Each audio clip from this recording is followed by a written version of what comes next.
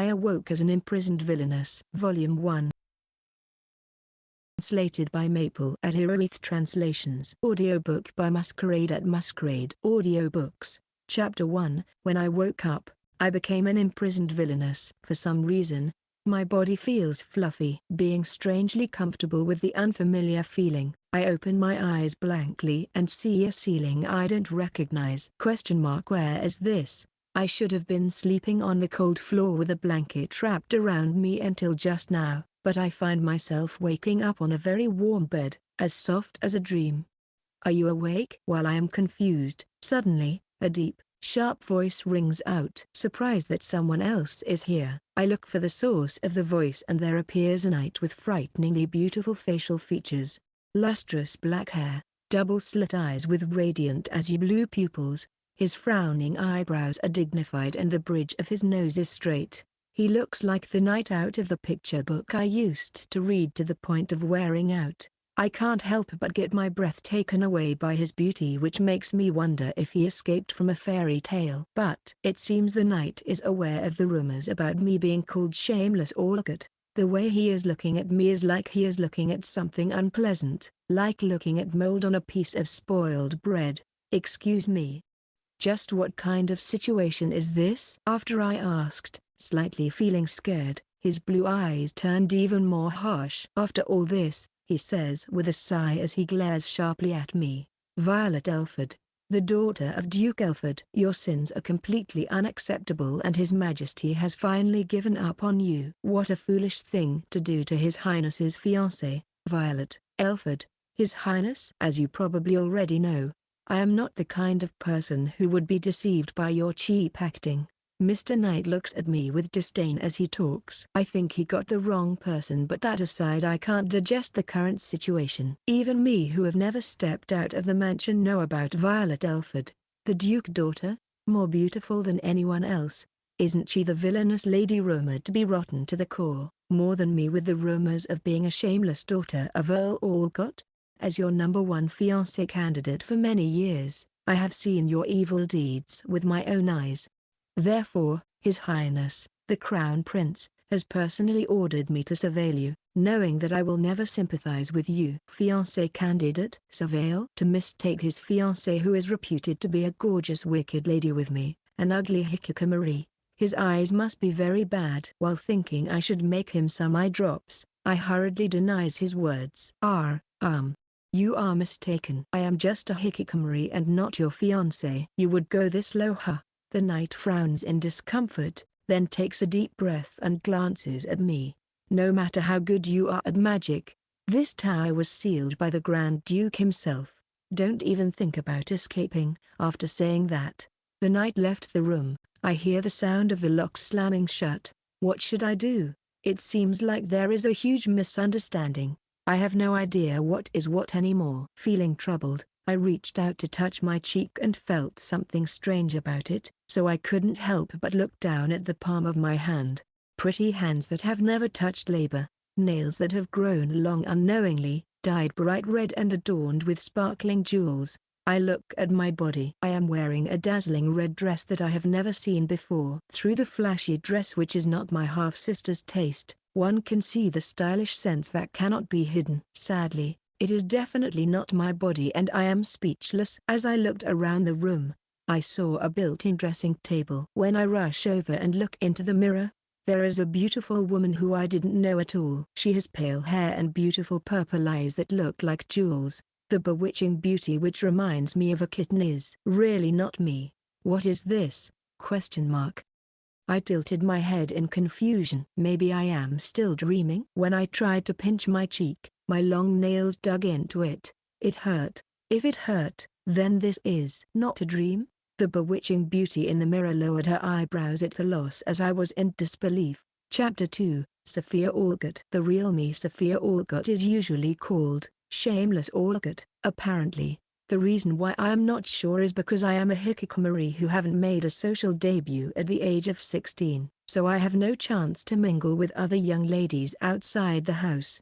Thus, my stepmother and half-sister Julia tell me about my rumors, saying, "This is what they say about you now. It's quite terrible." She is a very ugly woman. That's why she has not made her social debut despite reaching 16. Every day, she hurls unbearable curses at her stepmother, half-sister Julia and the servants, and wastes so much money day in and out that she could eat up the entire wealth of the Earl Olot family. Moreover, she reads dubious books about poison from all places to ages, and devotes herself to make suspicious medicines every day. Those were my rumors. I sincerely believe this is what is called making a mountain out of a molehill. Certainly, I am not beautiful like Julia, and my purple hair and eyes are not the prettiest shades. People say my personality seems glum. It can't be helped that my hikikomori aura, which can't be hidden, leaks out. However, the reason why I haven't made my social debut is not because of my looks, but because my stepmother and Julia stopped me as I don't have a dress suiting for a daughter of an earl.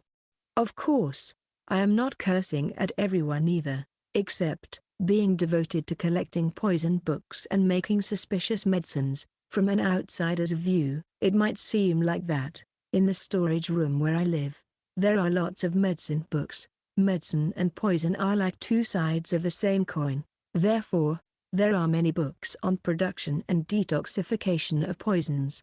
These are mementos of my mother, who was apparently an excellent apothecary. With these books as a guide, I dedicate myself to making medicine every day with the herbs I cultivate in the garden. Even the best apothecary is no match for illnesses. My mother passed away when I was 3. As soon as the funeral ceremonies ended, my stepmother came with a big belly, and ever since then, I've been living in the storage room in the corner of the mansion. At first, my father still seemed to care about me, but after Julia was born, no one cared about me anymore. It's sad but can't be helped. Holding grudges won't change my situation. My stepmother told me she would arrange a marriage with a rich man suitable for me, and I hoped that the man who would become my husband would allow me to make medicines and provide me food every day. That's right, I was a powerless hikikomori who had given up on my life. I never thought I would change into a duke daughter who could make people tremble with just a glance. Section. Violet. What are you up to this time? The knight's face, which looks more lovely and handsome under the morning look, is twitching with an off-put look. I was so tired I overslept, and the knight who came to see me saw me sleeping on the floor. As an unmarried lady, I am so embarrassed to be seen sleeping by a gentleman that my cheeks are still hot after time passed. No, nothing. I was just resting in a comfortable sleeping position. Nonsense. Why would you sleep on the floor? Are you trying to be sarcastic and say the floor is better than a prison bed?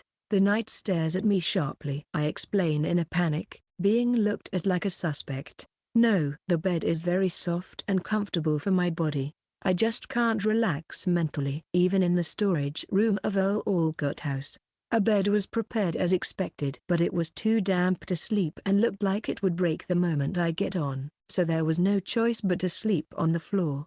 Hence, my bed at the Earl house became a space for reagents and hydroponics. So perhaps because my body is used to sleeping on the floor, the soft and warm bed here is too comfortable and conversely scary. I am already in a strange situation where I have become someone else. I wanted to get as close as possible to a familiar environment for the peace of my mind. Please don't worry. Of course. I carefully and meticulously wiped the floor with a clean rag. After that, I am afraid to say I put down some used worn-out blankets. The servants are frightened by your eccentric behavior. Stop it now. Frightened. I lowered my eyebrows when I heard the knight's complaint. You see, no matter what I do, the servants are frightened. How can I avoid frightening them? Giving me a creeped-out look as I said this, the knight said decisively, "It's impossible." I droop my head and think back to the servants' behaviors yesterday. Yesterday, after the knight left, some handmaidens visited me. The handmaiden who was carrying my food was trembling and looked like she could spill the soup at any time. The moment I asked her if she had any rags because I wanted to clean the floor, she quickly prostrated herself. When I asked if there was no rags or blankets to be thrown away, she was in tears with a pale expression, as if she was ready to die, shook her head and said, "You can't escape. That was when I first learned I was imprisoned in a tower which was so high one couldn't see the ground, and that this tower of confinement imprisoned nobles who committed serious crimes. I don't know what you are up to, but I can't let more innocent servants be subjected to this incomprehensible terror. I will bring the food from now on. You should have no contact with the servants. With these words, the knight placed the meal in his hand on the table. Fluffy bread, soup with lots of vegetables, and well-cooked grilled meat. A feast, the same menu as the one I had yesterday, is spread out in front of my eyes. My eyes lit up subconsciously. Then I came back to myself. This must be some kind of mistake. Excuse me, Sir Knight. Is there any way that this is my meal? It's yours. Although you may not call it a meal. Certainly. Instead of calling this a meal, this is a feast. At my words, the knight was astonished. What? And looked at me again as if looking at a creepy unknown life form. Even so, I was occupied with something else. In front of the warm meal, I was inwardly struggling with intense emotions, but I decided to swallow my tears. I am not hungry right now. So is it okay if I leave it for later? Do as you like, but there is no other meal. Understood. I hold up that meal with care, holding back my grief. Thank you very much. Now let me put this down here Wait. Why are you trying to put it in the closet for later? Is it no good after all? If I eat it now, it will be hard until tomorrow, so I wanted to have today's meal around noon if possible. I was so disappointed I drooped my shoulders unknowingly. I don't know how often I get meals here, but I am a sinner. Nonetheless, given this unprecedented treatment, it's probably about as often as when I was in the Earl Olot family. I only received one meal before this, so most likely, next meal will be tomorrow. If that's the case, I thought I would eat at lunchtime to reduce the time I would be hungry. At my words, the knight's eyes widened again. Then, pressing his temples, he opened his mouth. Chapter 3, That's prison? The knight began to explain life in the tower. During the 3 months you will be spending in this tower, you will have 3 meals a day, including refreshments. You may take a bath once every 3 days, and luxuries such as jewelries and dresses are not allowed. But I will approve the bracelet you are wearing right now. If there's anything you need, let me know. I will judge cautiously whether there's any problems, but I can arrange you things like books or stationery. That's prison? I was so surprised I couldn't help but let out a loud voice. Oh my god. Earl Olcot's house sounds much more like a prison now, the knight continues to explain while gazing at me like gazing at something fishy. Furthermore, a priest will come to you once a day. You will be preached about teachings of God until you reflect on your actions. It might be good for you to learn some good ethics. A priest will directly preach me about the teachings. Enough. The knight revealed his anger to me, whose eyes lit up thinking this is heaven, as if he couldn't stand it anymore. What's with that act? The real you hurls all manners of abuse to anyone who's not your favorite servant. If the meal brought to you is not full course, you would say, only a dog like you would call this a meal, and you're the kind of person to snicker at the teachings of God as pointless. You're not the kind of person to feel gratitude in this situation. That's already a picture-perfect villainess. I somewhat knew already from the reactions of the servants and the knight. Lady Violet is really a terrible person. Just like Julia said, I thought it would be better she should be detained not only for 3 months but a year. Then I recalled that I am the one who's imprisoned now. Look, you better drop that act right now. You understand? The knight looks at me harshly. Then he turned back, opened the door and left. For the time being, I should eat the meal while it's still hot. After finishing my meal, my stomach stopped growling and I considered my situation seriously for the first time. First of all, I am somehow Violet Elford, the Duke's daughter, at least in appearance. There is no mistake about this. Perhaps she has committed some kind of great sin and is imprisoned in the Tower of Confinement. At first, the knight said, you did such an absurd thing to His Highness's fiancée, so she must have done something disrespectful to His Highness, likely His Highness's fiancée.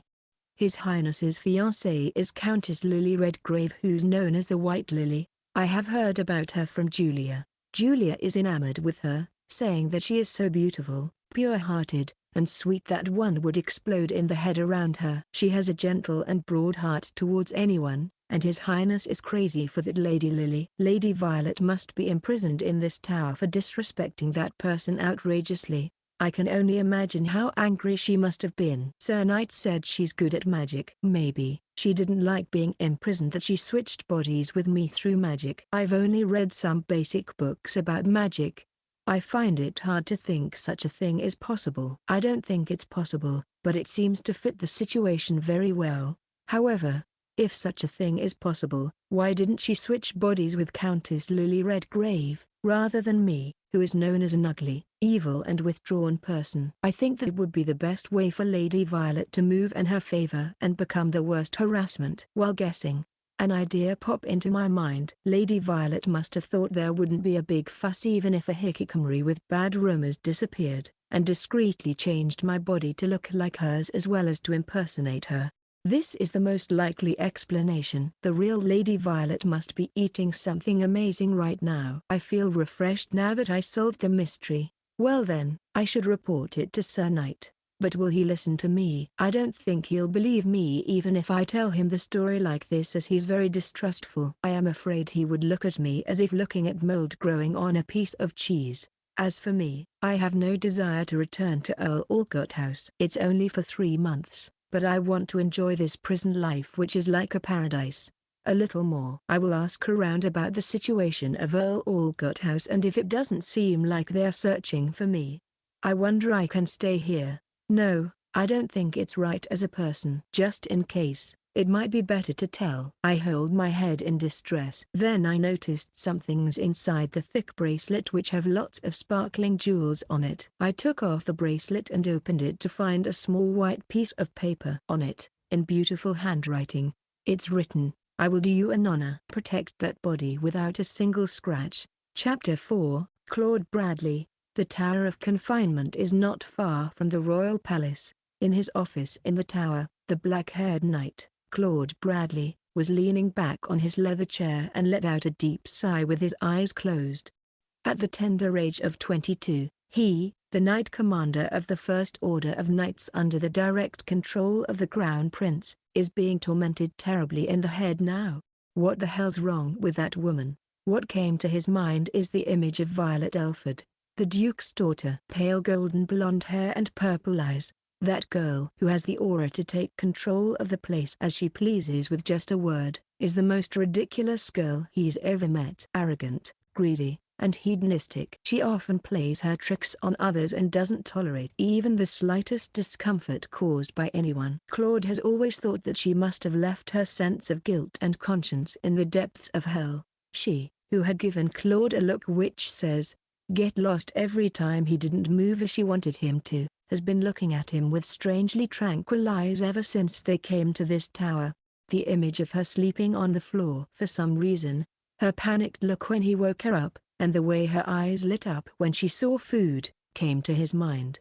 No, it's odd. As Claude was holding his forehead thinking, there was a knock at the door. Enter. It's his subordinate, Neil Harvey, the deputy commander, who entered. "Wow, you look tired." A small smile appears on his face after looking at Claude's face, and Neil's black hair, cut at the jawline, sways. He has androgynous good looks and is an unreserved friend to Claude. "So, how's the lady?" "Awful. She's been coming up with a new kind of mental attack." Ahaha.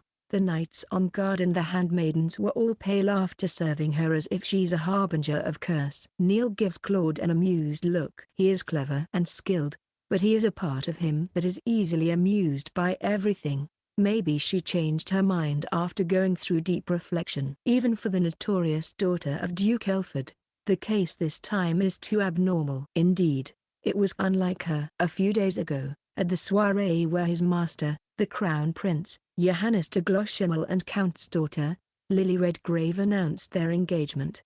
At the very moment Johannes announced the engagement, Violet, who was seated near the king, unexpectedly poured wine on him, slapped his fiancée, Count's daughter, Lily Redgrave, on the cheek, and made her get down on her knees in a horrific manner. Claude immediately seized her, but Violet was enraged, saying, "Do you think the likes of you can get away after doing this kind of thing? Violet hadn't been seen so outraged like that ever since she grew up. She would not tolerate even the smallest offense, but she never showed her anger on her face except her eyebrows frowning a little. What's more, although she never put her bad rumors in mind, she would not be foolish enough to do something self-destructive in front of the public. What's gotten her so riled up? Even what asked.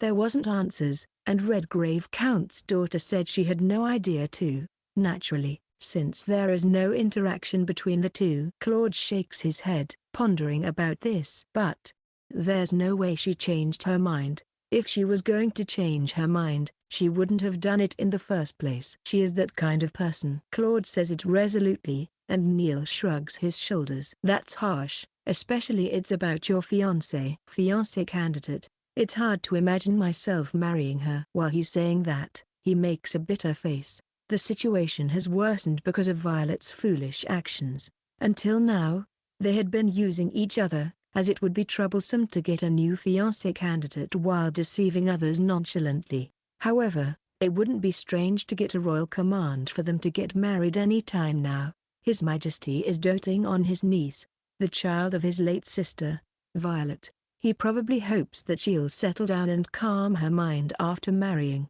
before she causes more trouble to the point he can't protect her anymore.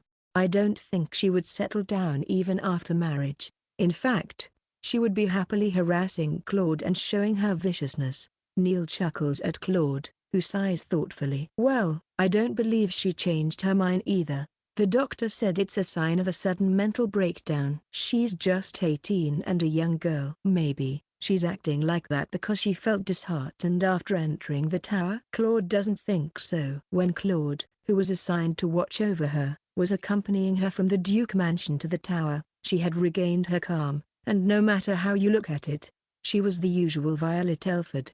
She even seemed to be in a good mood, as if she would start singing out of nowhere. He even wondered what she was planning dubiously. Then, in front of the Tower of Confinement, she smiled for a moment as she looked up to the sky, which was about to snow and collapsed. In the end, the doctor prescribed it as temporarily losing consciousness due to mental strain, and she woke up. After she woke up, she was a whole other person. She's acting heroic because she feels disheartened? No way, she's definitely not that kind of person.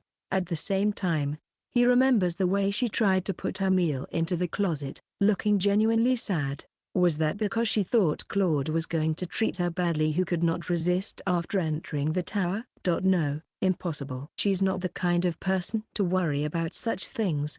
Don't let down your guard. She's not afraid to do unpredictable things. As if to shake off any thoughts that came to mind, Claude told Neil with a stern look on his face. Chapter 5, Eating Together. Before I knew it, it's been a week since I was imprisoned in this tower. After I read that short letter emitting hidden queenly aura, I guessed this body is probably Lady Violet's body. Drawing a conclusion like that, I told the knight that we might have switched bodies, just once, while swallowing my tears. I'm not sure if it's fortunate or not, but he didn't believe me as expected. He sighed coldly, so that's how it is. Then proceeded to look at me like I was disillusioned. I didn't know whether to feel happy or sad. If I have to choose one, happiness wins. I don't know if I will stay in this body forever, or if I will go back to my body in 3 months. Nevertheless, I wish these days of happiness, getting a meal at the same time every day, will continue forever, although it's inappropriate to think so. Section. Good morning. I am happy to see you. I greet the suspicious knight with a smile today as well. The tray he holds in his hold is a feast as usual. However, today's soup is a thick and creamy soup which I've never seen. Illuminated by the clear morning sunlight, the steam of the soup is shimmering like a soft dreamy haze. It can't be helped that I look forward to what kind of taste it would have before I even try it. Then, the knight's voice fell on me, who was deeply in thought. The one you're happy to see isn't even me but the food, isn't it? No. No, it's not like that. No, you're right. Instead of looking at your face, it's much better to look at that fluffy bread. Stop acting like an innocent lady who wanted to deny after hitting the bullseye, then remembered she has to act like a villainous and clumsily acts.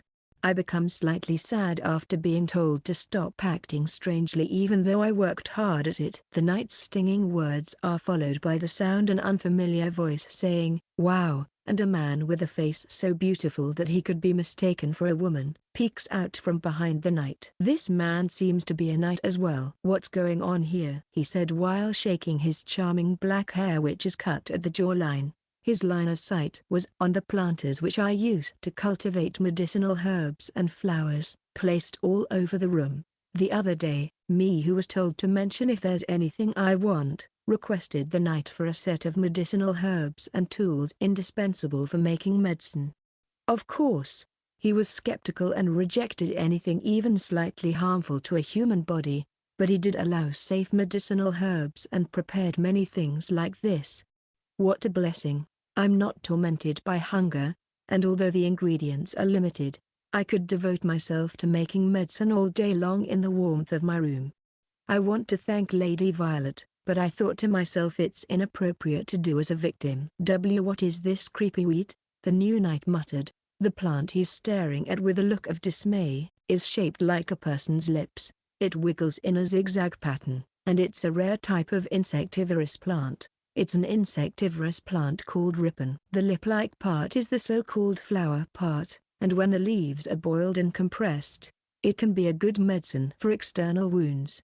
What? Insectivorous plants? Is it okay? Are you worried that there are no insects here for it to eat? Don't worry. Even though insectivorous plants prey on insects, they can get sufficient nutrients just from water and sunlight. There are many theories about this, but it is commonly thought that insectivorous plants are driven out of nutrient-rich soil because of the competition from other plants, and they feed on insects to obtain nourishment. Another theory I find very interesting is that the plants evolved to escape from the insects which damage leaves and fruits. The new knight listened to me with a lukewarm smile as I rambled on, and shot the knight a look. What does it really mean? Don't know. Claude, come on. You always boast that you know Duke Elford's daughter thoroughly. The way you say sounds bad. I learned from their conversation that the knight's name is Claude. While I was thinking it's a lovely name, the new knight turned to me with a smile, and bowed, saying, "I apologize for a delay in greeting you. My name is Neil Harvey, a Deputy Commander of the First Order of Knights under the direct command of His Royal Highness Neil Sama. Nice to meet you." "Likewise. If it's all right with you, would you like to have to dinner with us as a sign of our acquaintance?" Claude Sama have a bitter look on his face but doesn't say anything, so he has probably agreed to this. Neil Sama is smiling calmly, but there is a hint of curiosity and caution in his eyes, though I think he probably want to probe. My head goes blank at the first ever invitation in my life. We eat together. To the wide-eyed me, Neil Sama narrowed his eyes and tried to apologize. "If you don't like it." "No way. No, not at all. Let's eat together." Section. I haven't had a meal with anyone in 12 years. I stopped the two who was about to prepare, and I hurriedly arranged the food and cutlery on the table which a frightened maid brought to the front door. Young Lady Elford is arranging a meal by herself? Seriously, what is she up to? I puff my chest out as the two of them whisper in astonishment. This room is for my exclusive views. In other words, I am the host here, and I must show my guests hospitality. I should decorate with flowers too. First of all, take your hands off that insectivorous plant. We take our seats while having such a conversation. Before the meal, the three of us prayed to God. I put a spoonful of the soup in my mouth first. A mellow and gentle taste spread inside my mouth. It's too delicious. Is it okay to eat such delicious food in prison? It feels kind of wrong. Neil Sama is so good at holding a conversation that I couldn't help laughing out loud a few times. Every time I laughed, Claude Sama would look at me with suspicion, as if he was examining a rotten meat if it was really rotten, but it was too funny so I couldn't help it. The meal is drawing to a close, and the conversation is beginning to settle down. I couldn't help but laugh as I thought, eating together with someone like this, it's really fun. Although there were servants who would give me food and be kind to me behind my stepmother and Julia's backs, no one would eat together with me. I think they were afraid to be caught, so they would reject even when I invited them. That's why it's been a long time since I had a meal like this where I could laugh with someone without any worries. It filled my heart with warmth more than it filled my stomach. Thank you for having dinner with me. When I thanked them like that, the two of them looked at me as if they couldn't say anything. Chapter 6. I'm actually an apothecary. The meal was over like that, and I got invited to drink after meal tea with them. The tea that Neil Sama brewed had a light brown color, and when I took a sip, I could smell the fresh, nostalgic aroma of herb. Is this horsetail tea? You know quite well. I nod to Neil, who looks surprised. Horsetail is a weed that grows everywhere from spring until late fall. Of course. It also grows near Earl Olot House's private field. It's a wonderful medicinal weed which has many medicinal properties, and it's easy to get, with little effort or money. In my birthplace, Donovan, where the Count Harvey's family have their main residence, the land is so barren that it can't produce any crops. This is a weed that grows even in such a place, so all the people in the estate drink it readily. So for you, this tea is a special kind of tea which makes you feel nostalgic. It is a weed loved by God to the extent that it can be picked as much as one wants, even in a barren land. Truly, it's a wonderful weed, isn't it? It can stop bleeding and swelling, and is good for bone fractures too. When dried, it can be used as cough suppressant, and the steep juice can be used to treat dermatitis. I didn't know you had the knowledge of an apothecary. As I began to talk without thinking, Claude Sama's eyes widened in surprise. I was startled. I became flustered in my mind, thinking that this might lead to him believing the body swap genuinely. But, after a moment of thought, Claude Sama nodded as if he's convinced. I see. If I am not mistaken, one of your tutors come from a family of apothecaries. That makes sense, so that's why. At Claude Sama's words, Neil Sama, who was perplexed, nodded his head in agreement. After a moment's pause, his face became dim slightly. Speaking of apothecaries, recently, there's a nasty disease that has been going around in my territory. Neil Sama began to talk about a disease that has been prevalent among some of the commoners in Donovan for about half a year. It's a disease that affects only young people who are susceptible to epidemic, and some people are suffering from loss of appetite, severe fatigue, numbness in the hands and feet. In the worst cases, the legs become unsteady, and the ability to walk is lost. Since this is a disease which only affects some young people, my father, who is the Lord, doesn't pay much attention to it, thinking that they must have been indulging in bad pleasure. However, the doctors say they have never seen something like this before, which is weird. There is only one disease that comes to mind after listening to Neil Sama's words. I opened my mouth cautiously. Although I don't know for sure, since I haven't met the patients directly, do those young men happen to consume a lot of white bread and horsetail tea? What? I have heard that the white bread served in this tower has also been widely eaten among the commoners for the past year or so. However, unlike the hard, black bread originally eaten, it's easy to get sick if only the white bread is eaten, and it especially have bad compatibility with horsetail tea. Bread which makes you sick easily? To the confused two, I hurriedly said, if it's eaten with a variety of food, such as meat and vegetables, like the meals served in this tower, there is no problem. It still seems to be in the early stages, and if they eat more of the former black bread, pork, or cereals, I believe they will definitely get better in no time. It appears to be a common disease in the East, where diets are different. So I suggest that you see a doctor who is familiar with food regimens. Is that so? Neil Sama pondered for a moment and then said, I will try to arrange for a doctor as you say, and also the diet that you suggested.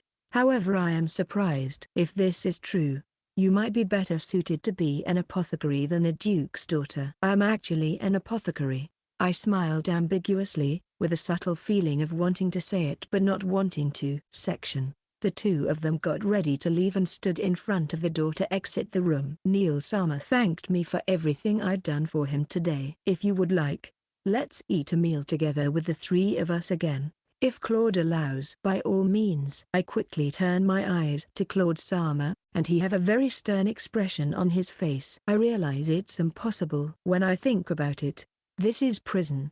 It's only natural. Even then, I slumped my shoulders a little, and Neil Sama opens his mouth again, perhaps to follow me up. That said, you seem to like the soup a lot. Should I relay to them to put it on the menu again? Is it okay to? Of course. Is there anything else you would like? I never thought I could make a request for the meal. At Neil Sama's kind words, I put my hands over my mouth and think about it seriously. To be honest, I had never had the concept of a favorite food. The food I would get at Earl Olcott House was something I could barely eat, so I stopped paying attention to the taste. But a memory from the distant past comes back to me. The sweet taste that I was specially allowed to lick by the sides of the huge cauldron which gave off the aroma of boiled herbs. I like honey as it's sweet. Honey? I was surprised by their surprised and bewildered expressions, and then I realized honey must be expensive. According to the servants' chat I once overheard, a jar of honey is enough to buy 20 loaves of bread. 20 servings. It's too greedy to ask for a free gift. But I just thought of it in the spur of the moment when I thought about favorite food. I don't have any likes or dislikes, so your kindness is enough for me. Just the soup please. I said so hurriedly, but the two of them were looking at me with indescribable expressions, regretting that I had said something unnecessary. I let out a sigh as I saw them off. Honey. Hey, Neil muttered as soon as they left Violet's room. It's another person, isn't it? It's her, Claude said, suppressing his inner desire to agree with Neil's words. Neil raised his eyebrows. No, but, was it things that can be associated with flowers which can only fall and wither? Don't suit this me. You seem to have bad eyes. What a disappointment, the lion young Lady Elford said, when she threw the honey that His Highness brought as a get-well gift to her who caught a cold. Yeah, they remembered that incident very well, and didn't even want to recall the frozen air that moment. She said once that she swapped bodies, right? I might really believe it. I asked the royal magician if there is such sorcery. The answer was that it was impossible. Well, I guess that's true. Neil shrugged his shoulders. I can only see her as a different person that I am starting to sprout subtle feelings of guilt. The way she didn't move at my prodding and impudent provocations, I can't help but think she was replying without even noticing. Claude sighed and listened to Neil, who was lamenting like so. That time he reported to Johannes about her change. Johannes knitted his eyebrows, saying, even you are going to be fooled by that woman? Then he ordered Neil and Claude to remove her disguise and find out what she's thinking, as they are good at these sort of things. Instead of getting results, we got even more confused. When Neil invited her to have dinner together, her big purple eyes widened and shone with surprise. Eating together with someone like this, it's really, really fun. Was that really Violet? Claude shook his head at the thoughts that came to his mind countless of times. Such a thing was not possible. It was absurd for Claude to believe in a sorcery that wasn't known by the royal magician, and was found to be not exist no matter how much research he put in.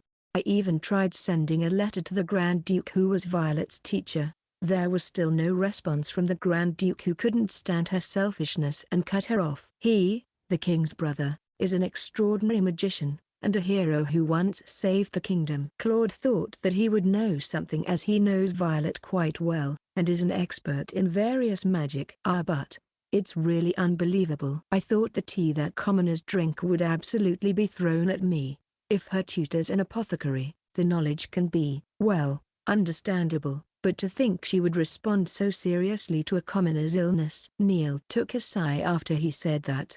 If there really is such a thing as swapping bodies, you know, Neil muttered in a small voice. I wonder where did the real Violet Elford go? I don't know, but thinking for a moment, Claude let out a sigh. It's not going to be a good thing, is it? Chapter 7. Violet Elford. No way. Did I swap bodies with a stray dog?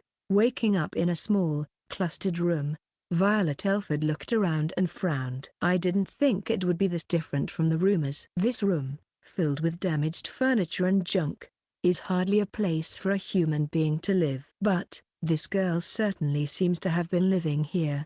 The filthy, thin blanket full of holes which Violet was wrapped in while she slept, and the bookshelves jammed with books.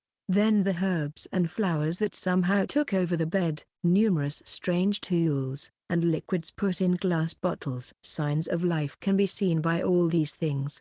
Seems like it's medicine. In this kind of environment, with no teacher and alone, as expected from the girl with the blood of our Arbuthnot family. She has an abnormal mentality, as I thought. It's a pass. The Marquis Arbuthnot family is a prestigious family that has produced apothecaries who serve the royal family for generations. Although the current head of the family has retired from the position of the royal apothecary, he is still developing new medicines one after another in a distant fiefdom. It's a family of eccentrics who love medicine more than food or treasure, and have no interest in status and honor. Violet thinks this is really stupid. What kind of person would leave such a weak and unrefined gem like this alone? That's why I have to suffer like this. Violet looks down at Sophia's figure and frowns at how awful it is. First, a hot bath, right? Then I should let them prepare a light meal, change rooms, get my hair and skin shine up. And I want about 100 dresses for now. Good grief, the day's gonna end just with these things.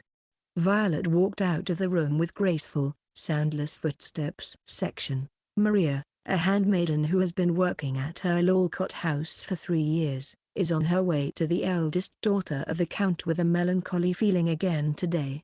The meal she holds in her hand has only stale black bread and a one-ingredient soup. Even Maria, from a commoner background, has never put something like this in her mouth. Even so, Lady Sophia never complains. On days where the edible portion is small, she looks very sad, but that's all. When I occasionally sneak in some food for her, she smiles happily with a twinkle in her eyes and thanks me. Despite the pain in my heart, there is no way a handmaiden could defy her mistress. Even her own father, the head of the family, turned a blind eye to the situation. When I hang down my head, letting out a small sigh, a pleasant and dignified voice rang out from the front. "You there?" I look up and gasp. Standing right there was Lady Sophia, who I was just about to deliver this meal to right now. But, something seems different about her. She has beautiful purple hair and eyes, and a petite body. Even though no matter how you look at her, she is the miserable eldest lady of this mansion. She who always smiles softly,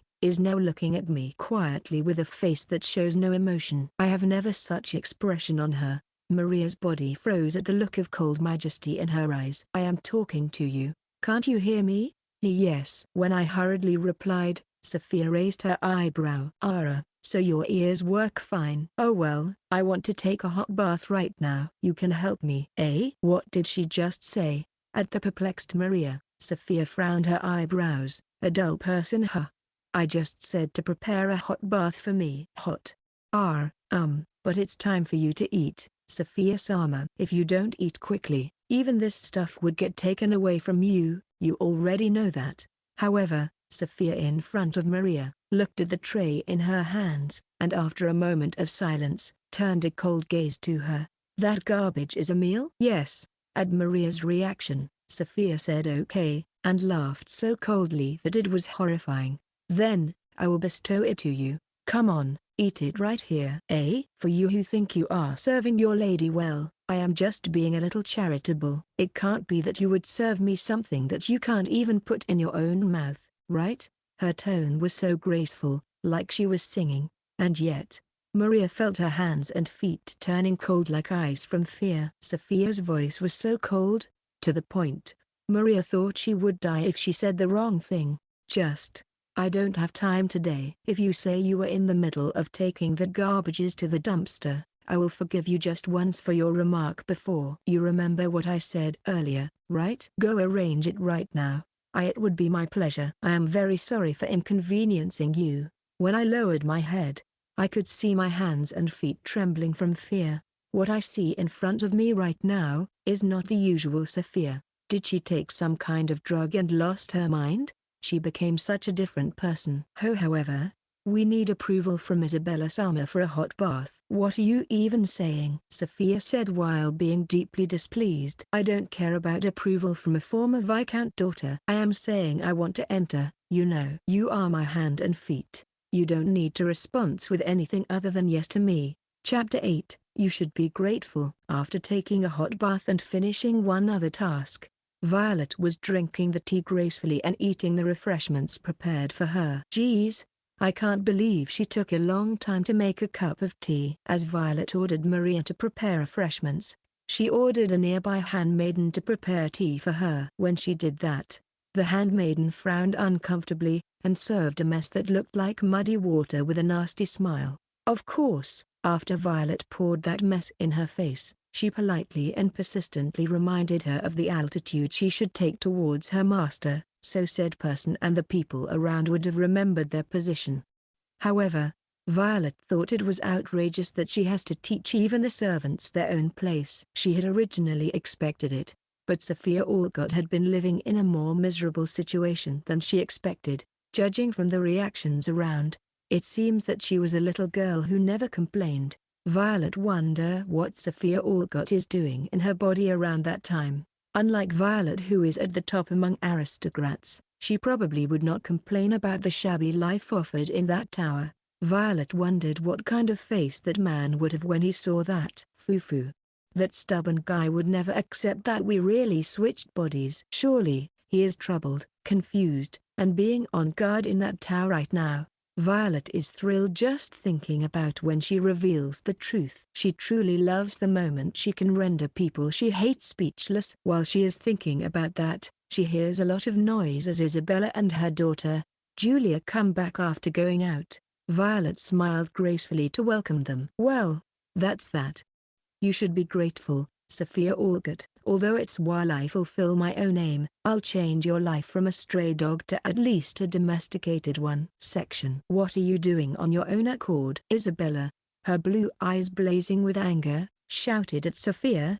Violet, as soon as she opened the door, as she gazed at the look filled with anger, Julia exclaimed with a bright red face, "Hey, that's my special dress. Why are you wearing it without permission?" "Ah, so this was your dress." "You?" Isabella and Julia were at a loss for words at Sophia's completely different appearance from usual. Violet tugged lightly at the lace around her chest. She doesn't like this dress at all for its childish pale peach-colored design. This was the only dress with a decent texture, so she had no choice but to put this on. "I didn't have a single dress after all. I'll be borrowing this until the dressmaker comes." At Violet's words, they shout annoyingly, "This thief!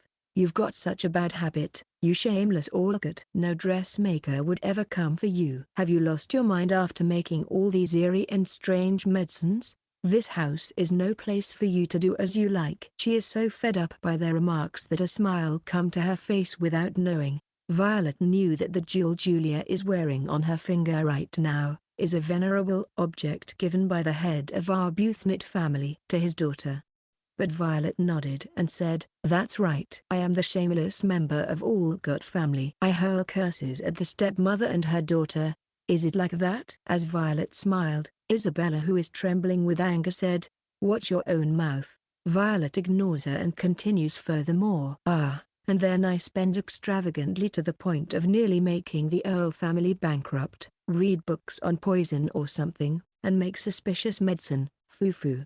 Those are the rumors you guys are spreading shamelessly, isn't it?" When she narrowed her eyes and smiled, their expressions twitched with surprise, anger, and a hint of fright. "Be happy. I'll make the rumors you guys spread tirelessly a reality as you wish." Sophia, have you really lost your mind? Cut it out, and go back to your room. George, take this girl back to her room. At the agitated madam's words, George, the butler who had been waiting in a corner of the room, closed his eyes with sweat beading on his temples. His legs, which would normally always move instantly, do not move even an inch. "What are you doing? Move quickly, George. Take the stepmother and her daughter to their new room as soon as possible." "Yes, Sophia Sama." As George bowed deeply and say those words, Isabella and Julia call George's name in a high screeching manner. "George, what in the world are you doing?" "I am the mistress, am I not? God said, 'Thou shalt not commit adultery. Thou shalt not tell lies,'" reciting God's teaching in a singing tone. Violet rises from her chair, and walks gracefully to Isabella and Julia. Violet made the butler there listen earlier. "This is how you should use these silly teachings. Do you know a way to persecute this little act of treachery as a great sin? If you don't, I don't mind teaching you plenty. Chapter 9, French Toast with Lots of Honey. It doesn't take a long time for a person to fall into depravity. Section. What to say? So this is the magic of futon. I am on a soft, fluffy bed. I woke up to the subtle morning sun and was intoxicated by the comforts of the soft and warm futon. Never sleep on the floor again. Sleep on the bed.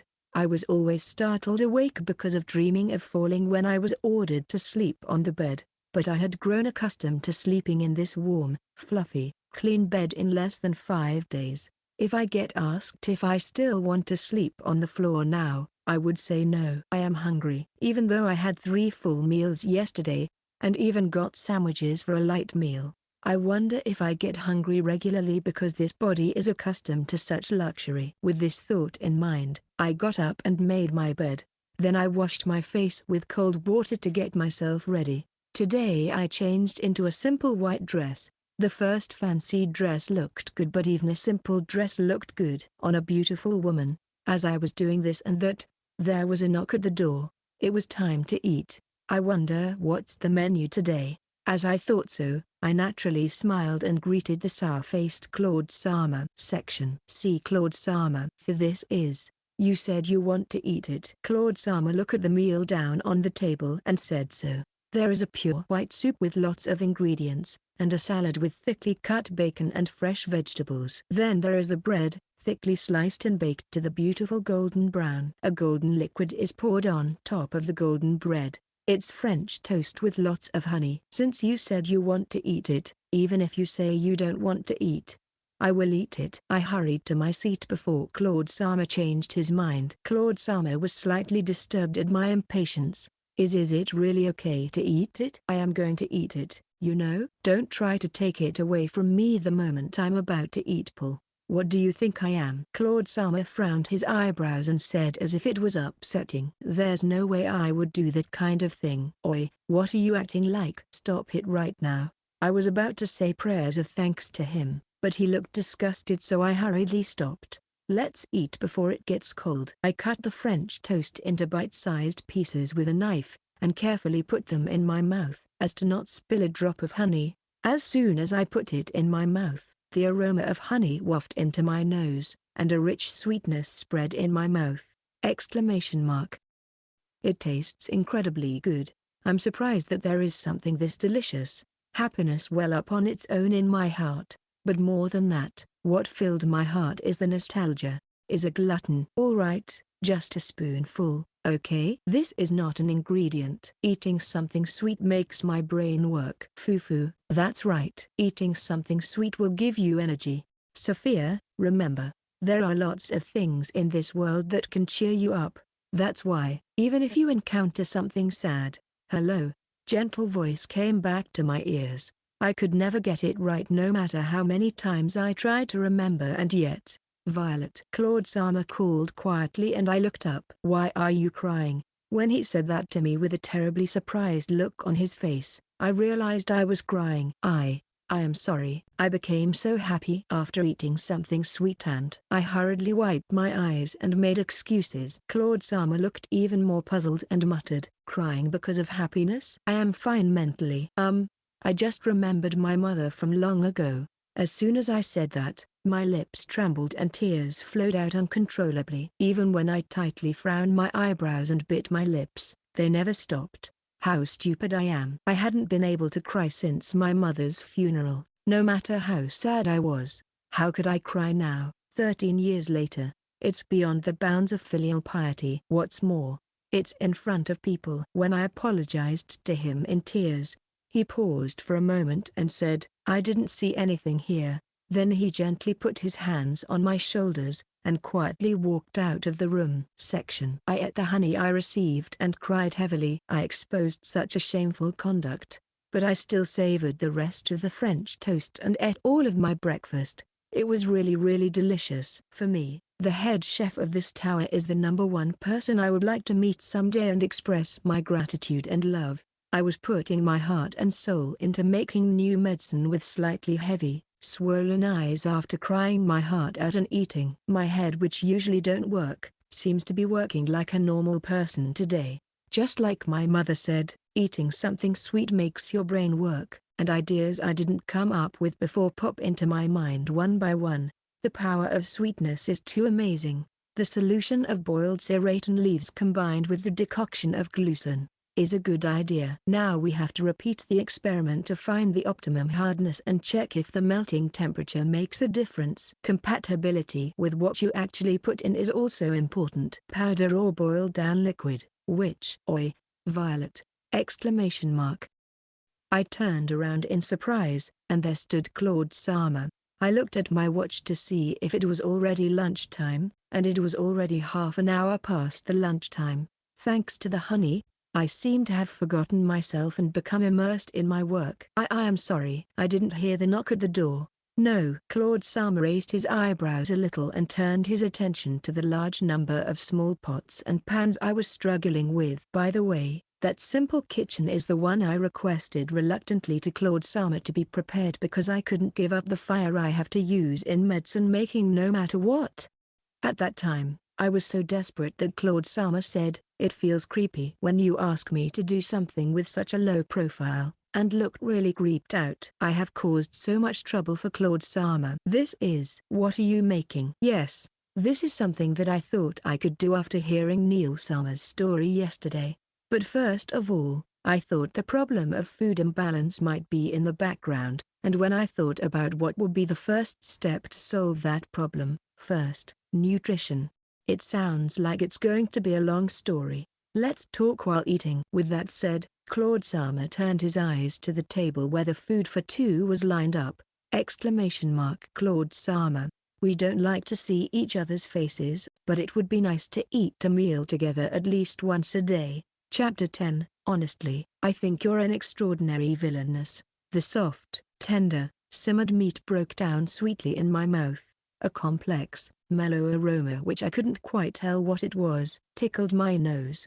This is delicious too. Beef in red wine? Red wine. There are probably a lot of other ingredients mixed in to get this taste, but the mature taste made me like red wine at once. I would like to drink it undiluted one day. I thought absent-mindedly. That said, you liked red wine, right? Eh? Did I? I sensed that his gaze told me to stop the bad acting, and I nodded and said, that's right. I forgot for a second, but since I've come to this tower, my favorites have been increasing. Among them, the wonderfulness of sweetness. I feel like my brain is working better than usual. My head seems to be able to work more today. You are seriously making something. You said you came up with something after listening to Neil's story? Yes, I did. I thought it would be good if there was food that's easy to distribute, less perishable, inexpensive, and less prone to diseases. I started explaining. For example, there is a plant called Nigan, which has a strong bitter taste that makes you want to throw up the moment you put it in your mouth. Then there is Idaten plant, which has a large yield but a very short harvest season and rots quickly. However, both are very nutritious. It especially recommended to eat them with white bread. So I wanted to create an airtight container that would keep from going bad and tasting bitter. An airtight container? Claude Sama, who had been listening to me with a serious face, spoke with some surprise in his voice. After boiling down a solution of serratin leaves and a decoction of glucin, I let it cool down and dry it to make a durable solid body. Before it cools completely, it can change shapes at will. Just like clay, it's safe to eat, and melts easily when heated. I think this is definitely going the right direction, although it may take some time before we can put it into practical use, and even if we do, we still have a lot of problems to solve, like compatibility with the contents. If you make a container small enough to swallow easily, and put in the plant, you won't have to taste the bitter taste. Although the principle of food decomposition is not yet understood, it has become clear to me that one way to prevent food from rotting is to not leave it out in the air. Of course, we have to be persistent in checking whether it's really okay. Also, medicines can change effectiveness depending on how they are refined. The same is true for food. If the method is changed, such as by drying or boiling, it may be possible to concentrate the nutrition content. That way, it will be more effective. Nigan, Idaten, Serratin leaves, glucin are all wild plants commonly found in this royal capital. In other words, they don't cost a lot of money. If we reduce the cost of materials and make them lighter and easier to transport, we might be able to bring them to people living in poor areas at an affordable price. Claude Sama looked at me with an indescribable face. Seeing his expression, I suddenly lost confidence. I may have said something naive. When I said that, Claude Sama pondered for a moment and opened his mouth solemnly. Suppose we succeed. But there are many poor lands in the kingdom. I don't know the exact amount, but at the very least, the amount that would be sufficient for all the people wouldn't be able to be covered by what's growing in the wild. So, farmers would have to plant them. Then, there would be costs for labor, and the extensive equipment required to make the containers and such in large quantities. I see. I thought it was a good idea, but I was still naive. As I was feeling sad, and my shoulders drooped down, Claude Sama said, however, if it goes well, it would be a wonderful technology. If such a thing could be done, I would like it for knights going on expeditions too. I don't have that kind of knowledge, but I can see how it could be useful in various fields. There should be many people who would like to invest in it, and the food problem has been recognized as a major issue in our kingdom since the famine that occurred a few years ago. It is not impossible. After saying that much, Claude Sama began to be honest and said, honestly, I think you are an extraordinary villainess. My mood has been lowered, raised and dropped by him in succession. Ever since you came to this tower, you've been. No, I know you probably enjoy watching me being confused, and I know you probably have a purpose. The you I know is that kind of person, but I have to admit that the experiment you just said, even if it's for bad motives, is a wonderful and noble thing. Claude Sama let out a sigh. I respect you for what you just said, Violet Elford. Saying this, Claude Sama smiled a little. I wonder if this is an acknowledgement, by any chance. My cheeks slowly loosened. It tickles around my chest. I'm happy and also embarrassed. Seeing me embarrassed, Claude Sama looked uneasy and complicated. Chapter 11. It wasn't because she was cute. Claude first met Violet when his parents took him to a tea party at the Duke Elford's mansion. She was a 7-year-old girl, 2 years younger than him, but she had a strange presence. So you're the second son of Marquis Bradley who's been getting along with Johannes lately. My name is Claude Bradley. It's an honor to meet you. When I introduced myself, she narrowed her eyes and looked at me like she was evaluating me. I heard you aspire to be a knight. They say you have talent with sword, and that the knight commander under the direct command of the king is personally training you. Oh, I see that the rumors have reached to Violet Sama's ears as well. I am embarrassed to say this myself, but our son seems to be overflowing with talent. You are as always, Lord Bradley. Duke Elford chuckles at his father's habit of praising his family whenever he gets a chance. Claude hated his father slightly inside. His father is always like this, and recently, it's been a depressing experience for him to go out with his father. Violet opens her mouth at Claude. You will serve Johannes? Yes, I would like to do so. Violet's eyes narrowed at Claude's words. I can't believe you're going to serve that lazy prince.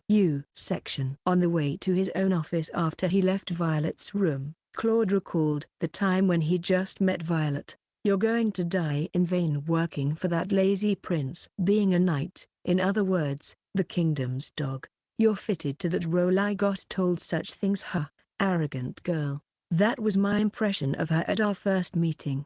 She was also snickering at Claude, who didn't show much reaction, and saying, you're such a boring guy.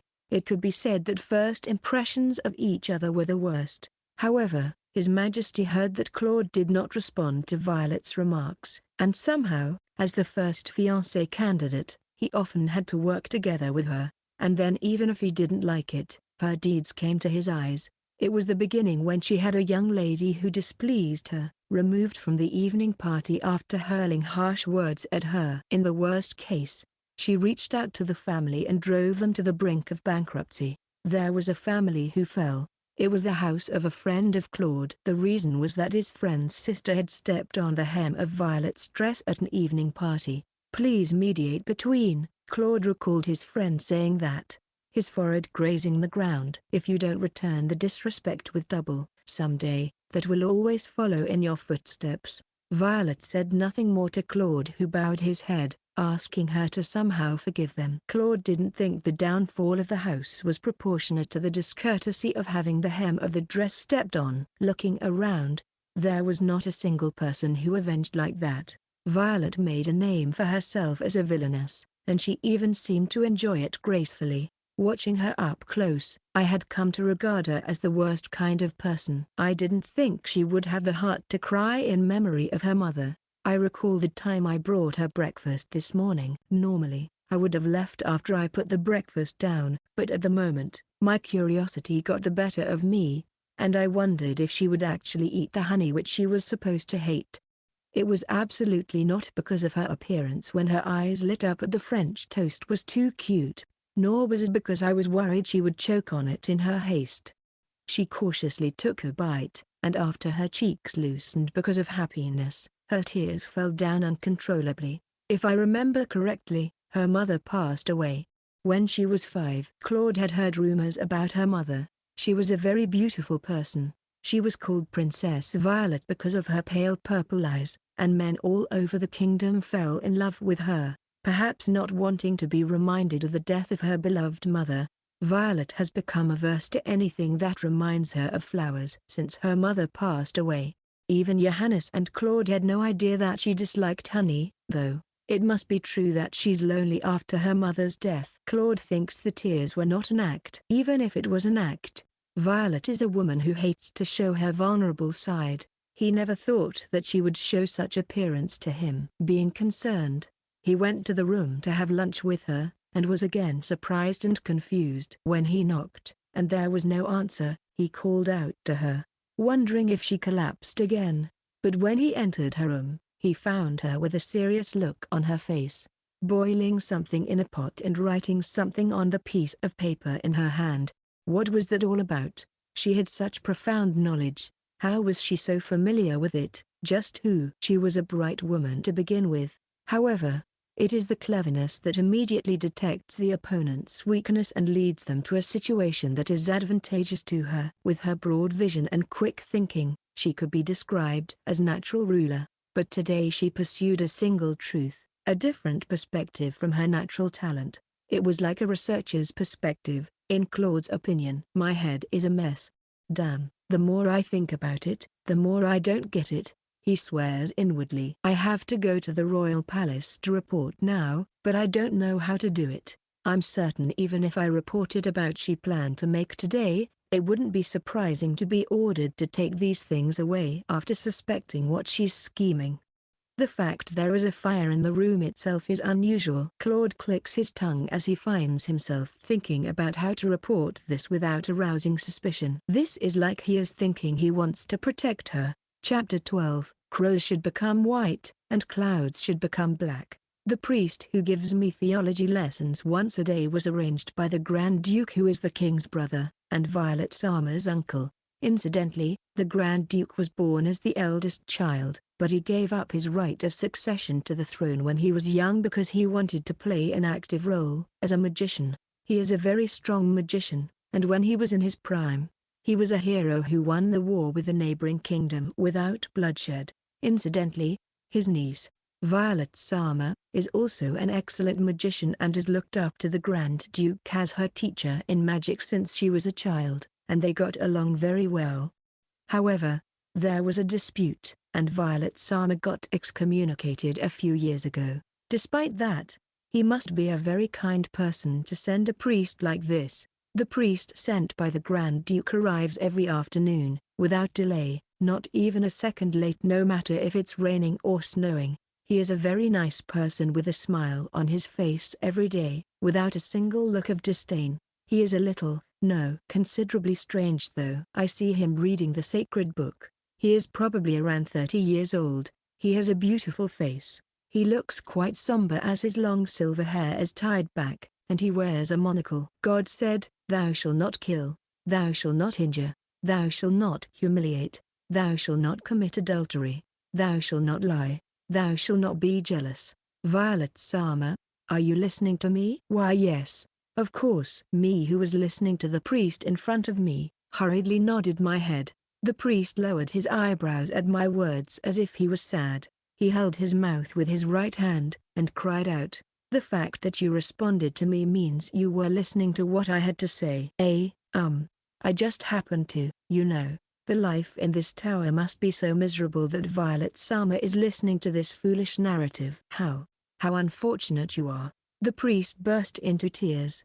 It seems the priest was acquainted with Violet Sama originally and adored her. On the day of our first meeting, he came to me, and as soon as he saw my face, he looked shocked and muttered to himself, "The overwhelming majesty of Violet Sama has disappeared." After that, he seemed to have come to his senses, got down on his knees in a swift motion, and apologized profusely and deeply. I knew that this person, who had seen at a glance that I lacked majesty, would believe the body swap. I feel I must confess about my replacement, but I'm too afraid to tell it to him whose love for Violet Sama is too strong, so I haven't been able to say it out loud. Seriously, I wonder what on earth His Majesty is thinking to confine Violet Sama, who is beautiful and intelligent, has overwhelming majesty above all others, and has the aura to make all the people in the world silent with just one word. If Violet Sama says the crows are white, the crows should be dyed white, and if she says clouds are black, even clouds should be dyed black. Why must everything be like this? I think it's just fine, crow being black and clouds being white. Generally, I am not convinced that His Royal Highness is the Crown Prince, either. Who else is more suitable to wear the crown of the next generation except for Viol? Wow! I drown out the priest's words with a loud voice. The blasphemy is too much. The room is not soundproof, and there is a knight nearby who is guarding the door of the room. The priest was startled by my loud voice, but he said, "Please excuse me, I was too obtrusive." And he drooped his shoulders sadly. However, it is the sincere wish of both myself and the Grand Duke. The Grand Duke excommunicated you, out of concern for your own well-being, knowing Violet Sama's feelings. Is it not yet the right time to probe on his side? Time? When I suddenly heard something I didn't understand and asked. The priest turned pale and got down on his knees in a smooth manner. How could a lowly person like me? Wait a minute, I'm not hanged. Stand up, please stand up. While I was panicking, I heard a knock at the door. I grabbed the priest's hand and pulled him up in a hurry. The priest stiffened, but he stood up to match my movements. There was a pause, then the door opened, and Claude Sama walked in. Barely safe. He didn't see him doing a dojeza. It's still early, but there is something urgent. I am sorry, Reverend Father, but it would be nice to call it a day now. Claude Sama said so matter-of-factly, but looked at me and the priest with a shaking gaze. His gaze seemed to be focused on me, who was still holding the priest's hand after the priest hesitantly dropped his hand. The priest who left without a word. Even his ears were red. I feel deeply sorry for him because it is me inside. I held my head in guilt, wondering if I'm violating the commandment not to tell lies in the sacred book. Are you on good terms with Priest Dono? Well, yes. At any rate, I nodded ambiguously. More importantly, what is the urgent matter? Right. I heard His Royal Highness, the Crown Prince, will be coming here. What? My eyes widened involuntarily. He is like a person from heavens, and I haven't met him ever in my life as a recluse. It is too frightening. It seems Lady Lily Redgrave is coming too. Listen, please don't be sarcastic to her, slap her, or make her do a dojeza. Understandably, it won't end at imprisonment next time. Next time? Does that mean it was done before? Putting sarcasm aside, slapping and dojeza? I nodded my head in agreement, astonished by the ghastly deed far more than what I expected. What kind of face should I have when meeting the person who I slapped and made her do a dojeza? Speaking of comfort, it seems that Claude Sama will be with us. When I thanked him with a feeling of relief, he gave a rather complicated look. Chapter 13, Fragrance of Lily. It's been a long time, Violet. His Royal Highness, the Crown Prince, Johannes de Gloschimmel, have blonde hair and blue eyes, and looked somewhat like Violet Sama. However, I wonder if he didn't sleep well. He has black circles under his eyes, and his eyes are slightly bloodshot. I can't say for sure because I haven't seen his usual state, but he looks pale as well. I hope you have been in good health. Your Royal High. You seem like a different person, just like Claude said. Did you realize for the first time what you did after being imprisoned? As I paid my courtesy, a chilling voice came over my head. When I looked up, he was staring at me with a stern expression on his face, as if he was trying to guess what I was planning. That, or are you scheming something? Johannes Sama. You shouldn't talk that way. Poor Violet Sama. A woman with silver hair and golden eyes, said in a soft voice, standing beside His Highness. I wonder if she's wearing perfume. There is a nice scent of lilies that gives off a sense of cleanliness from her. She is probably Lily Sama. She is smiling gently, and is as beautiful as Julia said she is. At Lily Sama's words, Johannes Sama frowned and shook his head. Lily, you are too kind. That's not true. I'm sure Violet Sama reflected on herself after being imprisoned in this kind of place. I don't mind about that anymore too. No, what she did to you that time is no different from treason against me and the royal family. It's not a sin that could be forgiven with just a reflection. What's more, she isn't the kind of woman who would repent that easily. His Highness turned his eyes to me with a gaze asking, isn't that right? Certainly. If Violet Sama felt remorse, I wouldn't be here right now. As I was pondering how to respond, His Highness raised his voice even more, pretending to be admirable but doesn't even apologize as lip service. She is this kind of woman. Looks like she is pretending as an apothecary recently. Saying this, when I thought His Highness turned his attention to my medicine tools, he suddenly grabbed my wrist tightly. To me, who was gasping at the surprisingly cold hand, he opened his mouth with probing eyes. What are you trying to do? I don't know if it's Lily Sama's scent. I smelled a faint sweet lily scent. As I was wondering about the sense of discomfort, Claude Sama intervened between me and Johannes Sama. Your Royal Highness, it is forbidden to behave in a manner that could be considered violent towards those in prison. Please calm your heart and mind. His Highness frowned his eyebrows at Claude Sama's words and reluctantly let go of my hand. Claude, keep a close watch on this woman. Both me and my father have been too lenient on her before. Yes, I understand. Claude Sama bowed and replied to His Highness's words. I quickly called out to His Highness, who turned his back on me, and was telling Lily Sama to go back together. Your Royal Highness, please wait a moment. What is it? His Highness turned around and replied, you finally feel like apologizing? No, your hand seems to be unusually cold. Have you been experiencing any discomfort lately? What? I continued to talk in quick succession without regard to His Highness's off-the-guard face. Your eyes are bloodshot, and you seem to be pale. How many hours a day do you sleep? I assume it is less than 3 hours. What are you saying? Are you eating enough? What about your mood? Any vomiting or chill? It's none of your business. His Highness stared at me sharply and said, so, do you think you've become a real apothecary after pretending to be an apothecary? Sorry, but my health is taken care of by the chief apothecary of the royal palace. You have no part to take in this whatsoever. Behave yourself, you villainess. After saying that, His Highness called out to the bewildered Lily Sama. This time he didn't look back anymore and left the room. Are you okay? I was looking at the door they had gone out of, when Claude Sama called out to me. I tilted my head confused, and he looked at my wrist hesitantly. It's turning a little red. Eh? Oh, the finger marks are still on my wrist where he grabbed me, although I say like that.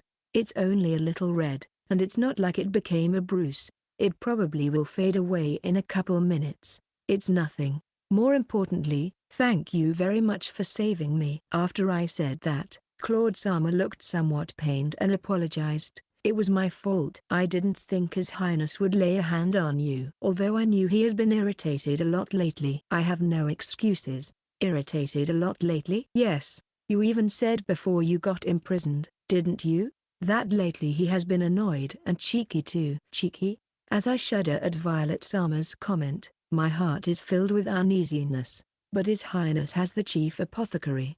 An excellent apothecary, isn't he? Yeah, he is the best among the apothecaries currently working in the palace. That's how it is. Then, as His Highness said, it's not my place to worry about this. In the end, I'm just a hikikomori who learned medicine by self-studying. I won't probably hold a candle to that chief apothecary in the royal palace. But, Claude-sama. May I offer a glass of milk with just 2 scoops of infused Japanese ash leaves and gardenia berries to His Highness? This is an improved version of the secret recipe my mother left me. It is a light one that doesn't affect any other medicine's effectiveness, but it has a calming effect and helps you get a good night's sleep. All right. I will try to give it to him when I go to report at night. Claude-sama hesitated for a moment, then immediately nodded. I was a little relieved and gave him my thanks again. Chapter 14, Sophia-sama.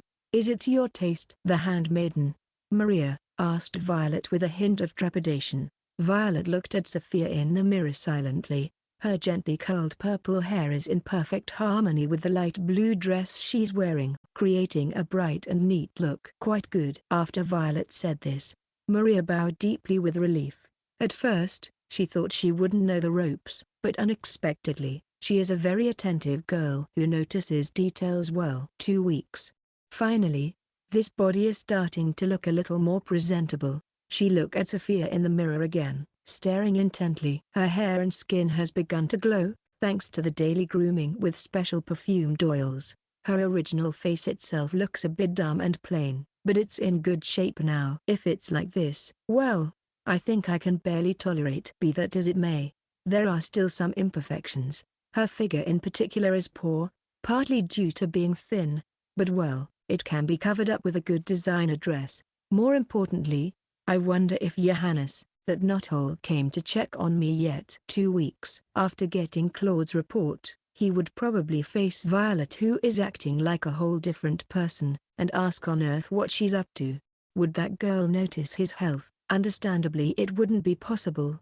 That girl is a self-taught apothecary, even if she has Arbuthnot blood running in her veins and studies medicine every day. It's probably difficult for a girl meeting him for the first time to tell he is sick, as he's been educated as a royal to not let others know when he's unwell. It's already laudable if she feels something off. I don't expect anything to be done on that guy's body, which is still healthy. There isn't much I can hope from a girl who I've never met, and I can't even give her direct instructions. Well, this is fine for now. For now, that is, the future where I let her work for me hasn't come. As a reward, I'm changing her life to a much better one than before. Having done so much for her, she won't be able to say no to anything Violet asks of her. She looked around the room. This spacious and sunny room was Julia's until the other day, but now she changed it into Sophia's. Incidentally, she thought about moving Julia to the storage room that Sophia originally used, but since that room is full of Sophia's personal belongings, and Julia was whining and crying, she let her off with a little bit of ridicule. She must be in an empty room somewhere right now. Violet has a bit of soft spot for children. Violet thought about the day the previous madam passed away, and the day Julia was born. Adultery is a serious crime in this kingdom, especially if the child was born after leaving the wife who was in sick bed unattended. Julia couldn't have been recognized as legitimate daughter, if it is about legality, that is. However, such stories are so common that the commandment got reduced to a mere formality. Usually, if one were to bring this matter to the attention of the church, it would only be met with a vague smile and no investigation. Knowing this, Isabella laughed mockingly, but when Violet mentioned the name of Sophia's maternal family, Arbuthnot, her face grew a little tense. It was a look as if she never expected Sophia to know of the Arbuthnot name. You guys are being this shameless because Arbuthnot family is not moving, right? But you know what? Making that family move is not a difficult thing for this Sophia Olot. You know, I got tired of letting you guys do whatever you want. Not to mention church, Arbuthnots can move even the cathedral. As proof of this, didn't a silver-haired guy with a monocle named Morris Graham Holt come to the mansion the other day to offer blessings for some reason? That man is a high-rank priest in the cathedral, and he is on good terms with Arbuthnot's. She had originally ordered Morris, whom she know well, to go to the Earl Olot to give his blessing in advance before we swapped places. He's the kind of man who will do whatever Violet says, no matter how ridiculous it is. He's kind of troublesome but very useful in a situation like this. Violet smiled, mixing truths and lies well. Still, I can't bear to drive out you guys as cheaters after living together for 13 years. That's why I haven't told the Arbuthnot's the truth yet. I'm thinking to get along with you guys if you guys do what I say. It's okay if you don't believe me. You can go ask the cathedral, but you wouldn't want to get in trouble, saying the wrong thing, so I suggest you ask.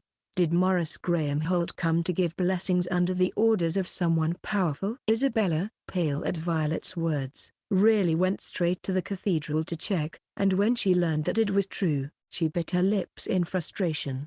After that, she confronted them with various other unforgivable crimes, and their souls were neatly broken. Still, they would occasionally look at her with hostility, so she told them to get their hands and bodies if they had the energy. She asked Julia to embroider 300 handkerchiefs, which would be needed 2.5 months later. The designs were quite complicated, as Violet devised them. Violet checked each of the handkerchiefs herself on daily basis, and made her redo the ones that was not well done. As for Isabella, she has decided to have her learn how to educate the servants to live up to her name as a countess. Looking at the altitude towards Sophia from the servants, it can't be helped if people say you have unsuitable knowledge to be a countess. Violet implied something like that and smiled, which made Isabella's face twitch. Even though you are a viscount's daughter, if the education you had received as a noblewoman by birth isn't enough, wouldn't it be better for you to work as a servant and learn how servants feel? Like that, Violet gave advice, thinking for the future. Now Isabella sleeps and wakes in the same room with the servants and works with them. It's only supposed to be for a week, but I will extend it depending on how she behaves. The only one left is the head of the Count Olot family. The past 2 weeks, he had been out inspecting the estate. He is exactly coming back today, so the decisive battle with him will be probably tonight. I heard he's serious about his work, but I guess it's easier if he's a man who can make logical decisions. Chapter 15. You have a knack for joking. When Malcolm Olot, Count Olot, returned home, everything in the mansion had changed. Father, his daughter, Julia, cries and hugs him. She had always clung to him whenever he came home, but never before had she cried like this. What's wrong, Julia? I'm tired. I looked around to leave her to my wife, Isabella, but she was nowhere to be seen. I frowned my eyebrows at the annoying case, but when I heard Julia's complaints and George, the butler's explanations, I couldn't believe my ears. What are you talking about? Such nonsense. No, I swear it is the reality that Sophia had come out from the storage room, removed Isabella and Julia from their rooms, and has taken control of the mansion. Julia had been moved to a small spare room which doesn't get sunlight, and Isabella has been sleeping with the servants for a week. She wants me to embroider 300 pieces. Isn't that insane? I already had enough. It was hard to believe at first, but judging from the way the two are acting, it's probably the truth. Maybe she couldn't endure anymore and exploded. Certainly, Sophia had toxic surroundings, but before she caused troubles like this, she could have said something to me. George. Anyways, stop her foolish behavior at once. Sophia should be convinced if we change her room to a slightly better room than before. But, George, the butler, hesitated at Malcolm's words. I think it would be best to talk with Sophia Sama directly. How bothersome. Malcolm clicks his tongue, and George hands out a bundle of papers to him. What is this? It's a bill for the dresses and jewelry Sophia Sama purchased! Exclamation mark. I take the bill roughly and look inside.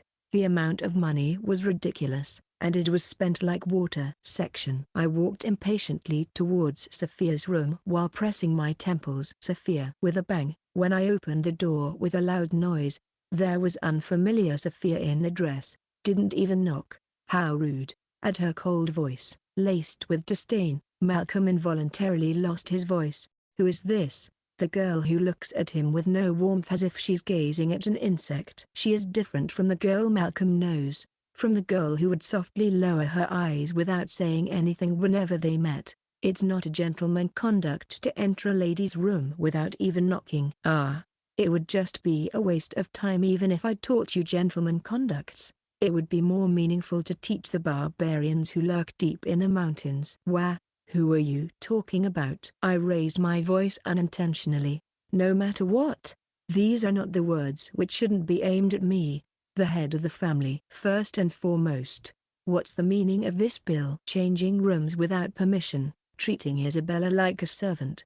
What ridiculous things have you done? Just earlier, I was willing to forgive you if you apologize and show remorse, but if you are going to behave like that, then fine. I'll marry you off as a second wife to a wealthy man. Well, foo-foo, that's the most rubbish among what I've heard recently. Not at all intimated by Malcolm's angry voice, Sophia smiles with amusement in her eyes. She looked at him as if she was watching a silly rat, oblivious to the fact he's trapped. Like that, she invited him to the empty seat, and put on a calm, disgusted smile. Please sit down, Malcolm Olcott. I have a pleasant story to tell you. Section. Malcolm, having listened to the story, becomes crestfallen and speechless. There was that story of the cathedral priest that she told Isabella too, but what shocked Malcolm the most was that Sophia was selling the medicine she made in her storage room in secret. You know this because you had a wife of Arbuthnot blood, don't you? The Arbuthnot medicines are under royal family's jurisdiction. The medicines I was making in that room are based on the formula I inherited from my mother. I wonder how His Majesty would think if he knew I was selling these. As she smiled, Malcolm's face paled even more. Violet realized after the body swapping that Sophia was selling her medicines to a pharmacy in the town, on the advice of a servant. With the small amount of money she earned, she secretly bought medicine herbs, seeds and broken medicinal tools. The fact that she used the money she earned to make more medicines, and the fact that she never doubted the amount she got, is what you'd expect from an Arbuthnot. Simply put, she is a fool. I'd been selling those like the servant told me to, because I didn't know anything, but surprisingly, my stepmother, your second wife, was paying for those. It's no use even if you silence me. You know from the story with the priest that I've been in contact with the outside world under your eyes, right? I have an ally you don't know about. Saying that, Violet smiled sadistically. Now do you understand how a daughter never owning a dress before, bought 200 dresses, taught the second wife who had insufficient education as a noble a little, and had no problem in making the half-sister embroider? Hearing this, Malcolm grit his teeth tightly. Certainly, I didn't raise you in a good environment. However, to threaten me like this and revenge. Revenge? This? Violet titled her head at Malcolm's words.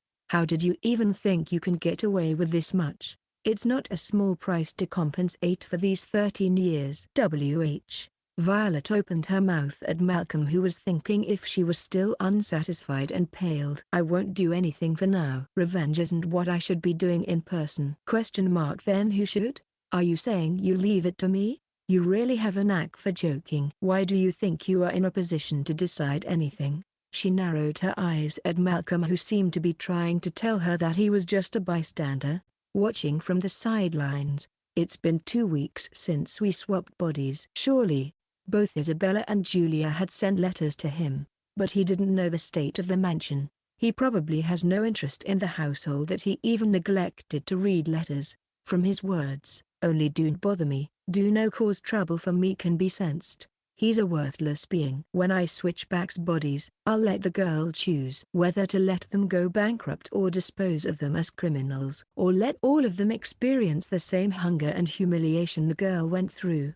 To think of her current actions as revenge, she's being underestimated a lot. What Violet is doing to Isabella and Julia is merely retaliation to their disrespect to her on the first day. Oh right.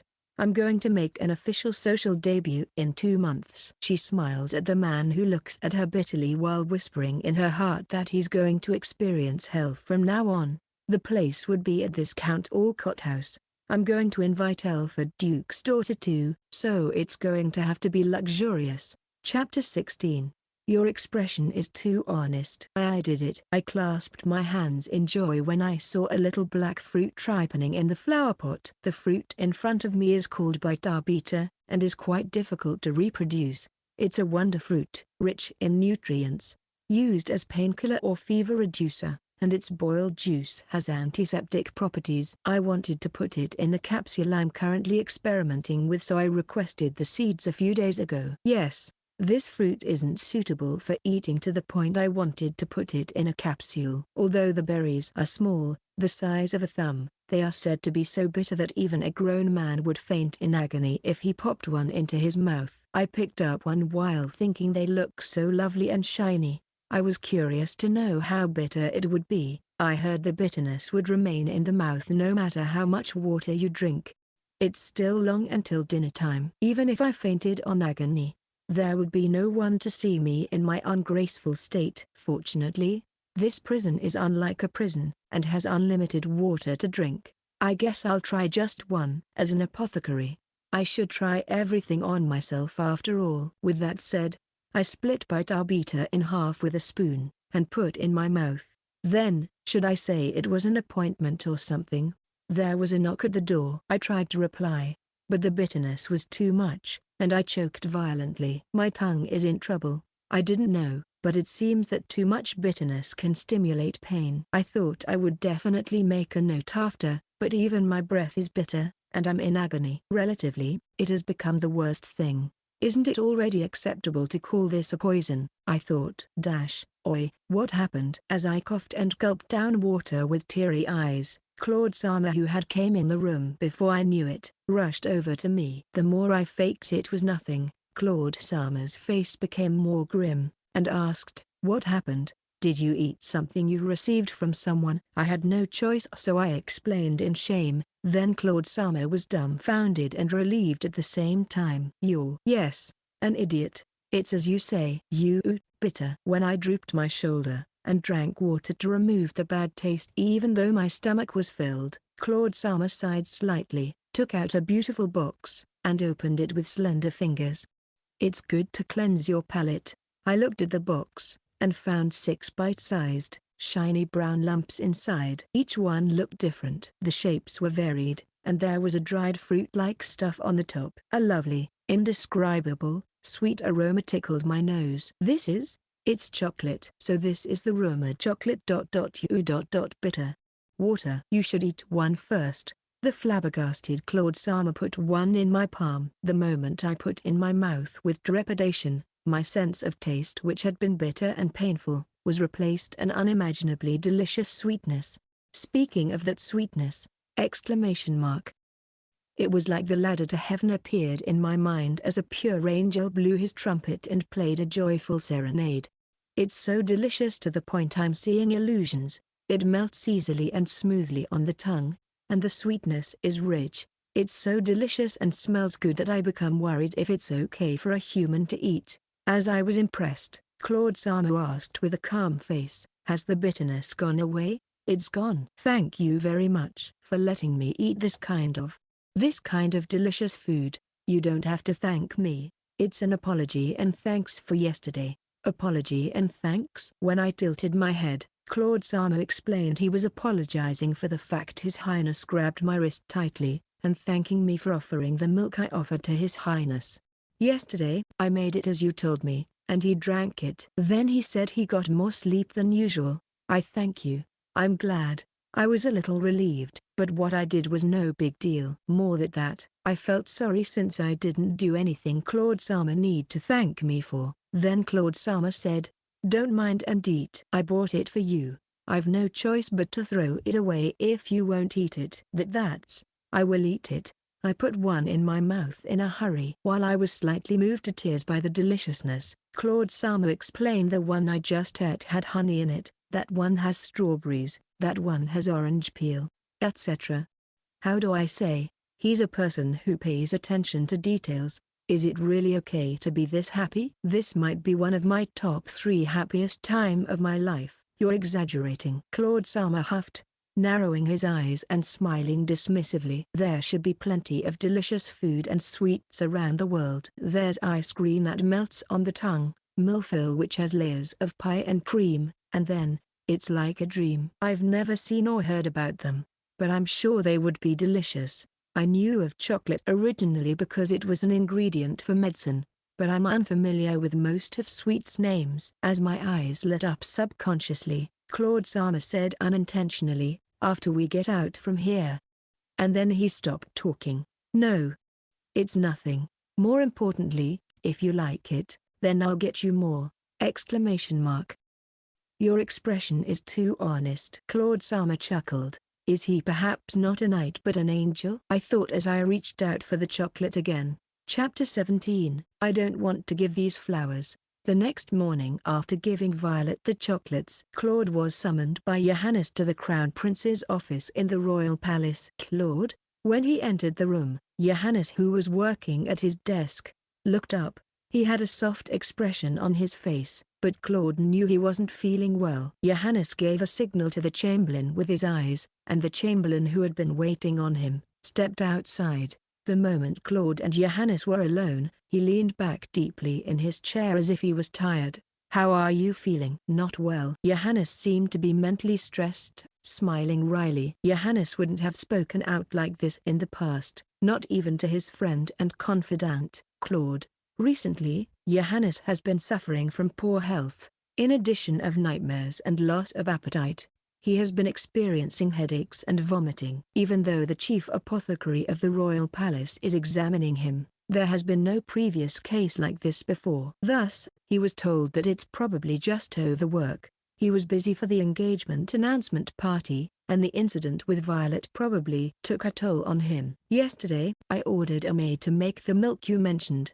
Not only did I sleep better, I think my body aching eased a little too. I'm glad to hear that. Claude was surprised inside, although he didn't show it on his face. He thought that Violet said it was a very weak medicine which helps with insomnia. Johannes was about to say something when a knock came at the door. It's Lily, dressed in milky white dress, holding a bouquet of vibrant flowers and a small bag in her hand. At the sight of her, Johannes's face softened. Ara, Claude Sama. Good morning. Johannes Sama. Are you feeling well today? Yeah, my mood goes up miraculously when I see you. Well, Fufu, I'm glad.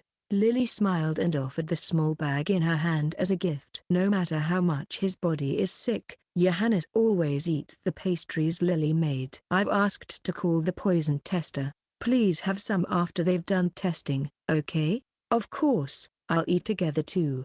No one would ever doubt you. I wouldn't want the poison tester to taste the pastries you made. To Johannes, who said that, Lily replied, no. Your body is important. We can't skip the necessities. Shook her head and showed a look of distress to Claude. How is Violet Sama doing? There's no change. Is that so? Even for that stout-hearted person, the life in prison must be tough. I wish the next 2.5 months would go by faster. As she said this, Lily showed Johannes the bouquet of flowers in her hand. There's nothing enjoyable to look in the prison, right? Can I ask Claude Sama to put this on display in Violet Sama's room? That. Johannes wavered for a moment, and Claude raised his eyebrows a little. Violet has refused any kind of flowers, which reminds her of her mother ever since she lost her mother. No matter how he was mad after Violet had humiliated his fiancée in public, the usual Johannes wouldn't do things which would greatly perturb Violet's heart, who he grew up with like siblings, not getting along. However, after hesitating at Lily's insistence to give the flowers, Johannes said, okay, as if shaking of his indecisiveness. Claude looked at Johannes in a surprise involuntarily. Johannes ordered Claude with somewhat cloudy eyes, I can't let Lily's kindness go to waste. Take it to Violet. Depending on how she responds, that evil woman might even show her true colors. Your Highness, that. I won't say it twice. Ah, and then, after saying that, Johannes indifferently ordered Claude to give Violet some verbal messages. After that, he bowed to his master, who didn't budge to anything he said. He stepped out of Johannes's office. If he doesn't head back to the tower soon, he would miss the lunchtime with Violet. When was the last time he felt depressed and disliked having to visit her, as if he had to swallow lead? Right. I don't want to give these flowers. The thought of Violet's face, smiling like a blooming flower recently, becoming cloudy, is unpleasant. Thinking that, Claude was embarrassed from his heart as a knight. What's wrong with me? A knight is supposed to obey his master's orders no matter what. The job I'm entrusted with right now is to watch over Violet and punish her. It shouldn't be such a thing as being bound by emotions. It shouldn't be. But a cold sweat ran down his spine. He clutched the flower in his hand. Driven by a burning frustration in his stomach, Claude rushed towards the tower. Chapter 18. I don't want to leave this tower. Claude Sama arrived about 15 minutes earlier than the usual lunchtime. What's the matter? Maybe he came in a rush. He was short of breath. He seemed to be holding a bouquet of flowers, but when I looked at him, he moved his hand to behind his back, as if to block my gaze. I wonder if he thought I would rob him, as flowers are unexpectedly used a lot in medicine. I felt a little sad as I tilted my head at Claude Sama, whose expression was stiffer than usual. If you aren't feeling well, should I prescribe some medicines to you? It might be a bit painful, but there are some capsules that work well even as a prototype. No, I'm fine. His complexion was bad even while saying that. However, Claude Sama said once more that he was fine, and opened his mouth again. His Highness asked me to deliver some messages for you. Is it okay to talk now? From His Highness? Of course, yeah, but before that, His Highness said that the milk helped him sleep better and also reduced his body aches and pains. It must be very effective. Body pain? I let out an involuntary yelp of surprise. It's because I've never heard that His Highness has body pain, but above all, the main benefits of that milk are to improve sleep quality and mental stability. I wouldn't say it has an analgesic effect, but it is very slight. It would be doubtful if it would even make a slight headache go away. Does His Highness have any body pain? What kind of pain and other symptoms? I can't go too much in detail about that, but I'd like to talk about it again later. More than that, let's get to the main topic. After saying that, Claude Sama seriously looked at me as if he was trying to make sure of something. You'll be released in 2.5 months, as scheduled. Well, I see. I knew it was coming, but my shoulders slumped with sadness. I'm very sad to be kicked out of here, but it can't be helped. It's your punishment to be here. That's true, but when I leave here, I won't be able to say good morning to Claude Sama anymore. And I'll miss you. I won't be able to eat those delicious meals then. I'll never be able to taste chocolate again. Seeing me down in the dumps, Claude Sama, for some reason, looked up to the sky and closed his eyes for a few seconds. Then he shook his head as if to compose himself and indifferently opened his mouth again. After that, there's a message from the ducal mansion. It seems a ball is to be held at Count Olot's residence. His eldest daughter, who hasn't made her social debut, is going to make a debut. His Highness has ordered me to escort you if you're going to attend! Exclamation mark. At the completely unexpected words that isn't words came out. Olot? Did you say eldest daughter? Not second daughter? Sophia Olot? Yeah. That's. If we had switched bodies, then certainly, Violet Sama would be in my body. But since it's my body, she wouldn't be able to do anything evil. Is she okay? Magic is no use in this tower, so would the body swapping magic get cancelled? I was thinking like that. Social debut? How on earth did that happen? I trembled with disbelief, and Claude Sama asked, what's wrong? Do people say Sophia all got changed? No. I heard that she has recently begun to show her face, but she's the same as the rumors say. But I hear that her family members lost weight considerably! Exclamation mark. Violet Sama, aren't you too amazing? From that situation? How did you do it? While shuddering from the bottom of my heart at the potential of Violet Sama, who has reigned above people since birth, I said, I don't want to leave this tower, and collapsed. Exclamation mark. Violet? What's wrong? Claude Sama hurriedly reached out to pick me up. I saw the gorgeous bouquet of flowers he held, and I escaped from reality while thinking of how beautiful the flowers are. Section. Have you calmed down? Yes, I'm sorry for the inconvenience.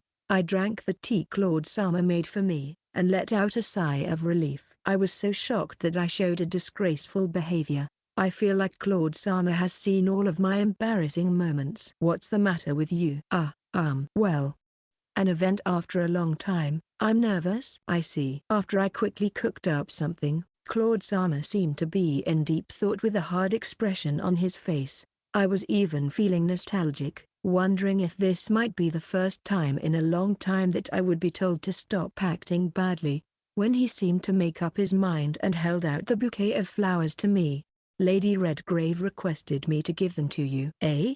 For me? I accepted the bouquet with surprise. The bouquet was white and colorful, There was a flower which resembled a rose called peony, accented with a slightly incongruous wild thistle, and violets. Wow, how great! None of these flowers bloom in winter, so how did she get her hands on these? I looked at the bouquet seriously. All of them are flowers that bloom from spring to the end of summer. Though it's winter now. Thank you very much. Could you relay Redgrave Sama my thanks as well? What kindness has she showed to me? Even though Violet Sama, I slapped her and made her do a dojeza. I'm beaming happily because she's an angel like Julia said. Someday, I'd like to give her something in return and ask how she got the flowers in different seasons. Flowers are great, aren't they? They are beautiful, edible, and medicinal. This gorgeous flower called peony is also a symbol of the god of medicine in other countries, and in countries much further east. It is the king of flowers. Oh, the peony flower is just for decoration. But the root has many benefits for women. And this thistle can be used as hair growth agent. As I was talking passionately about the benefits of flowers, Claude, who was turning pale, quietly opened his mouth again. You like this bouquet? Even the violets? Of course, I do. And it's the same color as my eyes. More than that. Isn't your complexion really bad today? I was about to say so, but at the next moment, my eyes were about to fall down from the eye sockets. For some reason, Claude Sama was kneeling in front of me.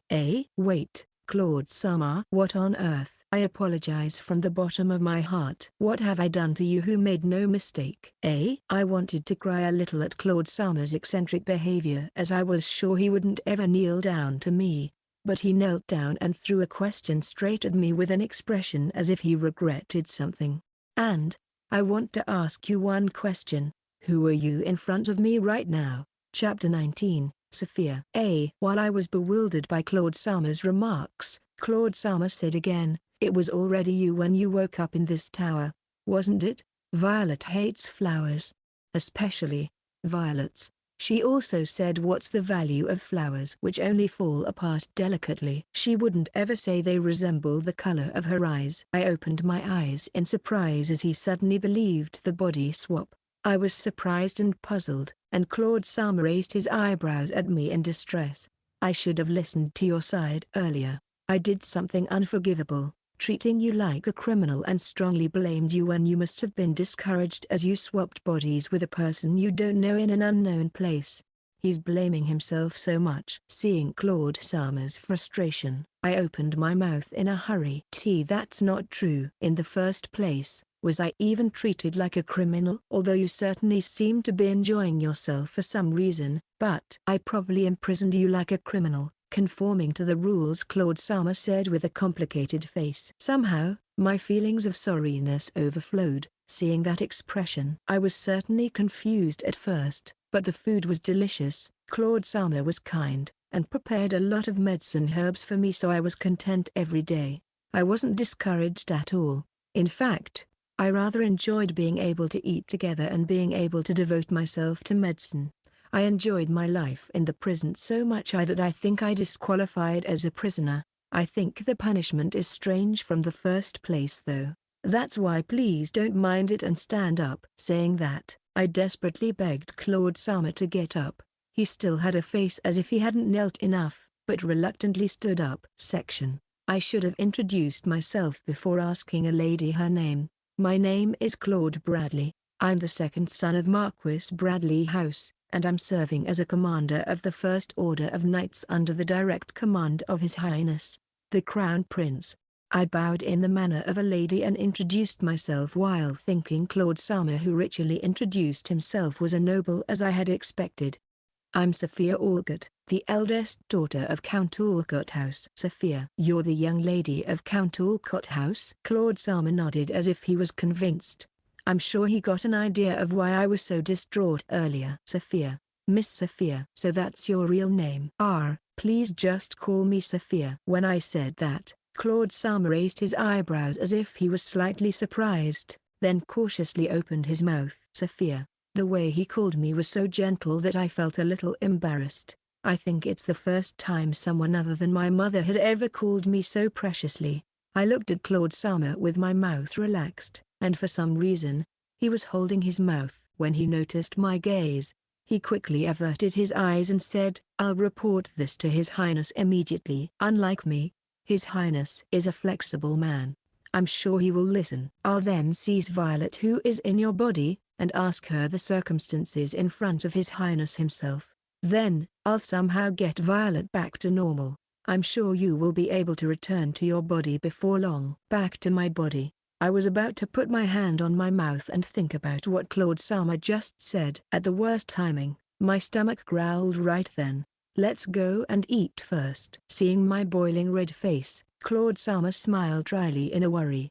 I nodded and said, "Yes," while thinking this is what it means to want to go in a hole if there's one. Section. You have been treated like that? Claude Sama is angry. While eating together, I was asked, "Why did you sleep on the floor at first, and call a small meal a feast, though you're a count daughter?" So I hesitantly told him about my life in my birthplace, blurring the details. I told him I had been distant from my family ever since my mother died, stepmother came, and Julia was born. I told him my meal was more frugal than my family, and that I kept medicinal herbs and reagents on the bed as my room was small. Even though I told him vaguely because I thought it would be too much to tell the truth and make the mood gloomy, it was still apparently unforgivable to Claude Sama, who has a strong sense of justice.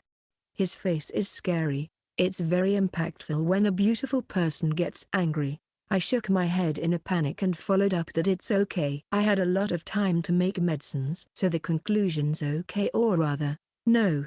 It's the worst thing to do as a human. It's definitely not forgivable. I'm not going to forgive Violet for making you take the punishment in her place like this, but I must say, I'm glad I'm able to learn of your plight in this way. With that grim look on his face, Claude Sama said bitterly, "Still, to be able to make such a family become so exhausted." I'm of the same opinion with him in this case. I wonder what kind of magic she used to get them to let her make a social debut. With that said, I recalled the first question that came to mind before. Why did Violet Sama switch places with me? At first, I thought it was because I was a hikikomori. Maybe she heard my rumors and thought she would be able to live freely doing whatever she pleases, and it would be harder for her to be found out about the swap if I was a hikikomori. But it's said that Sophia Olot has recently started showing her face, and that she is going to hold the ball for her social debut in 2.5 months to coincide with my release. At the same time, I opened my mouth again, thinking of the letter hidden in the bracelet. Chapter 20. It's a wonderful herb. Did Violet Sama really switch places with me because she didn't want to be imprisoned? You mean she switched with you for some other reasons? When I nodded my head at Claude Sama's interjection, he seemed to think about something and said, "Can you tell me why you think so? It's indeed strange that Violet switched with you, whom she didn't know, instead of His Highness or Lady Redgrave. Above all, she seems like she wouldn't choose to escape with the means of swapping bodies, but would prefer to transform the prison into a place where she can spend her time as she pleases." Well, that's also why I was asked to keep an eye on her. Isn't a prisoner who is able to change the prison into a place they can spend their time as they pleases, like a demon king or something? Such a person and me switched bodies like that. While I became somber thinking about the swap, I fixed my mood and raised the right hand which had the bracelet on. There was a message, perhaps from Violet Sama, in this bracelet. Saying that, I took the letter that had been tucked inside the bracelet and handed it to Claude Sama. When he received it, his eyebrows furrowed at first glance. "I will do you an honor. Protect that body without a single scratch. It's Violet's handwriting." What an arrogant sentence. I nodded a little to Claude Sama as he said this and hesitantly opened my mouth. I wouldn't go so far to call it unnatural wording, but the word protect bothered me a bit. I think protect is more of a word that means to watch out for attacks from the outside. Certainly, if I was Violet, I might have used a phrase like, treat that body with respect. I was thinking there might be a likelihood to get hurt as she ordered to protect the body without a single scratch. But it is Claude Sama who is in charge of this place, and me myself have never gotten into a dangerous situation here. I could be mistaken. I lost confidence as I spoke, and looked away from Claude Sama. Since there is a chance of getting hurt, I don't think she would choose a hikikomori who would be less capable of detecting danger. For a moment, The bouquet of peonies in a vase suddenly came into view. But these flowers aren't harmful, although they aren't Violet Summer's favorite. I just don't understand why she chose me. If she chose me, a hikikomori, because it would be harder to be found out, then she wouldn't attend a tea party when it hasn't even been a month. A social debut is perhaps necessary as a way to meet me to switch back bodies though. When I said that, Claude Sama, who had been staring off somewhere with a complicated face as if he was thinking of something, opened his mouth quietly. I'm a little distant from the society, however. I knew that the eldest daughter of Count Olot House is blood related to the prestigious Apothecary family, Marquis Arbuthnot House. Violet should know about this even more. Marquis Arbuthnot House? You didn't know that either? Claude Sama's eyes widened as he explained to me about Marquis Arbuthnot House, my maternal family. It's a prestigious family that has produced the chief apothecary of the royal palace for generations. The current head of the family, your grandfather, was one too. He retired about 20 years ago when he was still in his early 30s. But I hear that he is still using his skills and releasing new medicines.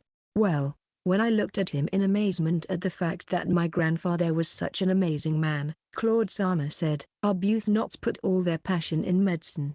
Except the Marquis, only you should have that blood now. Any medicine made by a person with Arbuthnot's blood, regardless of its efficiency or potency, will be under the jurisdiction of the royal family, without exception. It's a family of apothecary geniuses that it's decided to be like that. That's what I've heard. Is that so? Wait, did you say the medicines are under the jurisdiction of the royal family? That's right. That means, the medicines I've made too? Of course. If it's like that, it would become that I've been secretly asking a servant to sell the medicines under the jurisdiction of the royal family? As I was sweating cold sweat thinking about that, Claude Sama said, Violet probably switched bodies with you intentionally because of your lineage. If she's going to be aimed, it would be with poison. Did she think like that? No, but like that. Claude Sama was thinking about something again, and turned his attention to the flower vase. By the way, I wonder if that flower have any kind of toxicity. Maybe the poison will come out if the flowers are stepped on or burned. Stepped on? No, there isn't such a thing at all. Each of them can be wonderful ingredients for medicine. Of course, since medicine can become poison if taken too much, so I can't say they aren't poisonous in that aspect. There are side effects to any herb. No, any kind of food. I searched the information about any kind of bad side effects of those flowers in my head.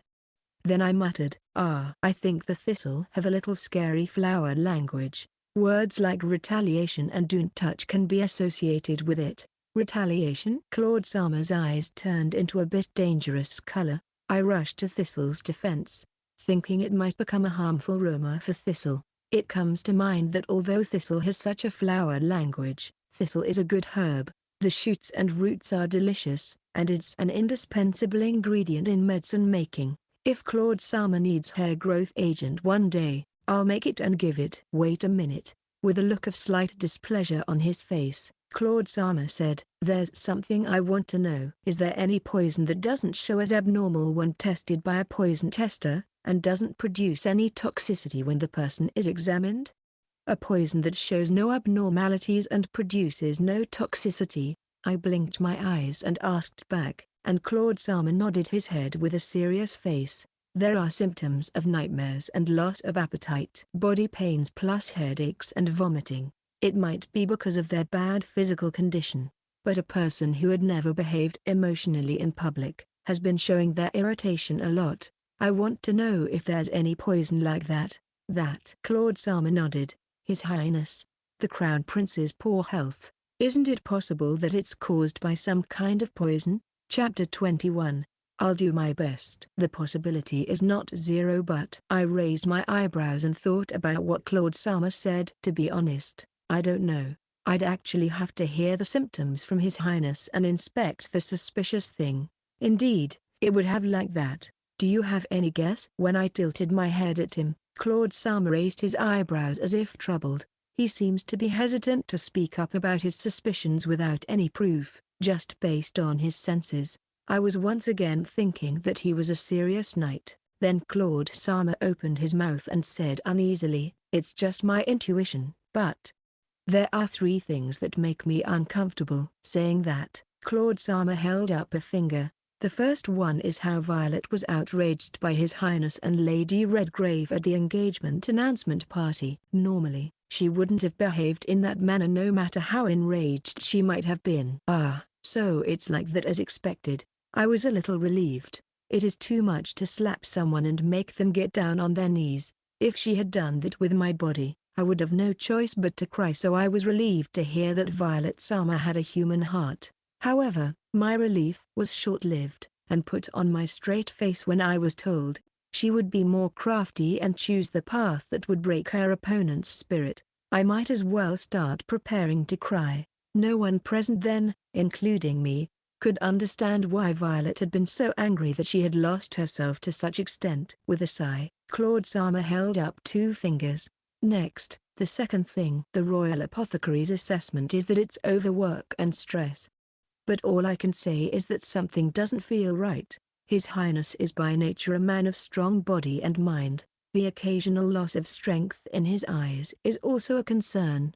However, regarding this, I might be mistaken as I'm not an apothecary. And hesitantly, Claude Sama said, the third one is Lady Redgrave offers His Highness her handmade confections every day, but she always asks for a poison tester every time to make sure that nothing happens with the sweets, as well as the drinks, etc., and she herself eats together every time. So, this is probably not it. Claude Sama seemed to be embarrassed for doubting her after connecting the flowers and Violet Sama's actions. I think if there's any purpose to Violet's actions, it would probably be because she heard about your apothecary talent. But Violet isn't the kind of person who would believe in the talent of a person she has never met in person, so I wonder there's another purpose. Only Violet Sama can tell. However, I know this much. Suppose that His Highness was poisoned.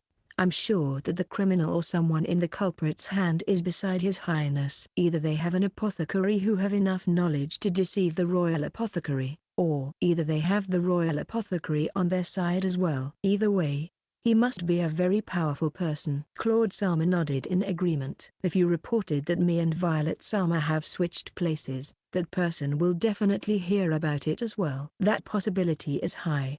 Think about the wording of Violet Sama's letter. The possible danger in this case, Violet Sama's danger who is in my body. Claude Sama and I discussed the matter and decided to give her 2.5 months. Or at least until the matter was resolved. We decided to stay like this. If I stay here, there's no need to worry about the safety of my Violet Sama's body. Besides, I can get all the ingredients for medicine here, with Claude Sama's approval. Since the milk has helped a little, I should be able to find out the possible poisons and causes of the disorder and help him improve his condition, even if it's only a little. It pains me to ask you to stay in this tower, but not at all. I'm happy. On the contrary. I shook my head with all my might at the apologetic Claude Sama. I was inwardly extremely relieved. Of course, I'm worried about His Highness's condition too.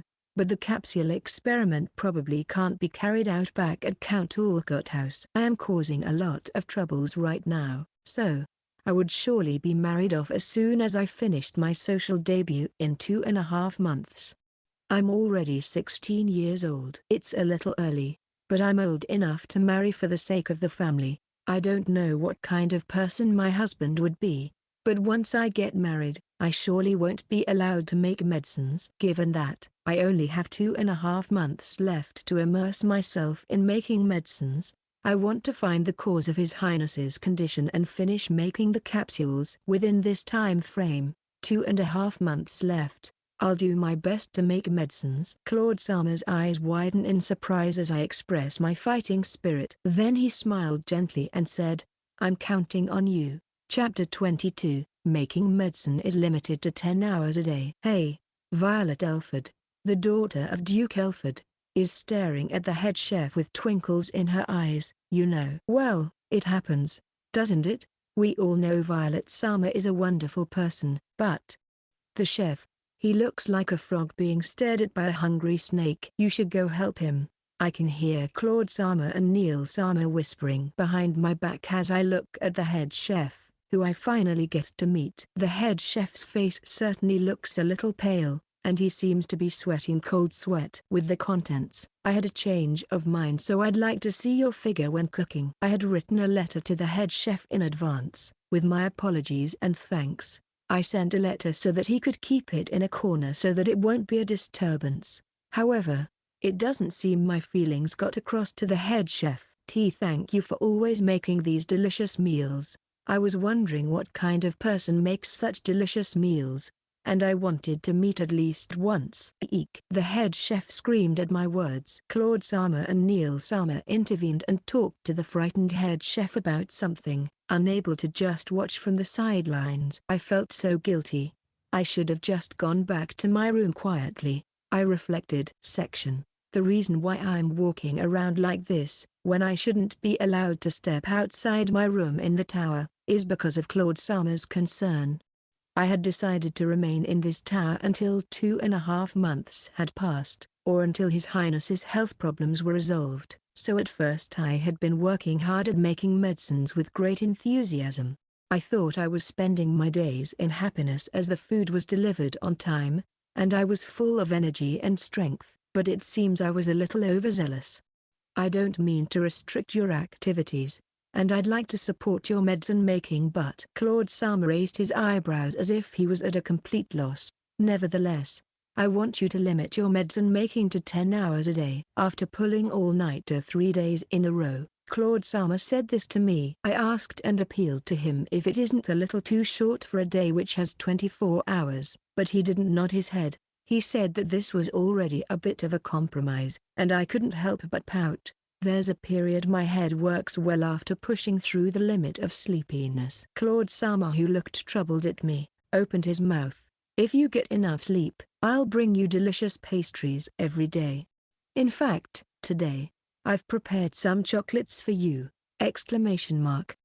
Tomorrow, I'll bring you a freshly baked apple pie with vanilla ice cream on top. Sweetened apples wrapped in a pie, baked, and topped with frozen sweet cream. I think you'll probably like it tremendously! I put medicine making and desserts on a balance inside my mind. As I was wavering and struggling, Claude Sama stopped me and said, "Wouldn't it be better to eat sweets and immerse yourself in work for 10 hours than staying up for 3 days?" Thus, I decided to devote only 10 hours a day to medicine making. Incidentally, after this discussion, I slept for about 8 hours. The taste of chocolate after waking up with a clear head was exceptional. I guess this is what they mean when they say that it permeates the 5 viscera and 6 bowels. And in the idle time when I had nothing to do after making medicines, Claude Sama offered to show me around the tower. He said that I shouldn't go out without permission because there would be people watching, but I could go out inside the tower if I was with him or Neil Sama. As a hikikomori, I've never been bothered by the fact that I'm basically stuck in this large room. However, I requested that if I could leave the room, I'd like to express my gratitude to the head chef who always gives me happiness. Claude Sama was a little surprised, thought for a moment, nodded his head and said, "Okay." Then he immediately contacted the kitchen. At that time, I gave him the thick letter with my apologies and thanks so that the head chef wouldn't get frightened. When I was about to head to the kitchen, it became that Neil Sama, who happened to be available, would accompany me. I haven't told Neil Sama about the body swap at this point, but he's been a little friendly towards me ever since we had a meal together the other day. Indeed, when I saw him, the suspicious look in his eyes was completely gone. But, Violet Sama! The first time I met Neil Sama in a while, he suddenly knelt down and hung his head when he saw my face. Chapter 23, I don't think that's a thing to be grateful for. No way. Neil Sama. Even you. What? What's wrong? To me, who acted suspiciously after he knelt down in front of me, Neil Sama opened his mouth while kneeling down. I went to see a doctor who is familiar with diseases and dietary regimens from the East, just as Violet Sama told me to do, and it was just as you had predicted. I promoted eating black bread instead of white bread that was popular among the youth, gave pork and cereals to the sick, and they are getting better. Thank you very much. You're the savior of my Donovan people. So they're recovering. I'm glad to hear that. I was so relieved to hear Neil Sama's words. I had always been concerned about what happened to his territory. Be that as it may, what's amazing is Neil Sama. After all, I can't believe he believed me, who is in Violet Sama's body, and immediately arranged for a doctor who is familiar with the diseases and dietary regimens of the East. He must have had a great deal of doubt, but he must have been much more concerned about the people of his domain. Truly, I can't hold my head in front of you. When I said, it's all because of Neil Sama took action quickly to him who finally got up due to persuasion, he looked a little surprised and laughed a little. Even if you return to your original place when you leave this tower, the people of Donovan will always remember you with gratitude. Neil Sama laughs a little with a beautiful face as he says this. His words, which seemed to come from the bottom of his heart, warmed my heart slightly. Two people, including Claude Sama, people who really would like to get along with me, appeared. Like this, I'm sure I'll be able to get along with the head chef as well. I went to the kitchen with such feelings after that, but I ended up frightening the chef. Section. There is one more thing that has changed after Claude Sama found out about the body swap and I started devoting myself to medicine. Violet Sama, recently, you seem to have returned to your usual state of mind just a little bit. This is the reaction of the priest who teaches me the doctrine. The body swap will be a secret between me and Claude Sama. At the very least, we must never reveal it to the outside world. Since Claude Sama and I had decided that, it has become that I should act like Violet Sama with my full power in front of people who could go in and out of the tower. Incidentally, all the servants and knights in this tower, except for Claude Sama and Neil Sama who have executive positions, are forbidden to leave the tower or have any contact with the outside world while I'm being imprisoned. It seems that this rule was established because the nobles who were locked up in this tower were often assassinated in the past, and they are guaranteed a very high salary for this.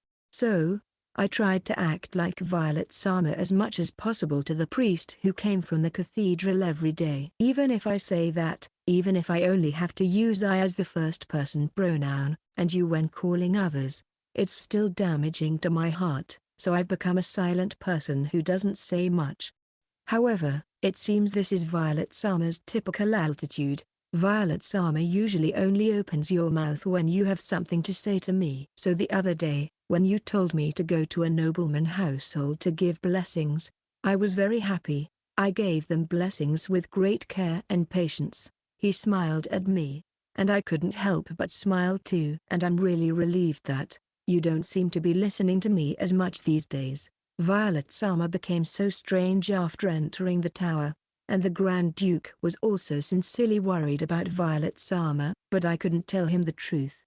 He said this with a sincere smile on his handsome face, and I felt as if my conscience was in jeopardy as I wanted to say, "That's good to hear." It's true that I've been listening to the priest with a complete blank stare recently. I used to enjoy listening to the priest's stories, but now that time is limited to 2.5 months. I'm sorry to say, but my mind is full of making medicines. Today too, while listening to the priest's talk, I inadvertently looked at the red nandina berries blooming on the windowsill and thought to myself, if it has both a detoxifying effect and a decay-resistant effect when heated, it could be used for both His Highness and capsules. I was itching to try it out. Then I came back to my senses and was reflecting for myself. That's Violet Sama.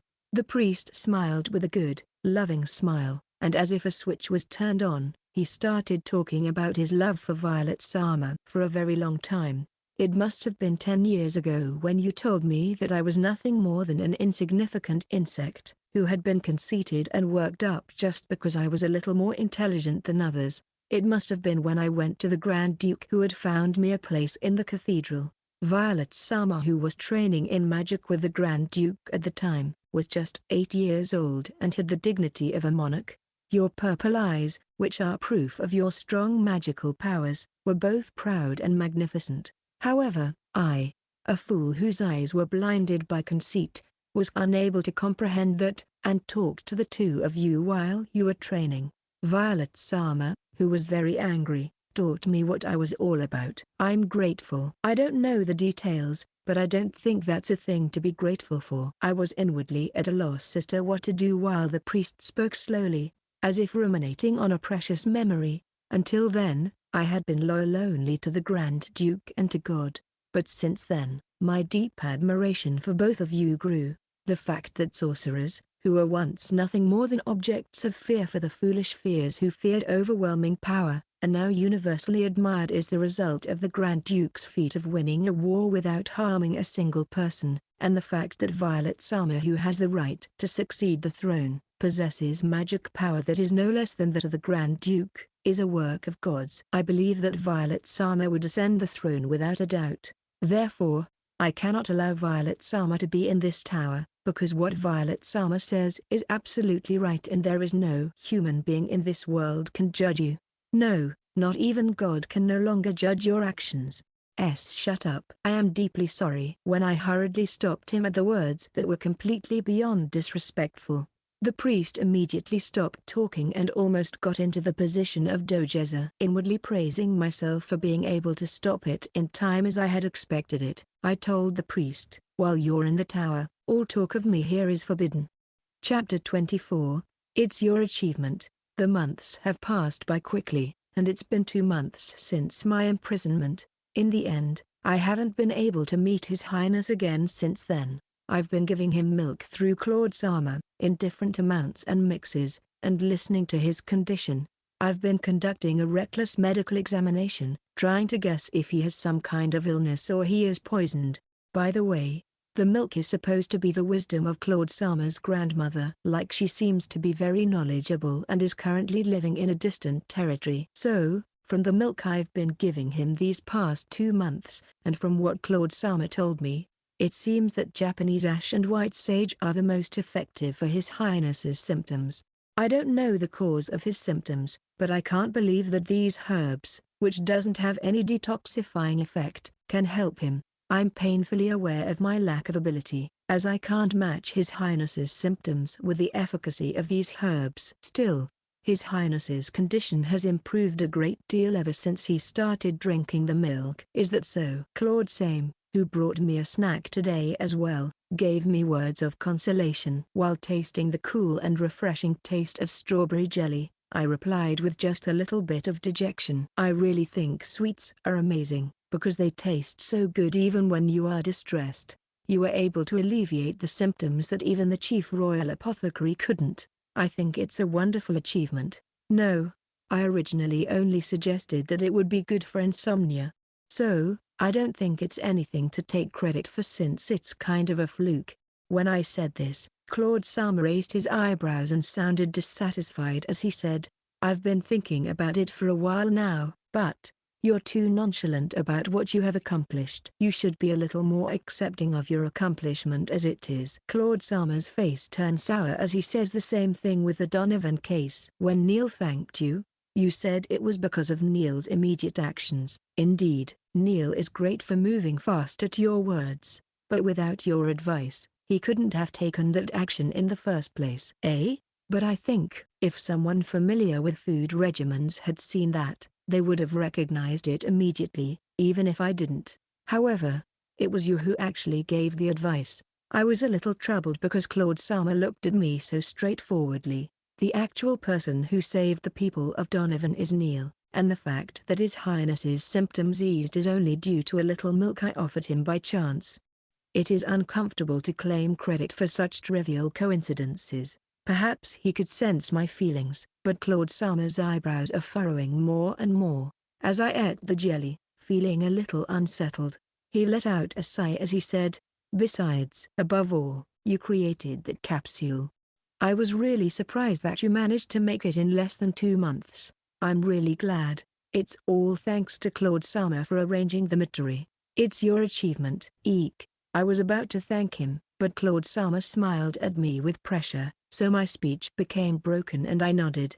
As a matter of fact, I worked hard regarding this one, but without Claude Sama, I couldn't have made it. That's how much trial and error I went through with various materials. I looked at the small vial on the desk. Inside were small capsules of a deep azure color with a glossy sheen, and a few reddish-purple capsules. This azure color pill is filled with concentrated boiled liquid of niga. The reddish-purple capsules contain dried and powdered idaten.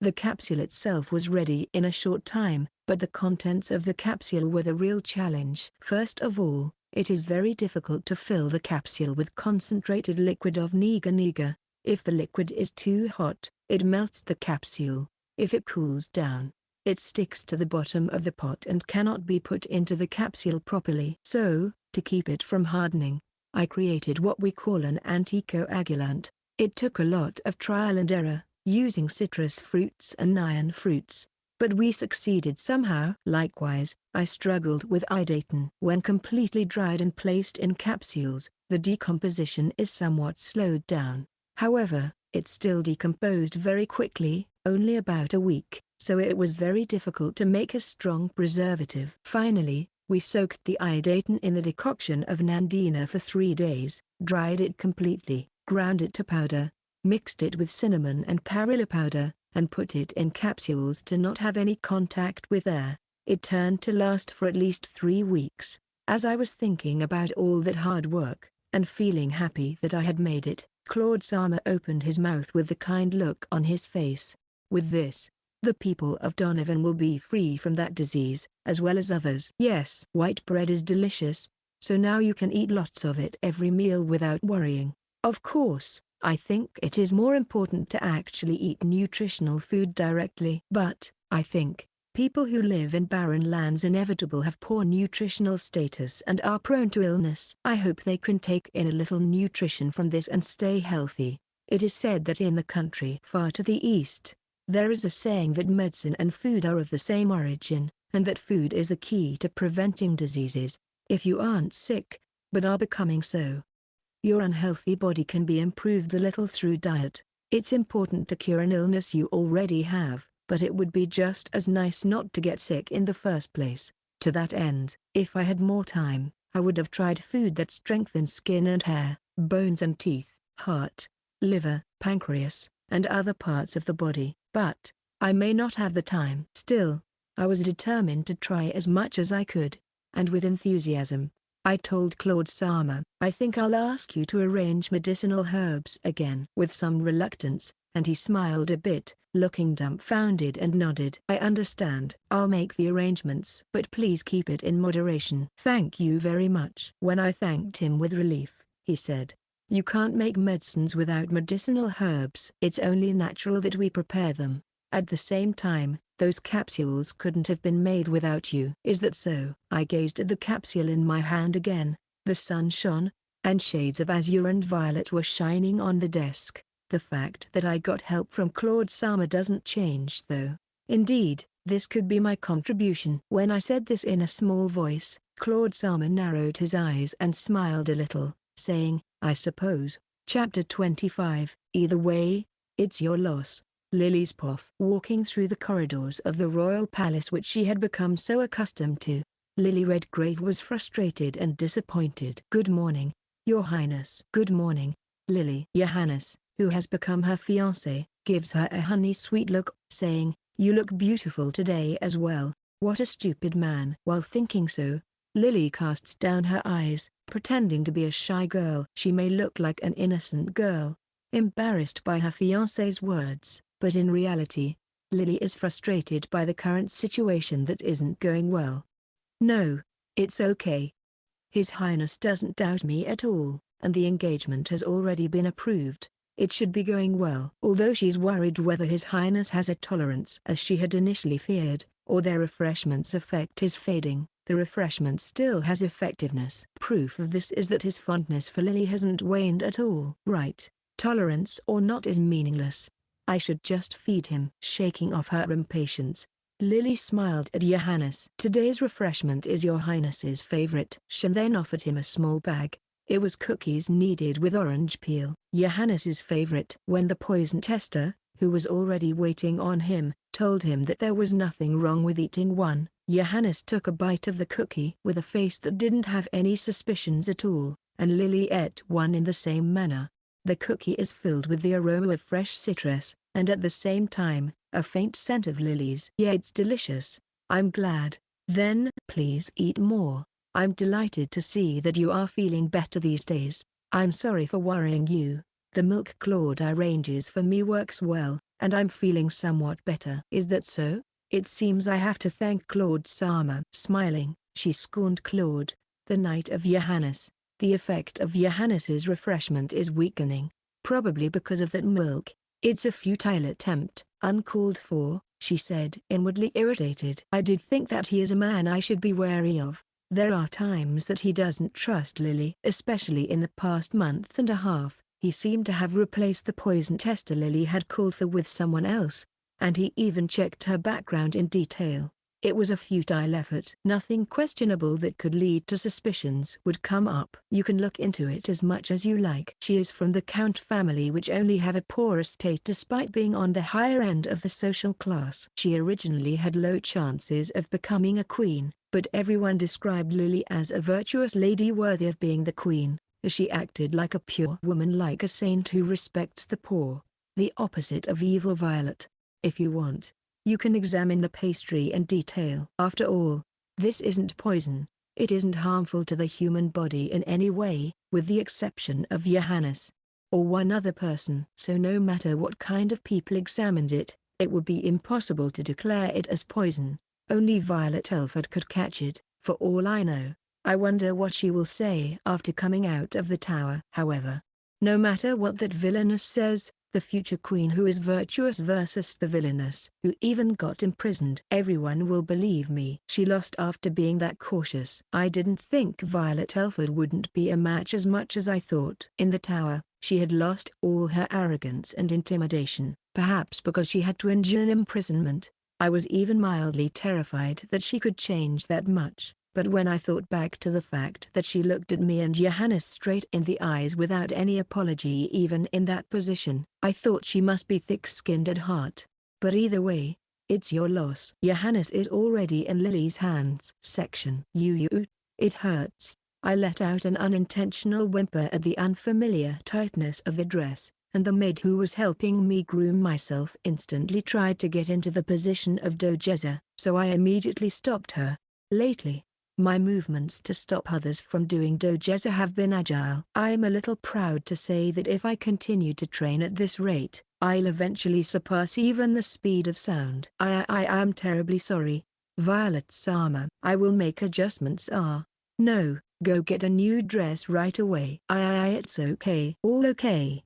It fits me perfectly and I love it. I impatiently follow up with the maid who starts to shake and tremble. This girl must be scared, but she is the unlucky girl who had to come help me, who couldn't put on a dress by myself. For the nightmare ball to be held at Count Olot's mansion next month, a flashy bright red dress arrived from the Duke's mansion today. I had never worn a dress before. I thought it would be better to try it on once in advance and see how long it would take.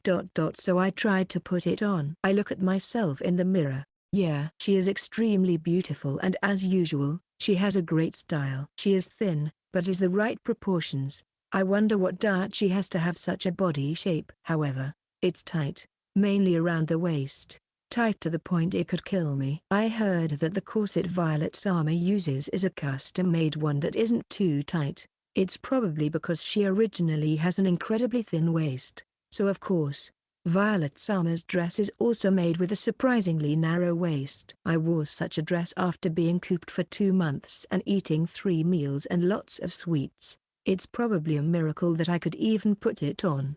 I wonder if Violet Sama will be angry if we go back to normal.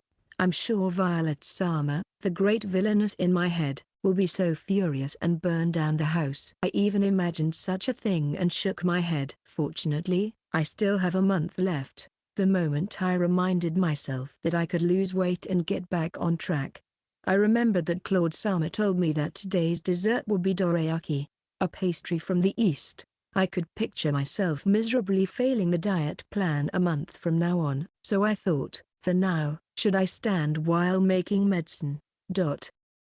Chapter 26. How delicious these past 3 months had been. Time flies even when you don't want it to, and the day of release from the prison arrived in no time. Thank you for everything you've done. You look like you are about to be executed. Neil Sama, dressed in his usual night outfit, chuckled. Next to him, the unfamiliar-looking Claude Sama gave me a sympathetic look. Neil Sama is the only one to see me off as I leave the tower today, since Claude Sama is heading to the Olot residence together with me. It's said Neil Sama is the one who's going to report. That's why, today, Claude Sama is dressed in a formal attire appropriate for the ball he's about to attend. His bangs, which he usually let down, are swept back so I can see his beautiful profile, forehead and eyebrows. I was a little flustered by his allure, which was completely more powerful than mine, and I admired the fact that beautiful people looked beautiful no matter what they wore. I'm sure I would have been more impressed if I had seen it in normal times. I was not in the mood for that. I spent 3 months there, so I'm reluctant to part with it. Even as I try to deceive myself forcefully, I think inwardly that it's as Neil Sama said. There are many reasons as to why I don't want to return. One is the fear of repercussions from Count Olot family who don't get along with me, and 2 is the fear of being burned down to the ground because of the waste, which is exactly as it was a month ago. Besides, there are so many things I haven't completed and things I haven't done. While saying this, I looked around the room where I spent 3 months. I'm worried about the medicinal herbs which are growing well and healthy, but it seems that Claude Sama will take care of them for the time being. After all, the only thing I can call completed in the past 3 months is the capsule. I couldn't find out the cause of His Highness's condition, and the only thing I could do was to progress as much as possible to maintain the decent state. No, you've done more than enough. I nodded hesitantly at Claude Sama's words of consolation. It was frustrating, but that was the best I could do then. I wish I had more time, more knowledge, or at least a chance to examine His Highness directly. These feelings are strong, but I'm sure that other talented apothecaries would resolve the rest. Saddened, I looked around the room once more. For real, I spent 1 or 2 of the most fulfilling and happy times of my life here. I will probably never be able to forget the time I was able to devote to making medicines which had purposes. Moreover, no doubt, the happiness of the past 3 months came back to my mind. For example, the mild texture and the rich soup of the yellow soup, apparently corn soup, that the chef started to serve more recently, the striking sweetness of honey, the aroma of roasted duck, and the strong taste of meat. Then, there was the chocolate that melts in the mouth with its dense sweetness. And then, there was the apple pie with ice cream. The combination of cold and hot was very delicious. Dorayaki was wonderfully moist and sweet too. Truly, how delicious these past 3 months had been. I knew you definitely would think so. Claude Sama laughed a little in dismay and held out his hand to me. I know you're reluctant, but it's time to go. Section. As I stepped outside for the first time in a long time, I involuntarily shrank my shoulders from the cold, but the season should be approaching spring. The sun is shining peacefully in the sky. Although I was feeling blue, not the blue of the blue sky, I rode the carriage to Count Olot's mansion. It was the first time ever I got to ride on a carriage. Normally, balls are held at night, but today, unusually, it's to be held at daytime. Everyone in the high society must have been rather upset by the unprecedented social debut of a hikikomori wicked girl. However, thanks to that, I didn't have to stop by the Duke of Elford's mansion, so I think Violet Sama did well in that aspect. Originally called Shameless Olot, this level of out-of-the-ordinary behavior is nothing. I was looking out the windows with a faraway look in my eyes. Birds are nice. I want to a bird. As I was trying to cheer myself up, you went through a lot at your birthplace, and since the person you swapped with is Violet, you must be worried about a lot of things, I guess. Just a little. About 60% of my worries was due to the fact that I had put myself on, but I kept that to myself and nodded nonchalantly. I'd like to talk with Violet first, just to be sure, and then we'll talk about our future plans. Claude Sama said with a solemn face, choosing his words carefully. I'll do my best to help you live as you wish, happily. There are several means. It will be all right. Claude Sama's words warmed my heart. I'm sure that my father and stepmother will never forgive, but I'm glad that there is someone who would say these words to me. Thank you very much. When I thanked him, Claude Sama smiled, narrowing his eyes. Thanks to Claude Sama, the air was somewhat softened. As the two of us talked in a relaxed manner, I felt a little bit of my tension melting away. In the meantime, the carriage arrived at Count Olot's mansion in no time at all. Chapter 27, Enough to build 2 castles. When we arrived at Count Olot's mansion, the tension that had been blown away naturally came back to me. After the coachman opened the carriage door, Claude Sama was the first to step out. He gave me a reassuring smile and held out his white-gloved hand to me. "Don't worry." I take his hand and timidly step down to the ground. Count Olot's mansion is bustling with activity, and I look around to see a crowd of well-dressed ladies and gentlemen making their way to the open entrance hall. A larger crowd than I had expected. What's more, the moment I got off the carriage, all the eyes of that huge crowd were on me. When Claude Sama turned his sharp gaze around, they all averted their gazes. However, I could clearly sense that they were looking at me with curiosity. But, well, I guess that's only natural. A duchess who publicly slapped the chosen fiancée and made her get down on her knees at the crown prince's engagement announcement itself, was imprisoned, and then attended a ball on the same day she was released from prison. It's no wonder that they can't help but look at her unparalleled boldness. Since it's not like they are going to kneel down to me anyways, let's leave them alone. I gave a smile to Claude Sama, who looked a little worried, and entered the mansion of Count Olot for the first time in 3 months. Section. When people are surprised too often, they tend to go around in circles and become calm. Count Olot's house is fairly wealthy, and the house is well appointed.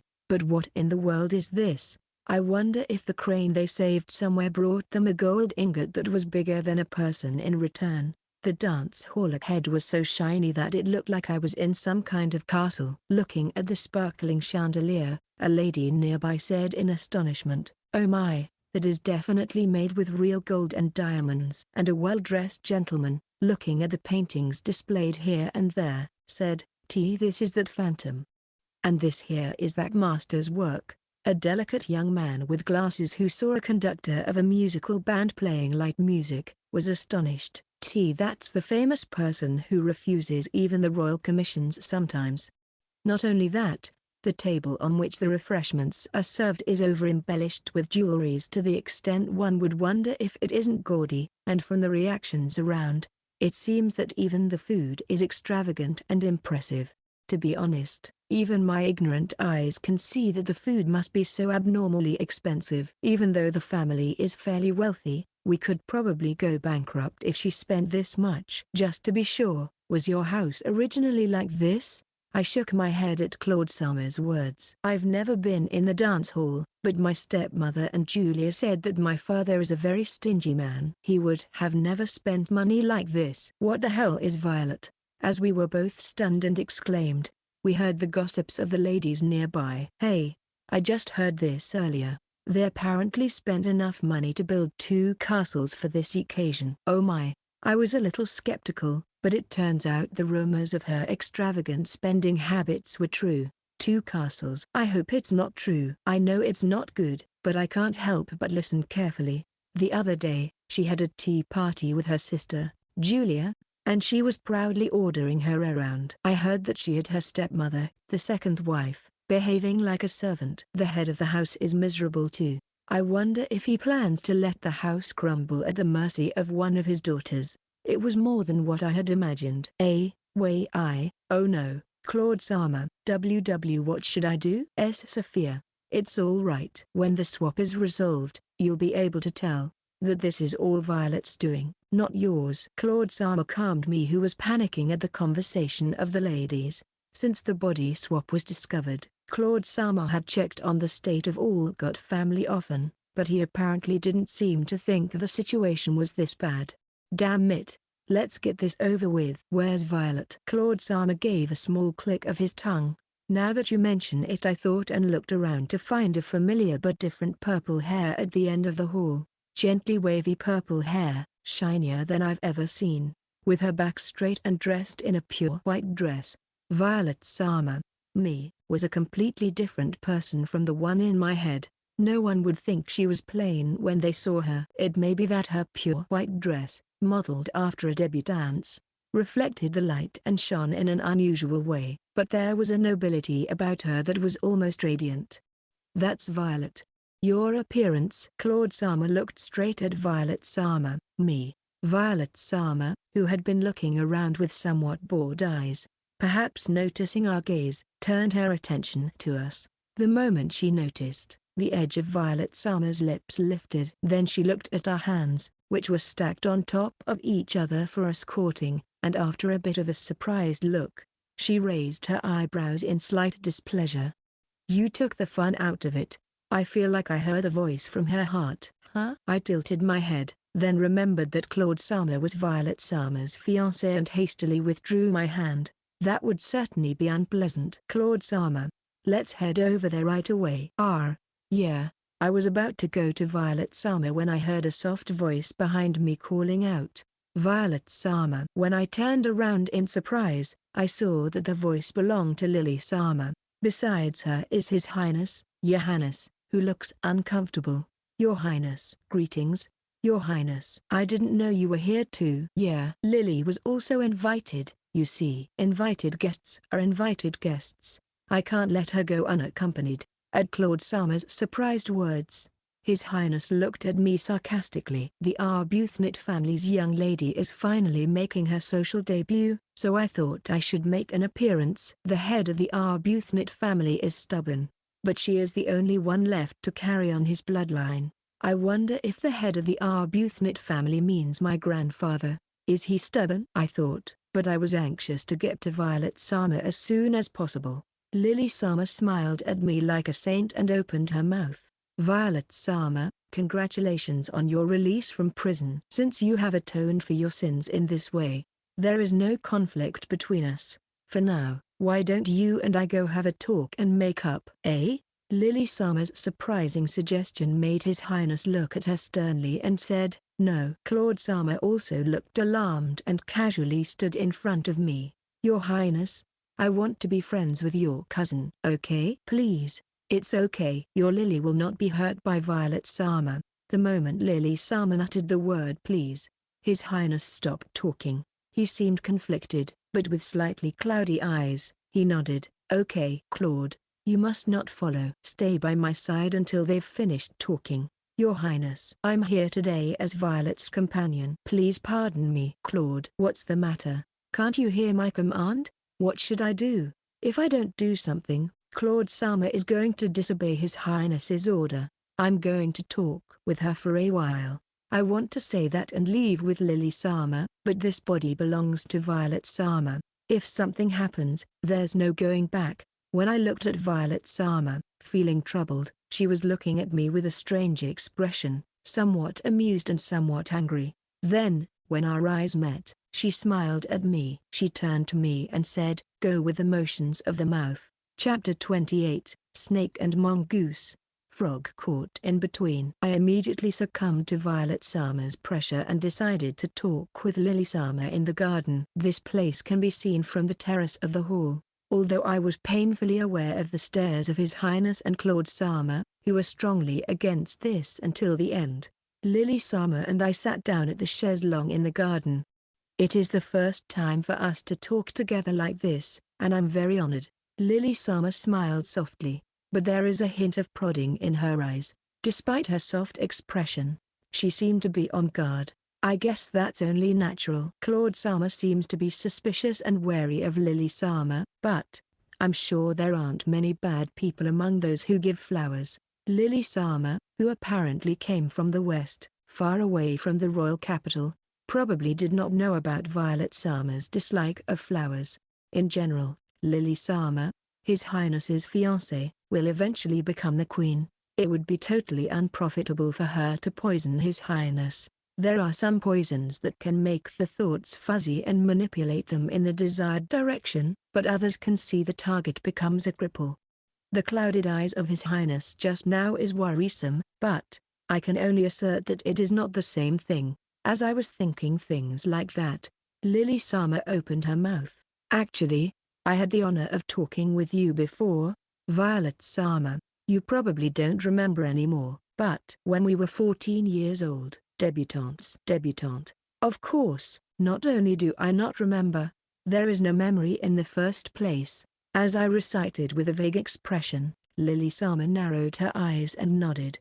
You still don't remember, do you? I remember every single word, Violet Sama said. No matter how you dress up, you are nothing more than a flying insect to me. 14 years old. To think she got told such a thing after going to the first social event stylishly. As I was stunned at her words, Lily Sama smiled again and said, I don't think I'll ever be able to forget that. Oh, so this is someone who has been in a high position since birth, I thought. It was a moment that made me realize that someone like me will have to live in the shadow of someone like you for the rest of my life. I'm so sorry for her that I can't stay still. I want to get down on my knees right now. If anything, I'm also a hikikomori who deserves to live in the shadow of Violet Sama. So how good it would be if I can encourage her by saying, from my point of view, Lily Sama is already in the light. As I was about to hold my head in my hands, Lily Sama, who was still smiling, opened her mouth. To be honest, I thought you would be struggling in vain when you were released from prison, but you came to the ball without doing anything. Does that mean you have made up your mind? Or did you want the daughter of Arbuthnot's blood to examine His Highness? Lily Sama smiled. I'm sorry to disappoint, but it's no use. I gulped at her words. I'm not sure what she's talking about, but this means she poisoned His Highness, right? I wonder if Violet Sama became angry because she noticed this. I squeezed my rapidly cooling fingertips and whispered, why, poison? At that moment, the smiling Lily Sama in front of me suddenly lost her expression. I saw a small movement of her lips. This is a lie, isn't it? Though I had wondered if you were Violet Elford since you were so happy with your imprisonment. I didn't expect that you hadn't even realized the true meaning of the flowers. As she said this quietly, Lily Sama looked terribly disappointed. Or did you realize that the odds are against you now, so you're up to something? It's absolutely no use. His Highness is already in my hands. The moment you forgot yourself, you lost. Well, you're telling such an interesting story, the cool voice echoed, and Lily Sama and I looked in the direction of the voice in surprise. Violet Sama's purple eyes were narrowed and she was smiling wickedly. Would you mind letting me listen to this conversation? Lady Violet Elford and Lady Lily Redgrave. Violet Sama glanced at Lily Sama. In contrast, Lily Sama looked impatient for a moment, but then immediately smiled her usual gentle smile. Considering the tone of her voice and the distance between them, she probably judged that she couldn't hear what she was saying, or perhaps, she decided that if it was between the kind-hearted Lily, who was even called a saint, and Sophia Olot, a recluse, a spendthrift, and evil woman, everyone would definitely believe her side of the story. Sadly though, I can't say anything because it indeed would go that way. On this occasion, congratulations for your social debut. Sophia Olot Sama. Thank you. I didn't expect that His Highness's fiancé would be here. While saying this, Violet Sama looked at Lily Sama with the eyes of a snake that is looking at its prey. Lily Sama was completely unfazed and looked straight at Violet Sama with eyes like a mongoose facing a snake. I, on the other hand, was unable to keep up with this sudden development. For now, like a frog caught between two natural enemies, I kept my breath tight, closed my senses, and perked my ears. You were talking about an interesting story, weren't you? I heard some very disturbing words spoken against His Highness. Oh my, you seem to have misunderstood something. I'm ashamed to admit that I was just making some idle conversation about my lover. Is that so? I was concerned that some vixen had served His Highness something bad. Violet Sama's comment made even Lily Sama to raise her eyebrows in displeasure. However, her expression quickly returned to normal, and she smiled. Talking about concerns, His Highness seems to be very tired lately. The Marquis of Arbuthnot seems to be busy, so I would like to ask Sophia Sama, who has Arbuthnot blood in her veins, to examine him once. I'll advise His Highness, so would it be possible to meet for a checkup once? At Lily Sama's words, Violet Sama's raised her eyebrows slightly and laughed. Lily Sama saw this and raised her eyebrows in alarm and wonder. Violet Sama opened her mouth while narrowing her eyes at Lily Sama. You would let the girl with arbuthnot blood, who is rumored to make dubious poisons on a daily basis, examine him and certify that it's not poison. Fufu, I see. You are very confident, aren't you? Saying this, Violet Sama approached Lily Sama one step at a time. Although she didn't lose her troubled smile, Lily Sama seemed to be astonished and scared by Violet Sama's sudden change in demeanor. I have one piece of advice for you. Enjoy your life while you still can so you won't have any regrets later. Violet Sama came in front of Lily Sama, looked at her condescendingly and laughed. There's no guarantee that your body and head will still be connected in a month's time. Chapter 29, This cat's out of the bag for sure. Eek. Scary. Violet Sama is wearing a frightening smile. I shuddered at the frightening words and glanced at Lily Sama. She was looking at Violet Sama. No, Violet Sama and me, alternately, with a slightly pale expression. At that moment, are you all right? I heard an impatient voice and the sound of footsteps rushing. I looked in the direction of the voice and saw His Highness and Claude Sama running towards us. The voice belonged to His Highness. He must have been worried about Lily Sama, who was surrounded by two evil women, and came running toward her. Although his physical condition must be painful. That man is a knucklehead, but he's quick at this sort of thing. Violet Sama, who was standing next to me before I knew it, said in a whisper that only I could hear, I wonder if she is referring to His Highness by knucklehead. That is too disrespectful. I have no choice. You, be careful. I polished it for you specially. And you won't be excused if you get it all dirty. With such a small voice, Violet Sama grabbed my arm. Immediately, my eyes whirled around. The strong floating sensation, as if my consciousness is being pulled, almost makes me gulp and make strange noises. I feel sick. As I thought that, my body suddenly became heavy again. The moment I stumbled and almost fell down, someone held me up. It was Claude Sama with a puzzled look on his face. I thanked him with a confused thank you, and then, startled by the nostalgic sound of my own voice, I involuntarily looked at Claude Sama's face. The person reflected in his eyes was unmistakably me, Sophia Olot. Upset, I looked at Violet Sama, and she had a graceful face, as if nothing had happened, but then she turned her eyes to her own stomach. Then the most murderous eyes I've ever seen were turned to me. I gasp. She has noticed the fat for sure. I can hear Claude Sama remonstrating against Violet Sama's gaze, but this is completely my fault, so there should be no other way to survive than to apologize. Let's get down on my knees. As soon as I thought that and took a breath, I heard the slightly puzzled voice of His Highness. Violet, why are you staring at the young lady of Olot with such eyes? His Highness, who was looking at Lily Sama with a worried look on his face, also seemed to notice Violet Sama's anger toward me. It's none of your business. I have something to do with this girl right now. Get out of here quickly because I have no business with you or that woman. That insolent attitude. Have you finally stopped acting? You're less creepy now. His Highness, whose face was distorted with displeasure, glanced at my face, which was bubbling with fear, and gave me an expression as if he was looking at some unfortunate creature.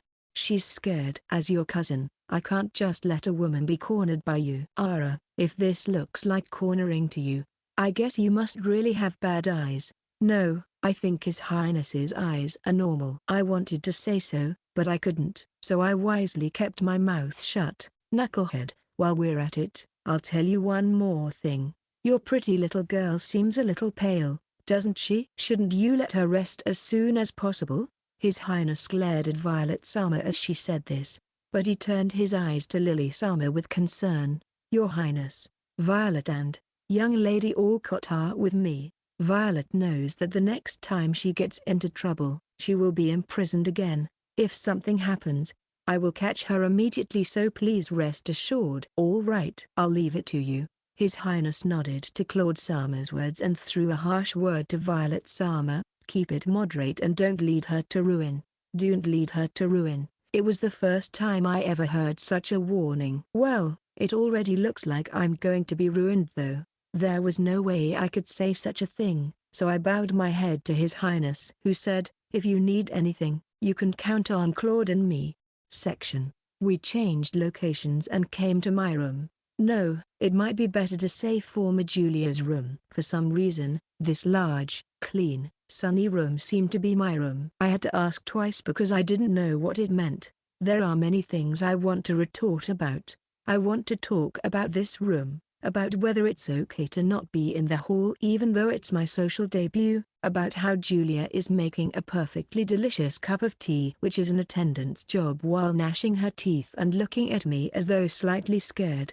But, that's not the point now. When Julia finished brewing the tea and left the room, I repeatedly said, "I'm deeply sorry" to the angry Violet Sama. Only 3 months. How could I have grown so fat like a pig in just 3 months? I'm deeply sorry. I even pulled you who was like a stray dog up to this standard, you little prick. Stray dog?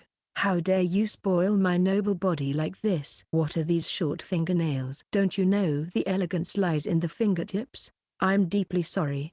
Violet. Enough. Seeing me shrink away from Violet Sama's scolding, Claude Sama says sharply, "It's my fault she became fat." Claude Sama. What a manly man. However, is there any other way to be protected this embarrassingly and unbearably? Violet Sama gained weight because of me, who ate 3 full meals every day without worries about dieting, and even ate snacks and refreshments every day. I was longing for snack time. Claude Sama turned his angry gaze on Violet Sama, not caring about my internal conflict. But first of all, you should apologize and give an explanation to Sophia, who was put through the ringer by you. Why is there no apology or explanation for Sophia, who has been imprisoned and has suffered so much on your behalf? Claude Sama is angry. I looked up at his anger in surprise. I have seen him angry several times, but this is the first time I've seen him this angry. I'm telling you, I'm not keeping quiet about your body swap. You deserve exactly 3 months in the tower and the punishment for arbitrarily throwing an innocent girl into the tower in your place. But, you chose to listen to me first, didn't you? Violet Sama's lips lifted, completely unmoved by Claude Sama's anger. As you probably had guessed, I switched bodies with this little girl in order to find out who poisoned Johannes. At Violet Sama's words, Claude Sama and I both gasped and widened our eyes at the same time. Violet Sama looked at us and raised one eyebrow in amusement. "Oh, you two sure get along well. I didn't think that you, a stonehead harder than a rock, would believe in body swap. I was looking forward to see the look on your face as you flail around inwardly in anger and guilt after knowing the truth. You just took all the fun out of it." Violet Sama's brow furrowed in displeasure, and I thought for a little that she was evil after all. Chapter 30, more competent than expected. Well, it can't be helped. We're running out of time. Violet Sama let out a sigh and sat down on the dreadfully dazzling golden couch. Her long legs crossed, she looked graceful and arrogant. "First of all, I'll let you explain to me what you've been up to these past 3 months. Claude, you're aware of Johannes's poor health, aren't you?" "Yeah." Claude Sama nodded his head while raising his eyebrows. "He has insomnia from nightmares and a poor appetite, although he does enjoy the pastries made by the young lady of Redgrave.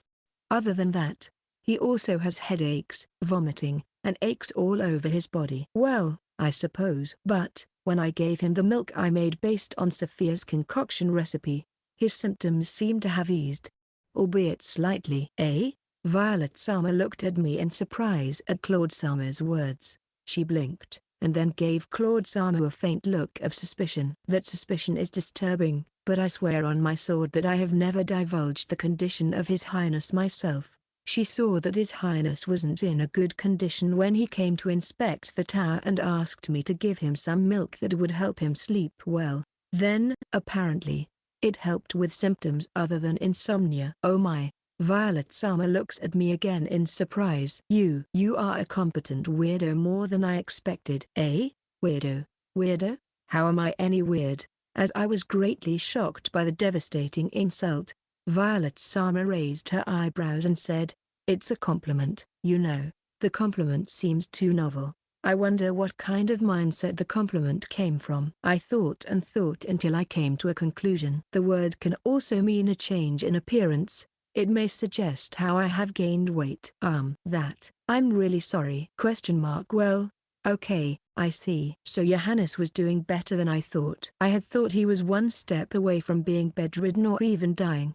Violet Sama turned her purple eyes to me softly as she said those shocking words casually. Right, you stopped it. I gulped. The way Violet Sama looked at me, she looked regretful, relieved, angry, and most of all, sad. Maybe the look I saw earlier was just my imagination. What do you mean? The moment Claude Sama's face grew tense and he asked for an explanation, Violet Sama's expression turned back to that of the ruler she had been until a moment ago.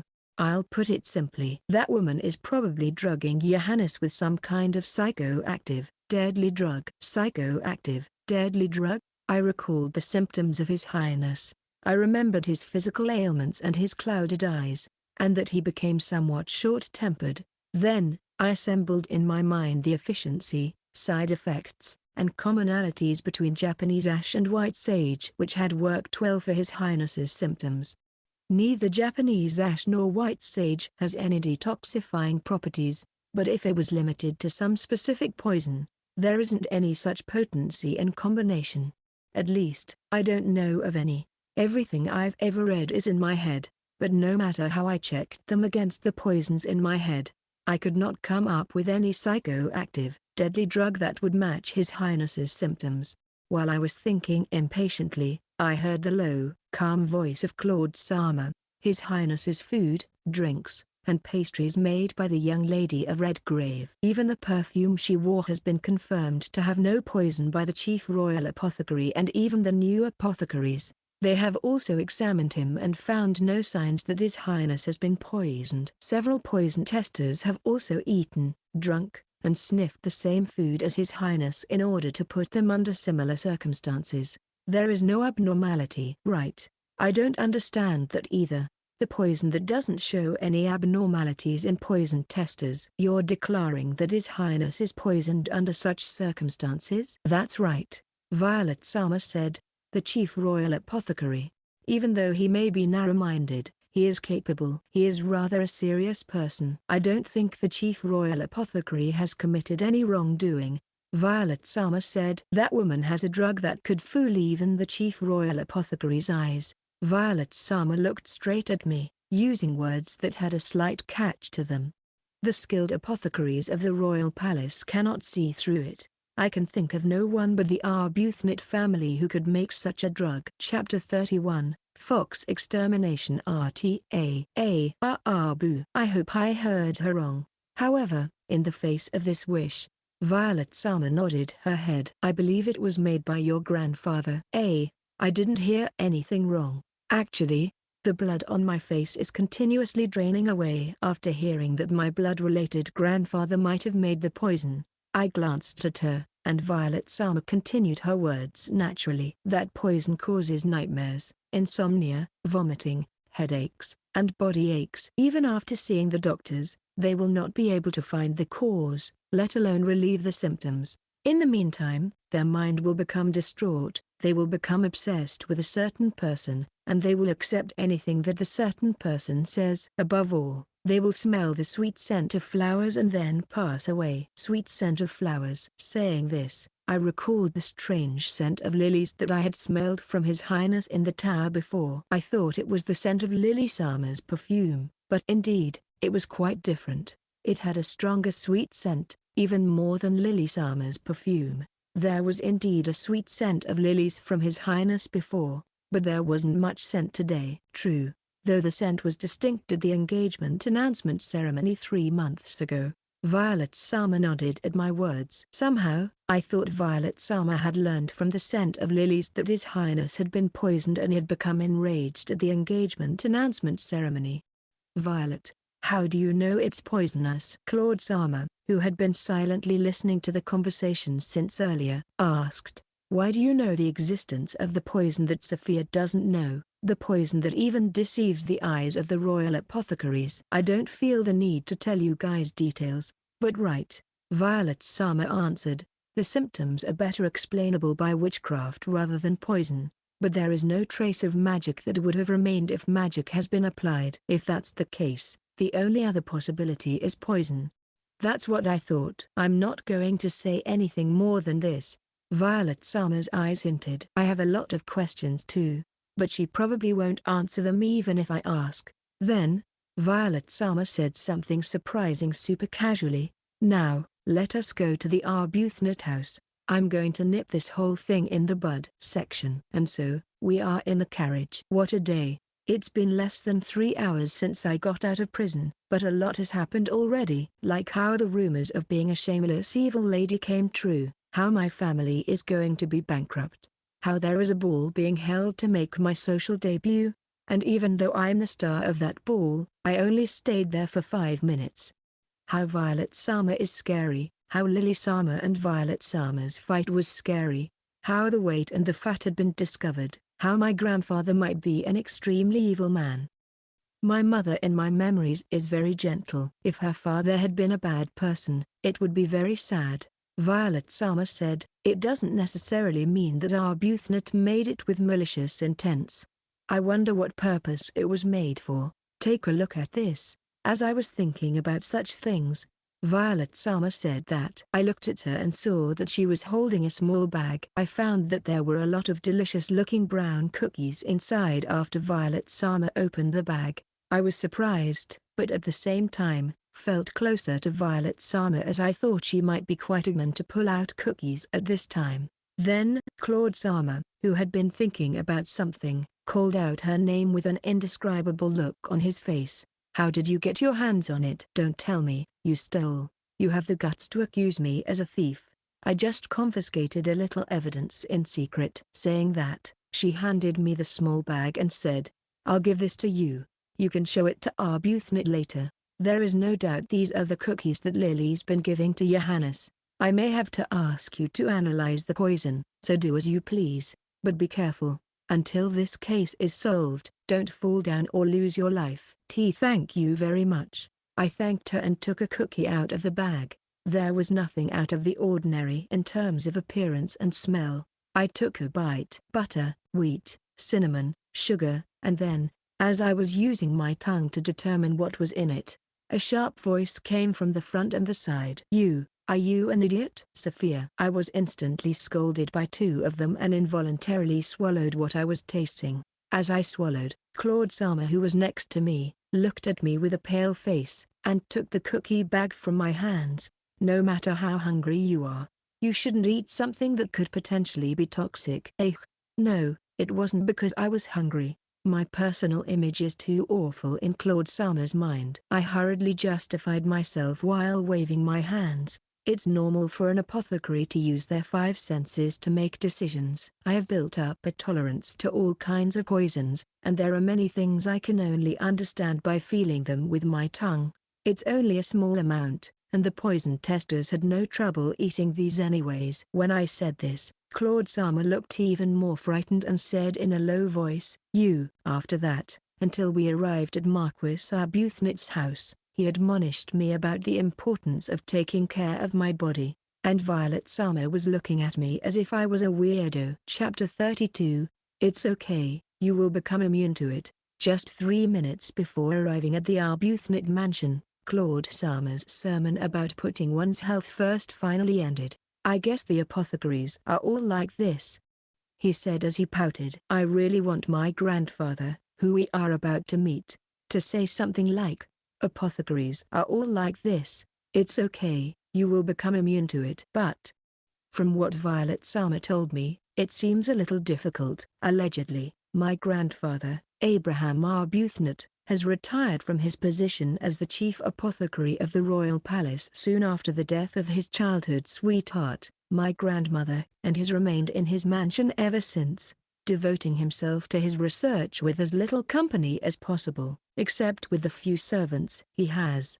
He is well versed in all kinds of medicines, but his current specialty is psychotropic drugs. According to Violet Summer, my grandfather is a fatally obstinate and insolent weirdo. Violet Summer's home tutor used to be my grandfather's student, so she apparently knows a little about his personality. Arbuthnot has refused all my requests for visits for years, despite the fact that I have applied for them. He also refuses to accept any invitations from the royal family unless they have a good reason. I even invited him to the ball today, but he wrote me a letter of refusal. I titled my head thinking, refusing a call from the royal family, that sure sounds obstinate.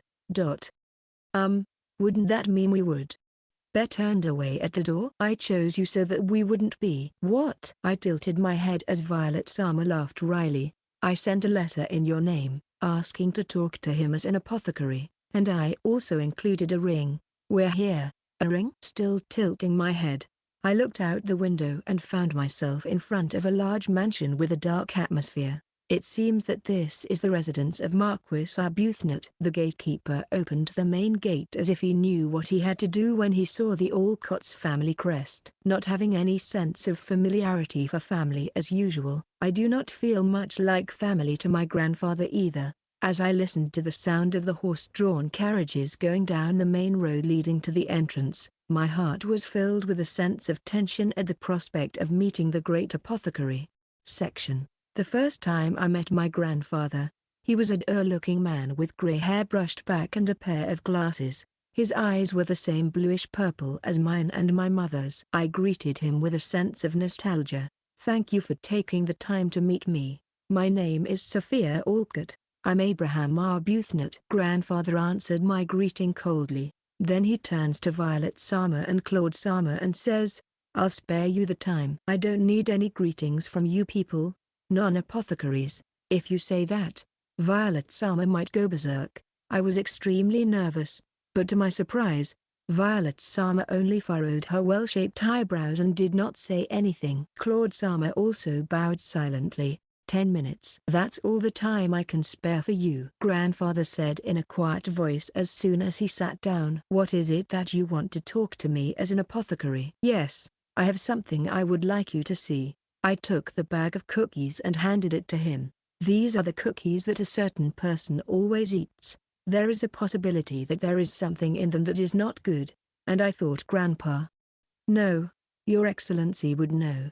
As I was speaking in a slurred manner, choosing my words carefully, I heard Violet Sama's cool voice from the side. I'm going to be straight with you. I believe you are involved in the production of poisons. My eyes opened wide at the overly direct words. How many times have I gotten a chill today? It wouldn't be weird even if I start freezing soon. However, Grandfather showed no agitation as he stared at the cookie, sniffed it, and took a bite.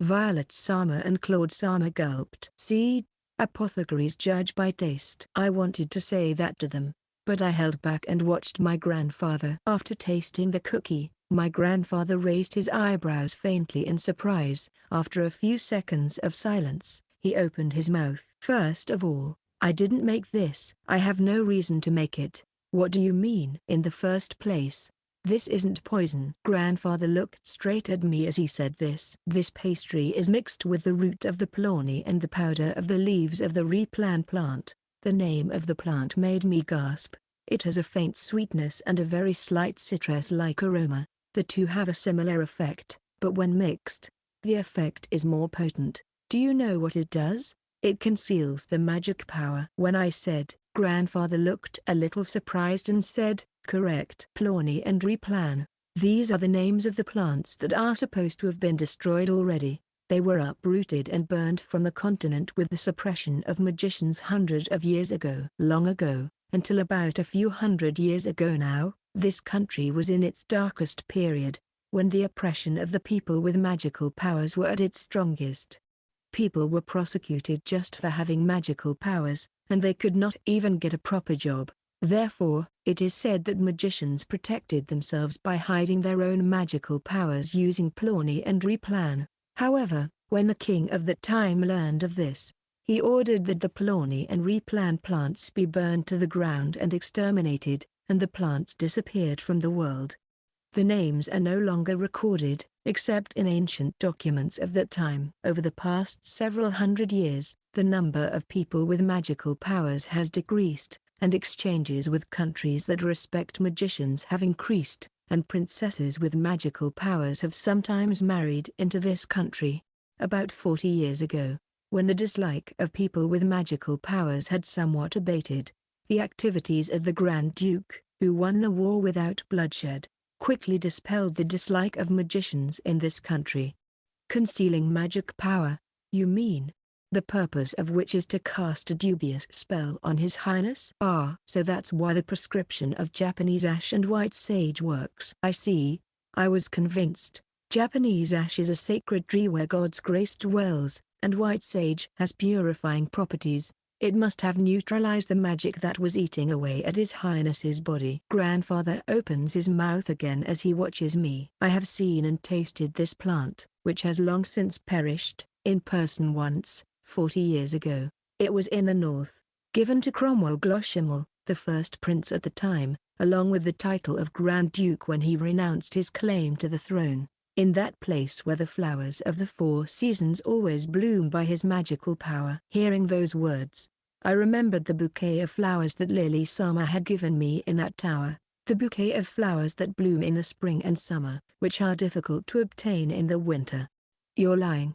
Violet Sama, pale, stared at grandfather. Uncle would never harm Johannes. There's no way he's the one who killed my mother. Claude Sama and I gasped at those words. Abraham Arbuthnot, I will not allow you to lie to me. I do not lie. I do not have any reason to lie. Arbuthnot. Violet Sama calls his name sharply. For a moment, I thought I saw a look of pain in my grandfather's eyes. It's almost about 10 minutes. I'm done talking. With that, grandfather got up from his seat, looked at me for a moment, and walked out without looking back. Chapter 33, Mother is like a flower.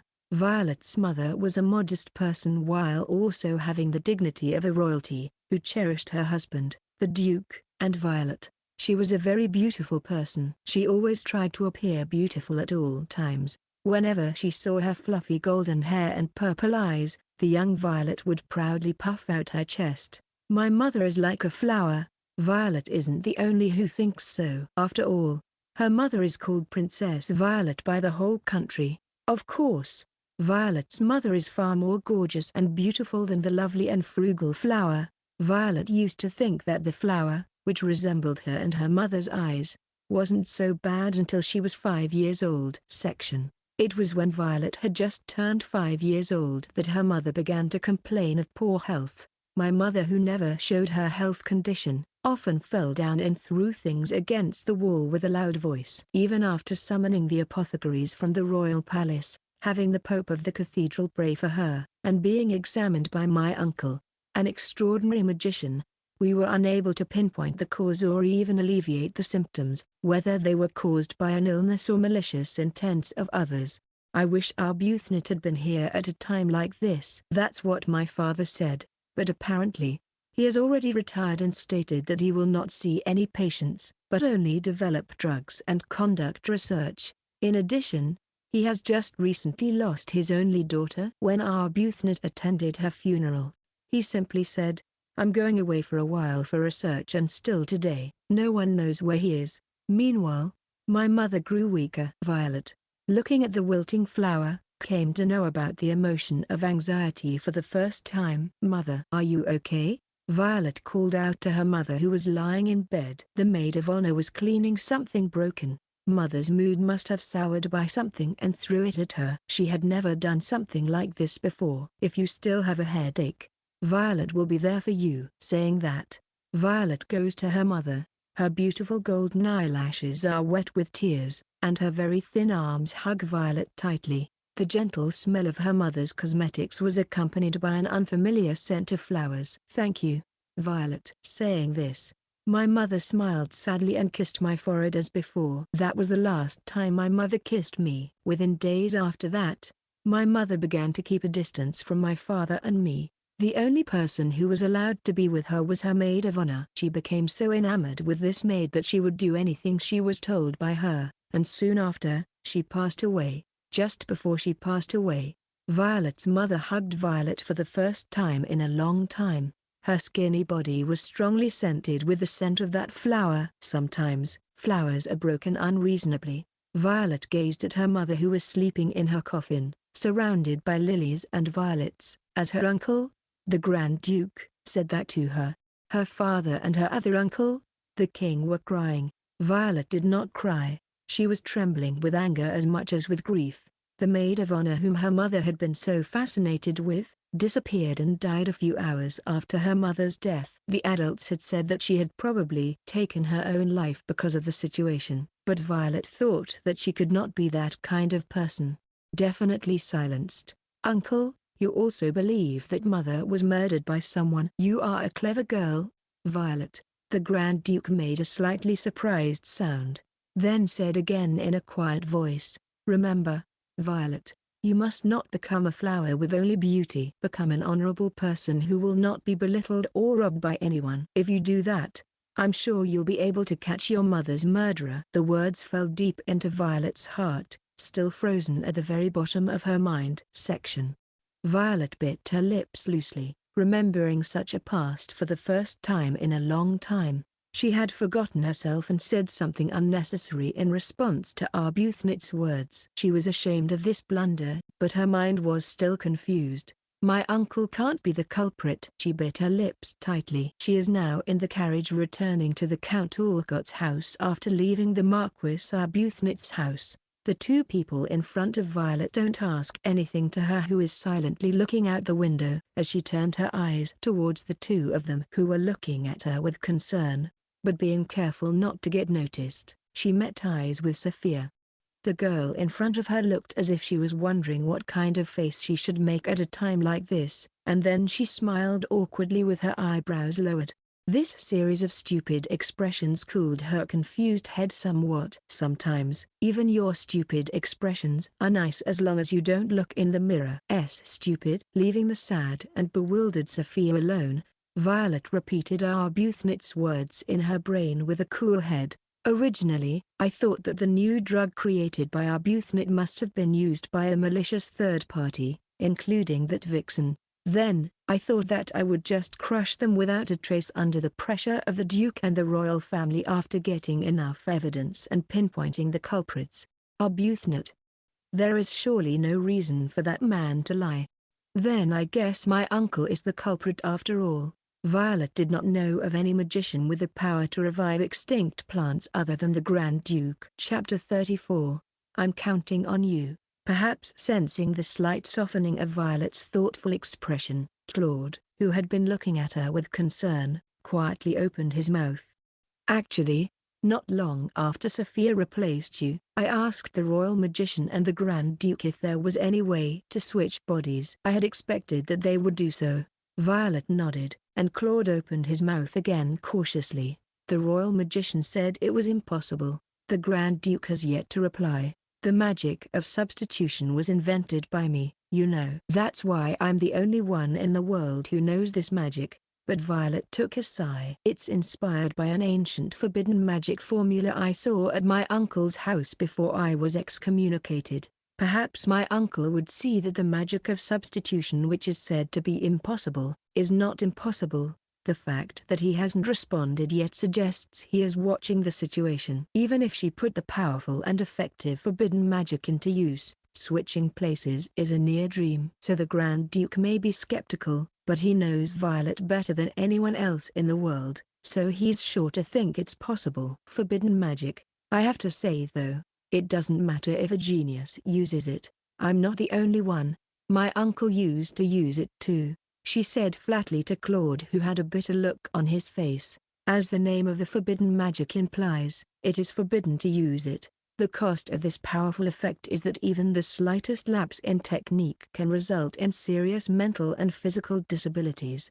Nevertheless, if my uncle really is the culprit, it would be dangerous if he comes to know that I switched places with this girl. The slap in the face to Lily that led to Violet's imprisonment. The Grand Duke would have realized that it was because she realized the connection between Johannes's case and her mother's death, and the Grand Duke should think that if Violet swapped places with someone, she must have been searching for the culprit. Violet, in Sophia's body, has been moving exactly like what Sophia has been rumored to be. The fact that the recluse has made her social debut may be somewhat of a change, but it isn't a terribly unnatural one, considering her age of 16.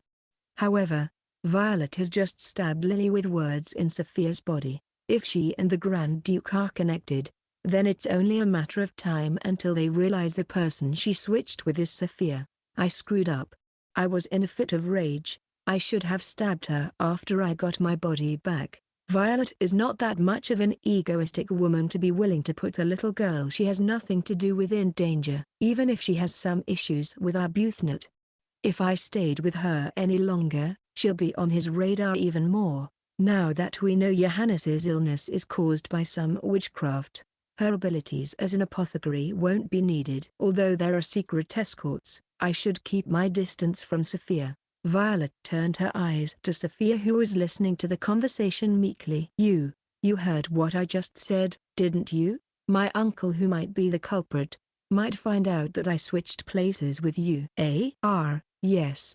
Since he's the Grand Duke, and even a hero, it's not surprising if he already knows about it. That's right. I, for one, feel somewhat responsible for getting you involved. I'll give you a secret escort, so you can relax and leisurely hole up in Count Olcot's house for a while. You mean you want me to take a leisurely break for about 5 minutes and then work myself to death? Sophia tilted her head with a puzzled expression. Violet frowned as Sophia didn't get what she meant to say. The expression on her face scared Sophia a little, but she still said, even though the symptoms are under control, I think His Highness's body might be in danger if he doesn't get better soon. I'm ashamed to admit that I haven't studied enough about the Plawny and replan that my grandfather mentioned, but I'm sure that the ancient documents left behind by my mother can tell us a little more about them.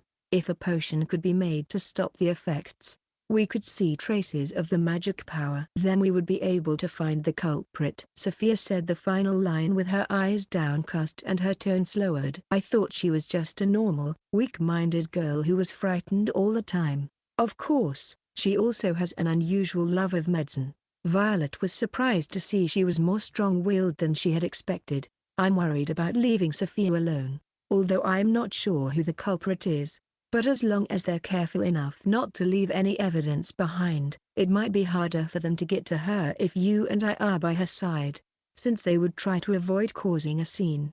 Claude said this with a complicated look on his face. I thought this inflexible man would agree that we shouldn't involve a weak girl who has nothing to do with this. Violet was surprised by the unexpected turn of events, and immediately raised her lips slightly. Fine, I'm counting on you, Sophia. When I called her name for the first time, Sophia blinked her eyes and smiled happily. I want you to make a potion that will counteract the effects of Plawny and replan within today. It's already evening though. Wasn't I supposed to have a leisure break for 5 minutes? Violet had a smile on her face as she silenced Sophia, who was making a fuss. When we arrived at the Count mansion, the party was already at its end. The eyes were on Sophia, who was apologizing to the invited guests for not being at the table due to feeling unwell and was saying the final ending words. The handkerchiefs that she ordered Sophia's half-sister to make to harass her were well received by the guests. After all of it was given away, I told Sophia that I ordered her half-sister to make 300 of them, to which Sophia widened her eyes, turned pale, and looked at her half-sister with pity. What a foolish girl. I might have to come and check on her periodically. After all the greetings, Violet and others headed to the storage room, where even the dogs would cry tears of misery if they were told to live there from now on. Claude's tense face paled at the sight of the room, which it was unthinkable that a 16-year-old lady had ever lived in. Seeing it after a long while, the room sure is a little bit horrible. But Sophia, looking so embarrassed, looked at the bed and said, the medicinal herbs are withering. This medicine has turned a color I've never seen before. She acted as if she was busy lamenting and being curious. But she soon remembered her purpose, huffed and hurried to the bookshelf, which was the only magnificent thing there. There's an ancient document around here. There it is. Sophia carefully took out several faded and tattered old books. She gently but quickly turned through them one by one. Written in an ancient language that only a few people could understand anymore, she went through them with great speed. Chapter 35, I Can Do It Too. There are around 30 old documents left to me by my mother. Among them, I take out 5 books that I have yet to look through. Stating the obvious, the information in the old documents is old, Research has progressed from the distant past to the present, and even the medicinal herbs that still exist today have changed little by little over the years. And above all, many of the medicinal herbs mentioned in the ancient documents are no longer available. Ah, how I wish I could have used these medicinal herbs. I've never liked to read ancient texts because of these feelings I get from them. However, there are many ancient documents that contain valuable information and techniques for making medicines that have already been lost, and they can be very interesting. With those thoughts in mind, I unraveled the ancient documents, which seemed like they would fall apart as soon as I touched them. I put all my concentration into reading the text and putting it in my head, so much so that I couldn't even hear the sounds around me. How long has it been since I started searching for the descriptions of Pliny and Replan, which rarely appear? There it is, I exclaimed and put my finger on the description in the fifth and final book. Violet Sama and Claude Sama looked in together. Neither of them seemed very familiar with the ancient language, so I began to read the passage aloud. Pliny, Replan. It was those two plants that saved the persecuted magicians. Once a magician has these plants in their body, the magic in their body is imperceptible not only to the non-magical people, but also to other magicians. Strangely enough, the two plants had the effect of creating the illusion that the magic power that would normally be detectable was the fragrance of flowers. Just as magic power changes from person to person, the fragrance of flowers also changes from person to person. The text that began with these words described the effects of Pliny and Replan in detail. When taken alone, the effect usually lasts for about a day. However, if you take a dried mixture of the two, the effect is stronger and lasts up to 5 days. Cool seeds are said to have a subtle effect to block this effect, but that effect is not sufficient. The description ended here. It was almost exactly like what my grandfather had said. The new thing I learned is that the scent of lilies that wafts from His Highness is because of magic, and that the type of fragrance changes depending on the person. And then, illusion. And then, there are the cool seeds. This is a fruit that has the effect of awakening the head, and I'm often indebted to it when I'm sleepy. When I drink the infused juice, my head and vision become clear and refreshed. Fortunately, it also grows in the garden of Count Olot's mansion. Pliny and Replan, when combined with magic power, may make human sensory organs a little bit crazy. Once we know which direction to go, we just have to try things from there. I'll go pick some herbs from the garden, I said and ran off, leaving them stunned. I'm tired. I lost concentration at the last moment and sat down on the floor. It's long past midnight. You should get some rest. Claude Sama looked worried. It was indeed dark outside the window when I noticed it. But I've got a few more things I want to get done, so I just smile and shake my head. I'm fine. If I fall asleep, tomorrow will come. Sophia, tomorrow will come whether you sleep or not. The person who said an unreasonable thing has already fallen asleep, Claude Sama said and raised his eyebrows. According to what I've heard, Violet Sama is already resting in her former Julia's room. It's too late to say this, but is it okay for Violet Sama to not return to the Duke's mansion even though she finally has gotten out of prison after 3 whole months? You've already finished the potion, right? There was a lot going on today. It really is time for you to get some rest. Well, that's true, but, yes, the potion that Violet Sama talked about had been completed.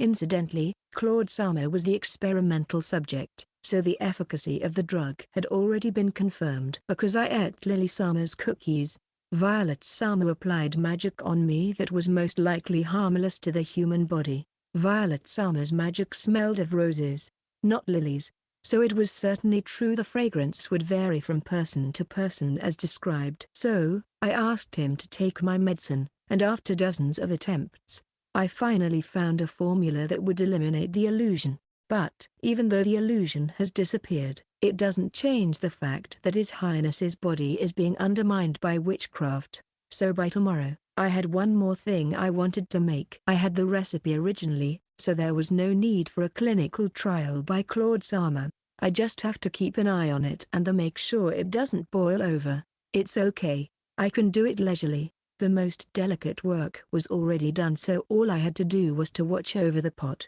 I stare at the golden liquid in the pot. It must be simmered slowly over low heat.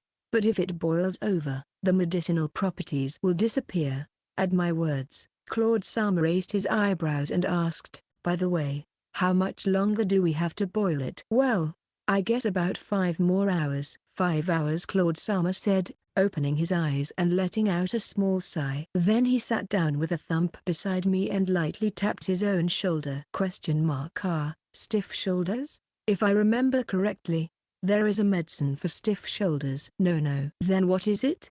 Thinking that, I looked at Claude-sama, and he looked embarrassed and troubled and said, you should take a rest. I can do it by myself if it's just to keep an eye on it to make sure the pot doesn't boil over. After 5 hours of simmering, can I take it off the fire? Is there anything else you need me to do? No. After that, it is finished cooling at room temperature, so just take it off the heat. Then no problem. Of course, I'd rather you sleep on a bed, but you're worried, aren't you? Saying that, is Claude-sama saying it's better to sleep a little, and lending his shoulder? Indeed, my body is tired and heavy, but I don't want to leave this place. But Claude-sama too. It's better to sleep a little. I can still train like this, and I haven't been a help to you after all. Claude-sama smiled dryly and said, you did a good job. Now, you can sleep. There's no way that you haven't been a help to me. When I was told that, sleepiness kicked in. To be honest, I was very tired from today. Then, excuse me, I leaned onto Claude-sama's shoulder. As soon as I closed my eyes, I fell asleep like a log. Good night, Sophia. I heard Claude-sama's gentle voice. It was so nostalgic to hear someone say that to me at the moment I drifted off to sleep. You're like my mother, I said without thinking, and after a long silence, I heard a voice say, I see. Chapter 36, I think I'm getting tougher. I woke up dazzled, and it was already morning outside. Before I knew it, I was asleep with a cushion as a pillow. Claude-sama's jacket was draped over my body. I wonder if he has gone somewhere. I can't see him anywhere. Medicine. I looked at the pot and saw that it was empty. The golden medicine, carefully filled in a bottle, was shining in the morning sun right next to the pot. This translucent gold color is proof that the medicinal properties are still effective. Claude-sama must have taken it out of the fire exactly on time. As I was relieved and let out a sigh, the door opened with a squeak. When I looked in that direction, Claude-sama looked at me and narrowed his eyes, saying, you're awake. Claude-sama. Good morning. You seem to have slept very well, but have your fatigue been relieved? It seems today is going to be another busy day. Yes. Thank you very much. The medicine and even your jacket, it's no big deal. It's what I should do as a man. Somehow, emphasizing the word man, Claude-sama said, it's time for breakfast. Violet is waiting for you in the dining room. For a moment, I wondered if we would be eating at this house. But then I thought that since Violet-sama was here, perhaps we might be able to have a decent meal? I was excited with anticipation. Seeing me like this, Claude-sama smiled a little. After eating, it's been planned to go to the Royal Palace right away. Royal Palace? You are going to deliver the medicine for me? When I nodded in agreement, Claude-sama looked a little surprised and said, what are you talking about? You're going to A section. And so we were in the carriage again. I had just finished breakfast and was dressed in the most gorgeous dress I had ever seen, and I was dying from the sensation of the rumbling and shaking. I was nervous about going to the Royal Palace, a glamorous place that a hikikomori would have never had the chance to visit, but more than that, I was suffering from stomach cramps that I had never experienced before in my life. Today's breakfast had too many items.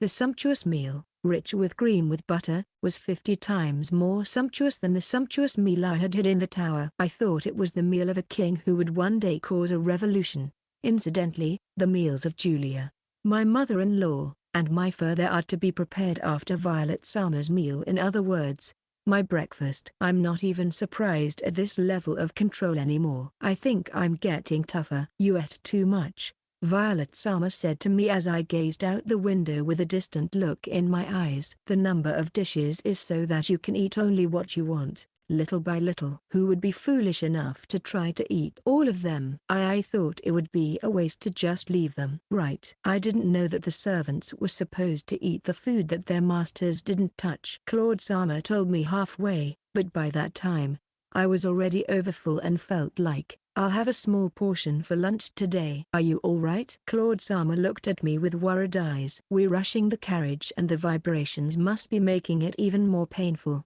although we are almost at the palace. Can you bear it? Claude-sama is very kind. But, it's so embarrassing that he's worrying for me after I ate too much. I nodded my head, thinking so. Violet-sama said that the Grand Duke is a very smart person. That's why she thinks it's very important to make the first move as soon as possible. Hence, we set out for the royal palace early in the morning like this. If my uncle is the culprit, I wouldn't be surprised if he knew that you and I had switched places, Violet-sama said with a grim look on her face. I nailed that vixen yesterday, and Morris. That priest had been commuting to you, right? That person is my uncle's subordinate. It must have been surveillance. Well, fortunately, it's questionable if that man can even properly monitor and report. That guy acts normal in front of my uncle, so he shouldn't know how stupid he is. When Violet-sama said that priest's face came to my mind, and I twisted my neck to wonder how he acted normally. That vixen was trying to get you to examine Johannes yesterday. No matter how much Arbuthnot blood you have in your veins, she must have been confident that she wouldn't be found out. That's why, today, I'll use that medicine of yours, and settle it all at once. Whoever it is, I'll make him pay. Saying that, Violet-sama shows her dignified face. I was so excited to see her expression that I felt the question that had been on my mind for a long time began to bubble up. If the Grand Duke really is the culprit, why would he harm His Highness and Violet-sama's mother? Claude-sama had told me that the Grand Duke, who had made a name for himself as a hero in the distant past, had renounced his right to the throne shortly thereafter, and was now quietly living in the north. After he renounced the right to the throne, he could not take it back again, but if all the other royal family members died, it would be a different story. For example, if he was trying to usurp the throne, His Majesty, of course, would be targeted, as well as Violet-sama. But, if I was the Grand Duke, I would go after Violet-sama first because she would be the one closest to the truth.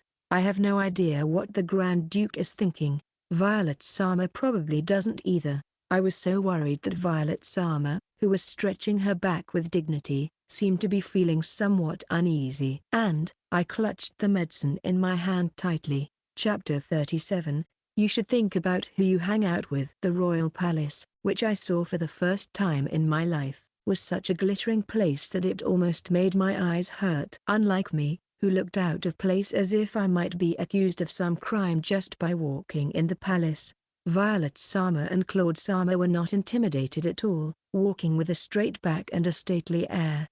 His Majesty, Her Majesty, and His Royal Highness is already waiting for you in audience the chamber, Claude-sama said as we walked down the long corridor. He had informed them of our visit first thing in the morning. I have already informed them that there is something important to discuss. It should be clear of people. Yes, Violet-sama nodded. If it's just these 3 people, I'm pretty sure I can get them to take the medicine on the spot if I tell them. Let's hurry up before unnecessary hindrances get in the way. Their line somehow sounds like setting up a flag. I just said that, and Violet-sama gave me a glare. Section. When we arrived at the audience chamber, there was His Majesty, Her Majesty, and His Highness, Johannes. Then, there was another stranger! As soon as they saw this person, Violet-sama and Claude-sama became alarmed and braced themselves. Dressed in a black cloak, the person was tall and sturdy. His black hair was slicked back, giving a good view of his fearless face. He had a large, old scar from his left eyebrow to under his eye. Above all, he was overflowing with so much magic power that even I, an insensitive person, could notice. I immediately understood that he, who was smiling softly, was the Grand Duke. Long time no see, Violet, the Grand Duke said in a low voice that echoed in my ears. Uncle, I'm not impressed that you stayed out the same day you left the tower. Violet. And you should think about who you hang out with. The Grand Duke then turned his softly narrowed, indifferent gaze on me. I wondered if he meant this for me, as I was puzzled by the words he said. Violet Sama, who was standing right next to me, let out a voice as if she had calmed down. Who I hang out with is none of my uncle's business. And why is uncle here? The same as you. I came here to talk to His Majesty about something important, but I guess I was a little earlier. Something important? Violet Sama raised her eyebrows and turned her attention to His Majesty, who was sitting on the throne. At that gaze, His Majesty raised his eyebrows as if a little troubled, nodded his head and said, "It's a serious matter," then turned his keen eyes on me. I gulped at the not-so-good-natured glances from His Majesty and the Grand Duke. I wonder why they are looking at me like this. Is it because I'm out of place, not worthy of the royal palace? I knew I should have waited at home. And as I trembled with regret, His Majesty opened his mouth without looking away from me. "Violet, are you sure she is Sophia Olot? What are you gonna do if she is?" When Violet Sama looked at His Majesty with a strong, alert look in her eyes, the Grand Duke smiled, narrowed his eyes again, and said, "His Majesty is concerned about your association with a criminal." "A criminal?" The Grand Duke's words startled me, and I couldn't help but let out a strange voice. Violet Sama and Claude Sama beside me also gasped, and Claude Sama called out his name. "A criminal?" "You're mistaken. She is. I know. She is the granddaughter of Arbuthnot. The medicines she makes are also under royal control, and it is forbidden to buy or sell them without permission. You probably have an idea about right? The young lady of Olot." Violet Sama and I gasped. "I know too well. It's not a false accusation, a misunderstanding, a ruse, or anything else. I have committed a crime." Cold sweat was trickling endlessly. I couldn't make any excuse, and Claude Sama's expression became tense. Violet Sama's voice was filled with agitation as she spoke. "Your Majesty, it is true that Arbuthnot medicine was sold, but it was her stepmother who arranged it, and she didn't even know that she was an Arbuthnot. If you are going to catch her, her stepmother should be first." "Violet, that's unreasonable. Of course, her family was also included in the investigation, but it was said that the young lady of Count Olot family was a notorious villainess and no one in the Olot family was above her. Based on that, at this point, we have to assume that the young lady of Olot did this on her own initiative." When the Grand Duke said, "Isn't that right, Your Majesty?" His Majesty had to nod with a reluctant face. "The Arbuthnot medicine may cause disorder, depending on what it is. Even if it is her own medicine, it is preposterous to sell it off. Some punishment will have to be meted out." "Your Majesty, please wait. Let me explain first why I'm here with this girl today." "Violet." Violet's words were interrupted by the Grand Duke, who quietly called out her name. "Your conduct towards the young lady of the Count Redgrave family in front of the public at the announcement party of her engagement was beyond terrible. His Majesty, the Duke, and I have been indulging you up until now, but you behaved in such a way that would be unforgivable without a good cause. Everyone, including me, have decided that we must watch over you with some caution. Your words and actions will have to be regarded as unreliable for the time being. Besides," the Grand Duke smiled softly, "for example." "Yes, for example. Suppose that the young lady of Olot came here with the medicine meant for the royal family, but now that she is provisionally a criminal, that medicine will require a great deal of time and careful investigation." With his back to His Majesty and His Highness, the Grand Duke muttered with his lips alone, "You have lost!" Violet Sama muttered something with a small voice. An immense magic power that shook the area was released from Violet Sama's body along with the wind. "She's angry, and I'm sure she's trying to get me to escape." Violet Sama didn't even glance at me. For some reason, I thought so. Seeing Violet Sama like that, the Grand Duke smiled softly. It was the complacent smile of the strong. "Violet, you are my former student, my lovely niece, and my treasure. But you are a little too mischievous." The Grand Duke waved his finger and muttered something, and Violet Sama's eyes suddenly widened and she clutched her throat. "Now you won't be able to talk for a while. What are you doing being absent-minded?" "Seize her." the Grand Duke ordered in a sharp voice to the knights who were waiting in the corner. The knights came towards us in a huff. I quickly backed away, but they quickly closed the distance. The knight who reached out to catch me was so close that I was unable to move my legs and close my eyes shut. What should I do? I wondered if Violet's armor would be okay, and if I was caught. His Highness, I cursed myself for being so foolish, and then I sensed that the knights were bewildered. Exclamation mark.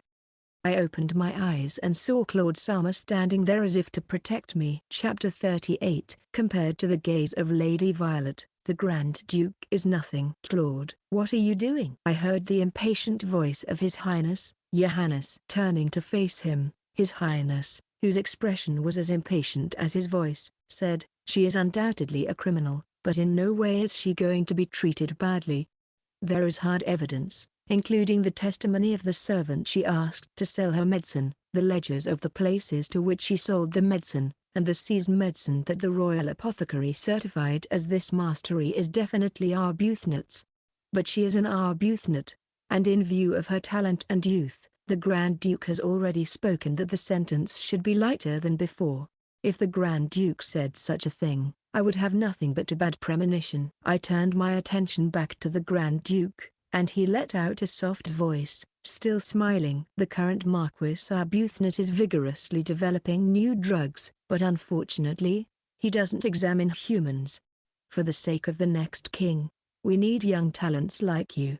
The next king. With that phrase oddly ringing in my eyes, I think this must be a case for the throne after all. But if that's the case, aren't Violet's armor and Claude's armor, who have learned the truth, also in danger? I felt a sense of discomfort that I couldn't shake off, but just thinking what if that was the case made my blood run cold. "Considering the severity of your crime, you should be in jail for a few years, but it would be a shame to let your talent be crushed by imprisonment.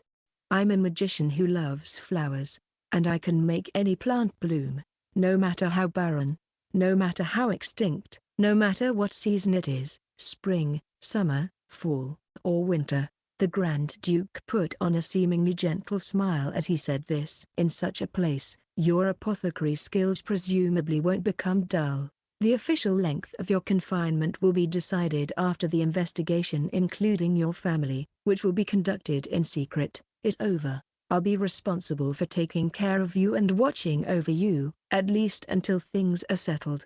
You see, you won't be treated badly. It'll be more comfortable than that tower Viola T. lived in." "Claude, now you know. I don't know when you became friends with her, but she isn't going to be treated badly. No, Your Highness.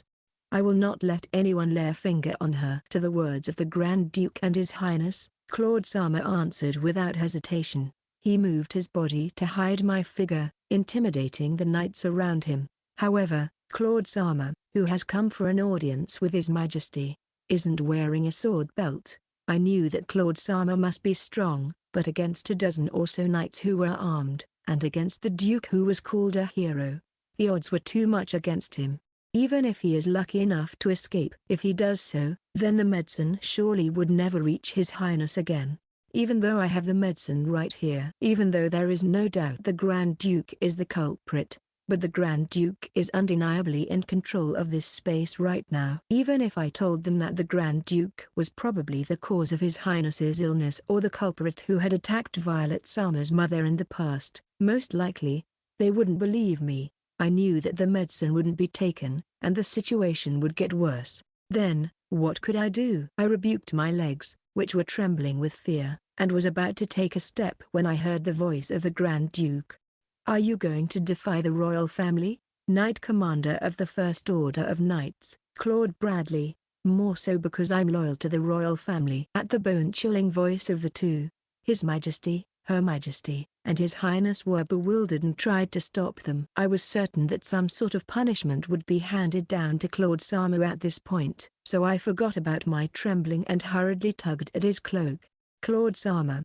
I'll go." What are you talking about? A crime is a crime. Please take care of Violet Sama. It's terrible that she can't let out any voice due to magic." I guess Claude Sama understood what I said, because he made a reaction, but he still got angry and said, "No." But even if he said no, Even though I was scared, this was definitely my last small chance. When I looked at Violet's armor, she had an angry look in her eyes as well, but she also had a difficult expression on her face, as if she had already realized that this was the only way. Still, her frightening eyes are the same, and my heart is about to yield. It is really scary. Yes, compared to the gaze of Violet's armor, the Grand Duke is nothing. With what little courage I had left, I shook off Claude's armor's attempts to stop me and headed for the Grand Duke. The Grand Duke looked a little surprised for a moment, but then smiled thinly and reverently held out his hand to me. I boldly put my hand in his hand. Then, Your Majesties, and Your Highness, I will take her and return to my domain. Please take care of the investigation. Ah yeah, I got it, His Majesty, and the others replied to the beautiful bow of the Grand Duke with a puzzled look. It may be because of this situation, but His Majesty is somewhat reserved in front of the Grand Duke. Is it because he is naturally timid, or is it because he is his younger brother? While I was thinking about this, I noticed a blue glow at my feet. It must be the magic of teleportation. As his body floated away, the Grand Duke opened his mouth to Violet's armor. I've told you before that I'll send you flowers when the time comes. Violet's armor, who was staring at the Grand Duke, stared at him suspiciously. Sent her flowers? Does he mean the scent of lilies? While a large question mark appeared on my head, I smiled slightly at Claude's armor and Violet's armor the moment my body floated up. I'm waiting for you to come get me. The moment I wished for this, my body floated away. I was teleported from the royal palace to the northern land where the Grand Duke lived. Chapter 39. It would be boring to just kill him. I arrived at a beautiful place filled with colorful flowers. The wind was blowing from somewhere, and many petals with sweet scents were fluttering in the air. Surrounded by stone walls, this place looked like a courtyard. Looking up, I saw a blue sky that I would never see in winter. Was it a sky created by magic? It was too out of the ordinary. And in this place, there were not only flowers but also various plants. That's the cabana flower? Ah, the one that's blooming here. Is it rohap? I couldn't help but stare at those plants passionately, even though it wasn't the time for it at all. That one, and all of them. After seeing them in literature, I want to touch it. I remember writhing like so in agony. I had given up on these mythical plants, thinking that I would never be able to see or touch them because either they had long since become extinct, or they were from faraway southern countries. I can't believe that there is such a paradise-like place that all apothecaries would drool for in this world. Under these circumstances, you really are, should I say, as expected of Arbuthnot. Blood is a scary thing. As my right hand was itching to touch. No, this is the enemy's home base. I heard the voice of the Grand Duke. I turned my eyes to the Grand Duke, who had put on a fake smile on his face. I'm a coward. I always take actions, assuming the worst. In all my plans, you were a little out of my calculations. You mean the replacement? Yeah, that was unexpected too. I underestimated Violet. In addition, my judgment was delayed considerably because I wasn't satisfied with the report of the surveillance I had arranged for her. Well, that's fairly a trivial matter. What's miscalculated is your ability. As he said this, he turned his gaze on me and observed me as if I was a nuisance and a peculiar creature. It was already troubling that a girl, who hadn't received much education, had mitigated the magic power I had poured into Johannes. And then you met with Marquis Arbuthnot, who had turned his back even on his own daughter, in person, and applied for an audience with His Majesty and His Highness. I assumed that meant you had thought of Plawny and replan and created a potion that could nullify them. By his own daughter. I wondered if that meant my mother. For a moment, I was distracted by this, but then I flinched at the look the Grand Duke gave me with a smile. It was a cold, unforgiving look. Why are you doing this? I was scared, but I asked the question I had been wondering for a long time. Violet Sama's mother is your sister and His Highness is your nephew, isn't it? Why are you doing this to your family? Sometimes, doesn't our hatred become stronger exactly because of being related by blood? For the first time, the Grand Duke's smile faded from his face. Anyways, when a person with a royal bloodline harms the royalty, There is almost always only one reason, isn't there? Usurpation of the throne. That's right. Well, the throne originally belonged to me, the eldest son. The Grand Duke, who said that, laughed to himself and began to speak indifferently. The previous king, my father, despised people with magic powers. He said they were possessed by demons. You see, as his own son, I was no exception. No matter how hard I tried, my father wouldn't even look at me, let alone acknowledge me. Well, that was only within the family. Once we stepped outside, he would tell everyone that I was his precious son even though I had a magic powers. Just before my ascension to the throne, a war broke out with the neighboring country. My father ordered me to go to the front line, and I took the chance to be recognized and won the war without any bloodshed. When I returned home, my father despised me more than ever, calling me a monster. I don't know if you think you've saved tens of thousands of lives, but your power is the power of the monster that can take twice as many lives. You filthy demon, he said. Well then, I might as well be a demon. I thought so. The Grand Duke smiled. I turned down my right to the throne as my father wished for, and so I was given the title of Grand Duke and a barren estate where not a single plant or tree grew. The question why arose in my mind. If he had made a move instead of turning down the right to the throne, it wouldn't become a mess right now. Perhaps sensing my question, the Grand Duke softly said, "It would be boring to just kill him, wouldn't it?" And smiled. "It's more fun to trample down everything they hold dear after these fragile, helpless, and ignorant insects foolishly believe that their futures are secure." Olivia, Violet's mother, was killed as an experiment to see if Plawny would work. And as expected, no one realized that she was killed by others except one person. That was Violet's armor. As I listened to the Grand Duke's confession, I felt inexplicably sad. Even though I was a medical fool whose sensitivity was a little duller than others, I was still saddened about being singled out and being treated coldly by my family. So, I can understand a little of the sadness that the Grand Duke has. Of course, unlike me who gave up on being loved early, he worked hard, put his life on the line, and was denied. I definitely can't even imagine how frustrated he must have been. However, there is a line that must not be crossed. If anything, the only one who should be guilty is the previous king alone. I bit my lip, tormented by the sickening feeling of heaviness in my chest, and then I heard a familiar voice. "Grand Duke, I heard you wanted to see me." It was the priest who had taken care of me in the tower. His eyes were more intellectual than when I was in the tower, and he looked at me strangely when he saw me. "She's a guest. Be polite and hospitable. It shouldn't be for a long time." "Understood." The priest bowed deeply, and the Grand Duke said, "Well then, I'll excuse myself. This is a special place that can only be visited via the teleportation formation I've created. No one will be coming to get you. Don't get your hopes up, and behave yourself." As the Grand Duke waved his finger saying that, the bottle I had been holding in my hand floated in the air. "I'm going to keep this just in case. I'll give it back to you after everything is taken care of." "Well, there won't be anyone left to use it by then." Grabbing the floating bottle, the Grand Duke disappeared. Chapter 40. I don't know what to say. "This room is for your use. It is sunny and spacious and faces the courtyard," the priest explained in a calm manner, without a crack in his cool good looks. The Grand Duke said, "You are free to use whatever you wish, including the plants in the courtyard. If there is anything you need, please let us know." Though I say that, I'm also working during the day, so I won't be back until night. In the meantime, you'll be accompanied by a maid.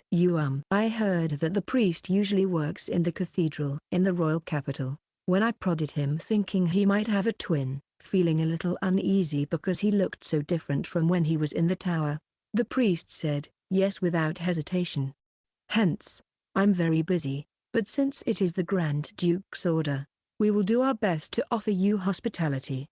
If that's the case, I wonder if you would be able to tell me how Violet's armor is?" But he seems to be on the Grand Duke's side, so it probably would be difficult. Still, he also said the surveillance wasn't done properly. When I asked this, the priest's eyes widened for a moment. The priest's expression returned to a serious expression as he backed away involuntarily, saying, "I beg your pardon, I was shaken since I suddenly heard an unexpected name. You said Violet Sama, but are you perchance referring to the young lady of Duke Elford family? Why yes, it is Violet Elford Sama. When I said that, the priest looked at me with wariness in his blue eyes. Excuse me, but what is your relation to that person? And what is your name? I wondered if the Grand Duke hadn't told the priest about me. I was a little surprised, but at the same time, I was also stumped by the priest's question. I don't know what to say. Of course, it's not that I don't know what our relation is, but I'm afraid of the priest's reaction. He looks like he would tear me into pieces if I said something awkward. My name is Sophia Olot. I've received a favor from Violet Sama before. Olot? Why yes. Olot. The priest recites my last name and stares at me from head to toe. He looks at me with a little rivalry in his eyes, but I wonder just what kind of mindset he has. The Grand Duke doesn't allow me to meet Violet Sama for a while. I cannot disobey his order. Is that so? I'm sorry for troubling you. However, well, I have also been ordered to be hospitable towards you. I'm sure I'll be allowed to watch over her from afar as long as I don't meet her. Yes, this would allow me to fulfill your wish and watch over Violet Sama without disobeying the Grand Duke's orders. There is no problem at all.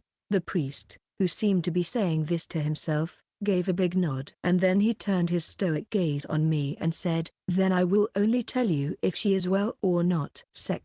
He left immediately after he said that. After seeing him off, I looked around for an escape route. To my surprise, I couldn't get anywhere except the courtyard and the room that had been prepared for me. The door didn't open at all even though it didn't seem to be locked. The door, which didn't even budge a little, was probably casted a magic to prevent me from going anywhere. I wondered if it would be effective if I made the medicine to nullify magic and applied it to the door. But that was an oral medicine. More than that, there is no furnace in this room. It requires fire, so I can't make it anyway. I feel bad to just wait like this. But all I can do is to trust and wait. With this in mind, I'm in the courtyard, scraping off the herbs I had just picked with a mortar. It's a pity that there is no fire or pot, but there are all kinds of medicinal herbs here. I've already tasted and memorized the smells and tastes of all the fantastic medicinal herbs, including Plawny and Replan. I even picked some beta berries at the edge of the garden, but I put them away in my pocket without putting them in my mouth. Even if I don't look like it, I'm unexpectedly the type of person to learn my lesson.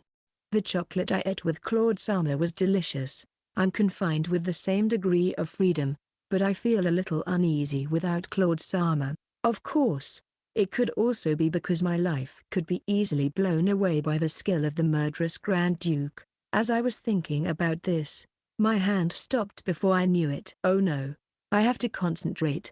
I was about to move my hand in a panic. Then I heard someone entering the courtyard. I quickly hid myself. That person didn't seem to notice me. I heard a sound as if something was thrown against the wall, and a woman's sobbing voice echoed in my ears as I was paralyzed. Someone is crying. Still hiding. I slowly took a look around. The unexpected woman involuntarily took my breath away. Lily Sama. Sophia Olot.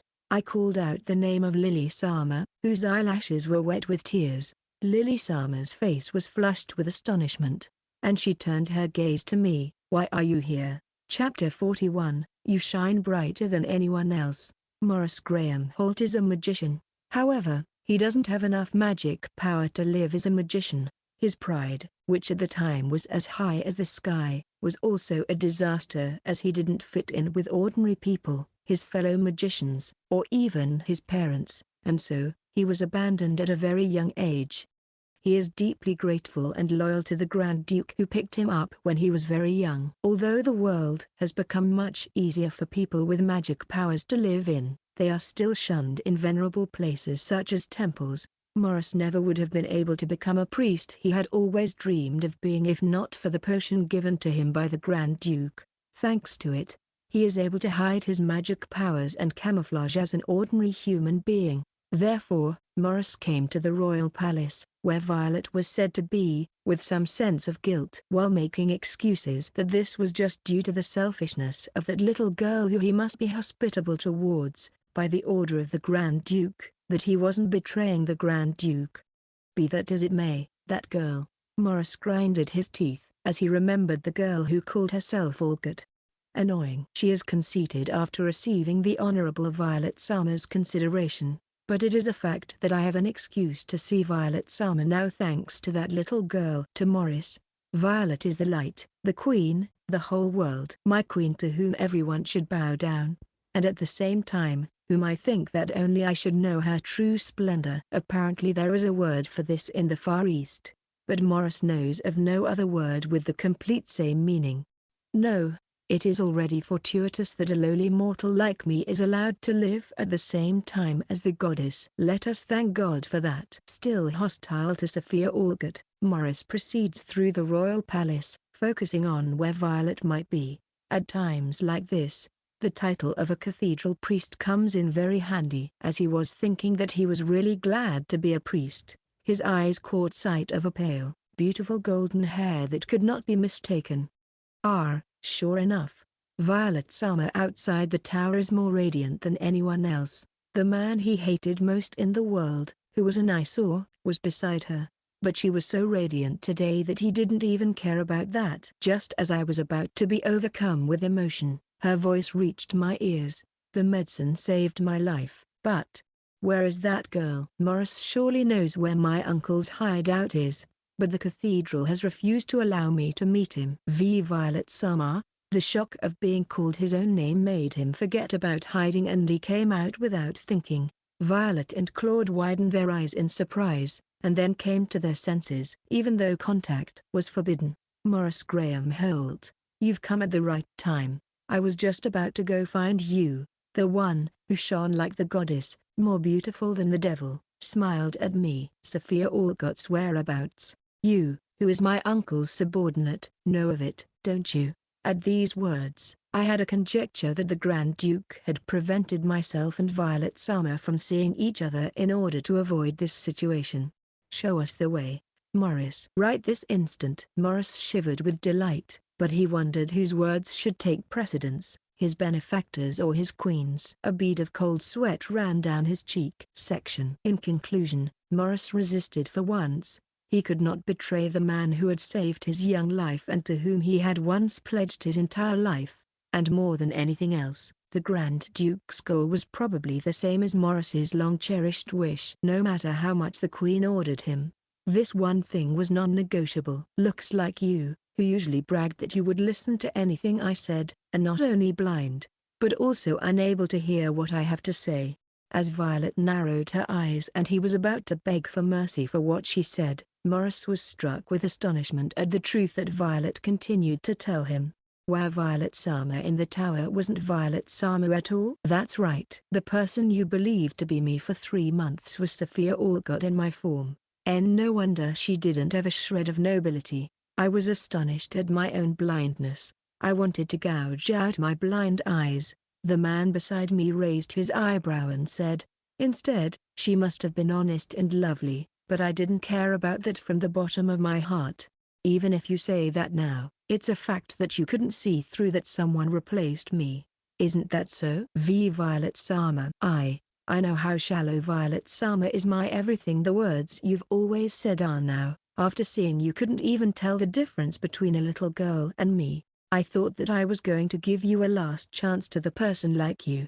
There were times when I doubted if this was really my queen. But as a man with both meager magic power and talent for magic, I thought that there was no way a replacement could occur and blamed myself for disrespecting her. And you're the one who always said that crows should become white and clouds should become black as long as they are what I said. It's laughable that you yourself, who said such things, would go against my words. I will not allow your duplicity to be in my sight. It's extremely distasteful. Violet Summer, you have no right to call me by my name. Morris was astonished at those cold words. To Morris, Violet said softly, I'm going to ask you one last time, and her voice was very gentle. which made it clear that this was her final pronouncement. Morris Graham Holt. Where is Sophia Olot, whom Uncle has hidden away? Morris drooped his head at the gaze which was like a beautiful cat tormenting its prey. Chapter 42, The Desire to Help. In a space where petals danced with every breeze, Lily Sama gave me a strong stare. Why are you here? Because of being caught by the Grand Duke?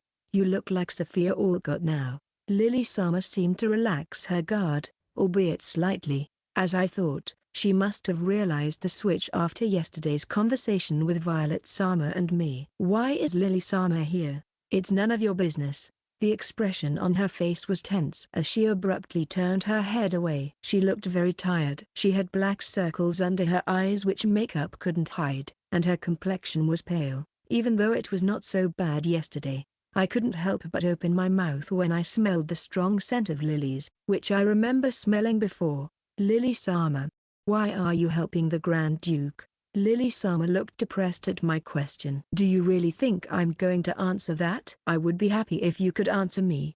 I'm sure she wouldn't tell even a person like me. But I can see her reaction. The Count of Redgrave's estate is located far away from the royal capital, you see. Donovan and a place called Zambas, which is even further away from the capital. About a year or two ago, there was a major flood, and most of the crops, as well as fields, were devastated. As part of our small talk, I recalled what Neil Sama had told me. Lily Sama's territory was originally a hard place to grow crops. The people in the territory suffered from starvation due to the flooding that occurred. On top of that, normally, food would have been provided by other territories or countries. But, during the time of the flooding, the weather was so bad that crops were not growing well in all areas, and there was a shortage of food. The government distributed all the food stored in the national treasury, but not enough support was given to far-flung areas. However, the hard work of the farmers paid off in Zambas, and one day, the crops began to bear fruit. When the food problem subsided, Lily Sama began to appear at social gatherings in the royal capital, catching the attention of His Highness, and from then on, the two were seen as friends.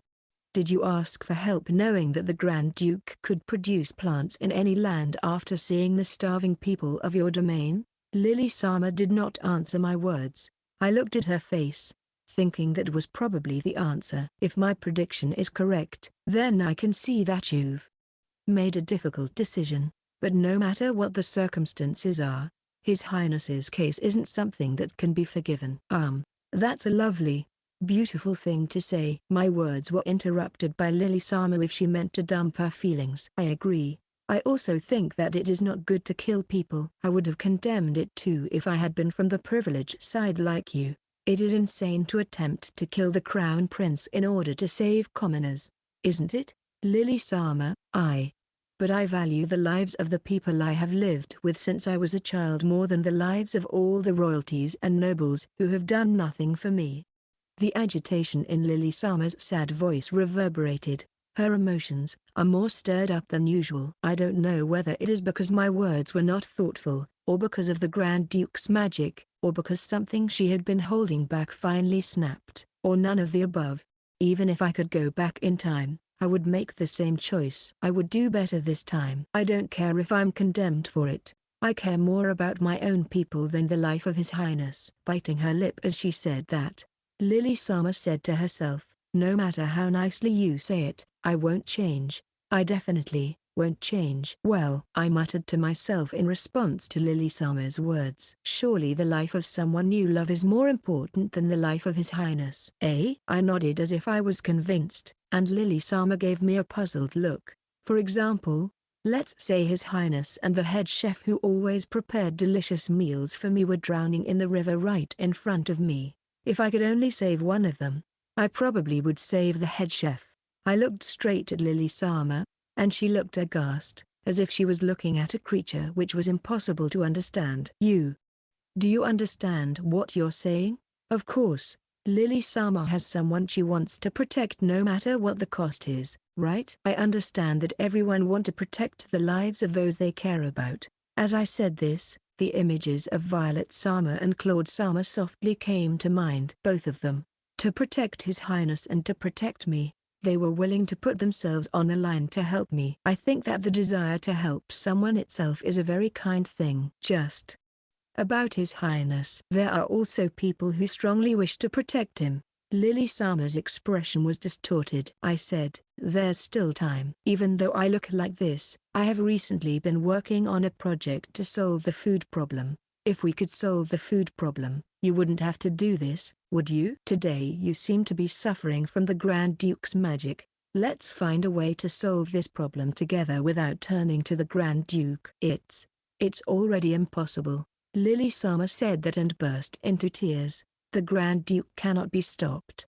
No matter whether I help you or not, no matter what happen. Chapter 43, You're of Unknown Nature. I was ordered to provoke Violet Sama by making His Highness eat sweets containing a potion that could hide magic spells, but she mustn't know about it. Then after His Highness died, I was to turn myself in. The Grand Duke threatened me, and I had no choice but to poison His Highness! I also don't know what the Grand Duke has in mind. Just to get revenge, and then, Lily Sama turned her tear-stained eyes to me as I looked at her, wide-eyed and confused. To make Violet Sama the next queen. That's what he said! At Lily Sama's comment, my previous sense of discomfort disappeared with a resounding thud. The peony flower, which meant champion, was given to me at the tower. Then, there were violet flowers, which reminded me of Violet Sama's mother, and thistle flowers, which meant don't touch. The priest had said, "The Grand Duke and I both think that Violet Sama is the most suitable person to be the next queen, and I think I now understand why he wouldn't kill Violet Sama, who is an excellent magician and the most troublesome of all. First and foremost, what I don't understand is the motive." Now you understand, right? The Grand Duke is not interested in saving himself, and he has no intention of stopping his revenge. Even just earlier. Lily Sama. Where does it hurt? I ran up to Lily Sama, who suddenly held her chest and screamed. She was struggling to breathe and seemed to be in a lot of pain. I looked around for something to medicate her, fumbling in my pocket with trembling fingers. I was about to examine, not knowing what kind of illness she was suffering from, when I heard a low, flat voice from behind me. "Count Redgrave's young lady." "I didn't know you were so talkative." I turned around, and before I knew it, the Grand Duke was there, with a cold smile on his face. "Earlier you made it clear that you would help me to the end even with your wavering resolution." Lily Sama turned pale and trembled. When I involuntarily stepped in front of her, the Grand Duke turned to look at me and narrowed his eyes. "If you hadn't switched places with Violet, it would be all over by now. Johannes would have been killed while she was imprisoned. And Violet, who would have seen the bouquet Lily gave her and realized I was the culprit, would have come to me as soon as she was released from prison, and I would have told her about the poisonous herb that never existed. An ancient poisonous herb that couldn't be found even in ancient documents. A poisonous herb that could no longer be revived by magic, and that was used to kill Johannes and Olivia. There are some people who would be troubled if Plawny and Replan disappeared after all." The Grand Duke smiled. "Why would you do such a thing?" "I told you, it's revenge." I wanted to take something precious from the royal family who had taken something precious from me. I wanted to tell them that my resentment was deep and that what had been taken from me would never return. The Grand Duke, who said that, gave me a troubled look. "Now then, Sophia Olot, in light of treading upon that topic again, you're of an unknown nature. I still can't decide whether I should let you live or not." The Grand Duke looked at me regretfully as he said this. "The last blood of Arbuthnot, a rare genius. I don't want to kill you, but I have no choice. You are dangerous." Saying this, the Grand Duke held out his hand to me. A pale light began to glow in the palm of his large hand. The moment I heard Lily Sama's scream, I closed my eyes as quickly as I could. At that moment, a familiar, beautiful voice rang in my ears. "Perrin." I heard what sounded like a popping sound, and a strong wind blew, but my body felt neither pain nor shock. When I opened my eyes, I saw the Grand Duke looking behind me with his eyebrows furrowed in annoyance. When I turned around, there was Violet Sama, her pale blonde hair swaying in the wind, and Claude Sama, carrying his sword. Then, there was the priest, His Highness, and His Majesty the King! Exclamation mark. Claude Sama, Violet Sama. Claude Sama called my name, and I tried to run out, but at that moment, I felt a chilling, sharp blow on my neck. That was a good strike, Violet. It's also wonderful that you broke my spell. I could feel the Grand Duke standing behind me and smiling at me. Truly fitted to be a king. Better than some scumbag, don't you think so, Russell? Brother. No way. You really? His Majesty groaned as the Grand Duke called out his name. Beside him, His Highness looked at me, the Grand Duke, and Lily Sama with a pale face. But, Violet, it's not enough to strike just once. In a case like this, you have to neutralize them immediately after doing a surprise attack. Even if they are relatives. Softness can lead to such a reversal. The Grand Duke, who said this matter-of-factly, looked around. The priest who seemed to have had eyes on him turned pale and staggered, and the Grand Duke, seeing his appearance, sighed. Difference of Sophia Olot. Huh? My heart skipped a beat. The apothecary, the king, and the crown prince. Then the knight and the priest. Let's see. Let His Majesty the King and the priest survive as witnesses. The hero, the Grand Duke, was unjustly oppressed by the royal family and was continually deprived of things he held dear. Therefore, he has taken revenge. The Grand Duke's words sent tension through the place. For a moment, if I can make him flinch for a moment, I'm sure Violet Sama or Claude Sama will do something about it. I only have one chance. The question is whether or not it will go in properly. As I squeezed my left hand with this thought in mind, His Majesty the King bowed his head with "I'm sorry." Chapter 44, You Lost. Cromwell Gloshimmel had indeed resigned his claim to the throne in disappointment and despair and retreated to this barren northern land. However, there was only one saving grace for him at that time. It was that he was allowed to marry the woman he loved. She loved flowers. She was the one who laughed at him when he was chased to the north, saying, "All I need is you." The one who found delight in rare plants made to bloom by magic rather than jewels or money. When that person, who was like a flower, gave birth to a new life, his brother, who had become the crown prince, and sister Olivia, arrived with many gifts to celebrate.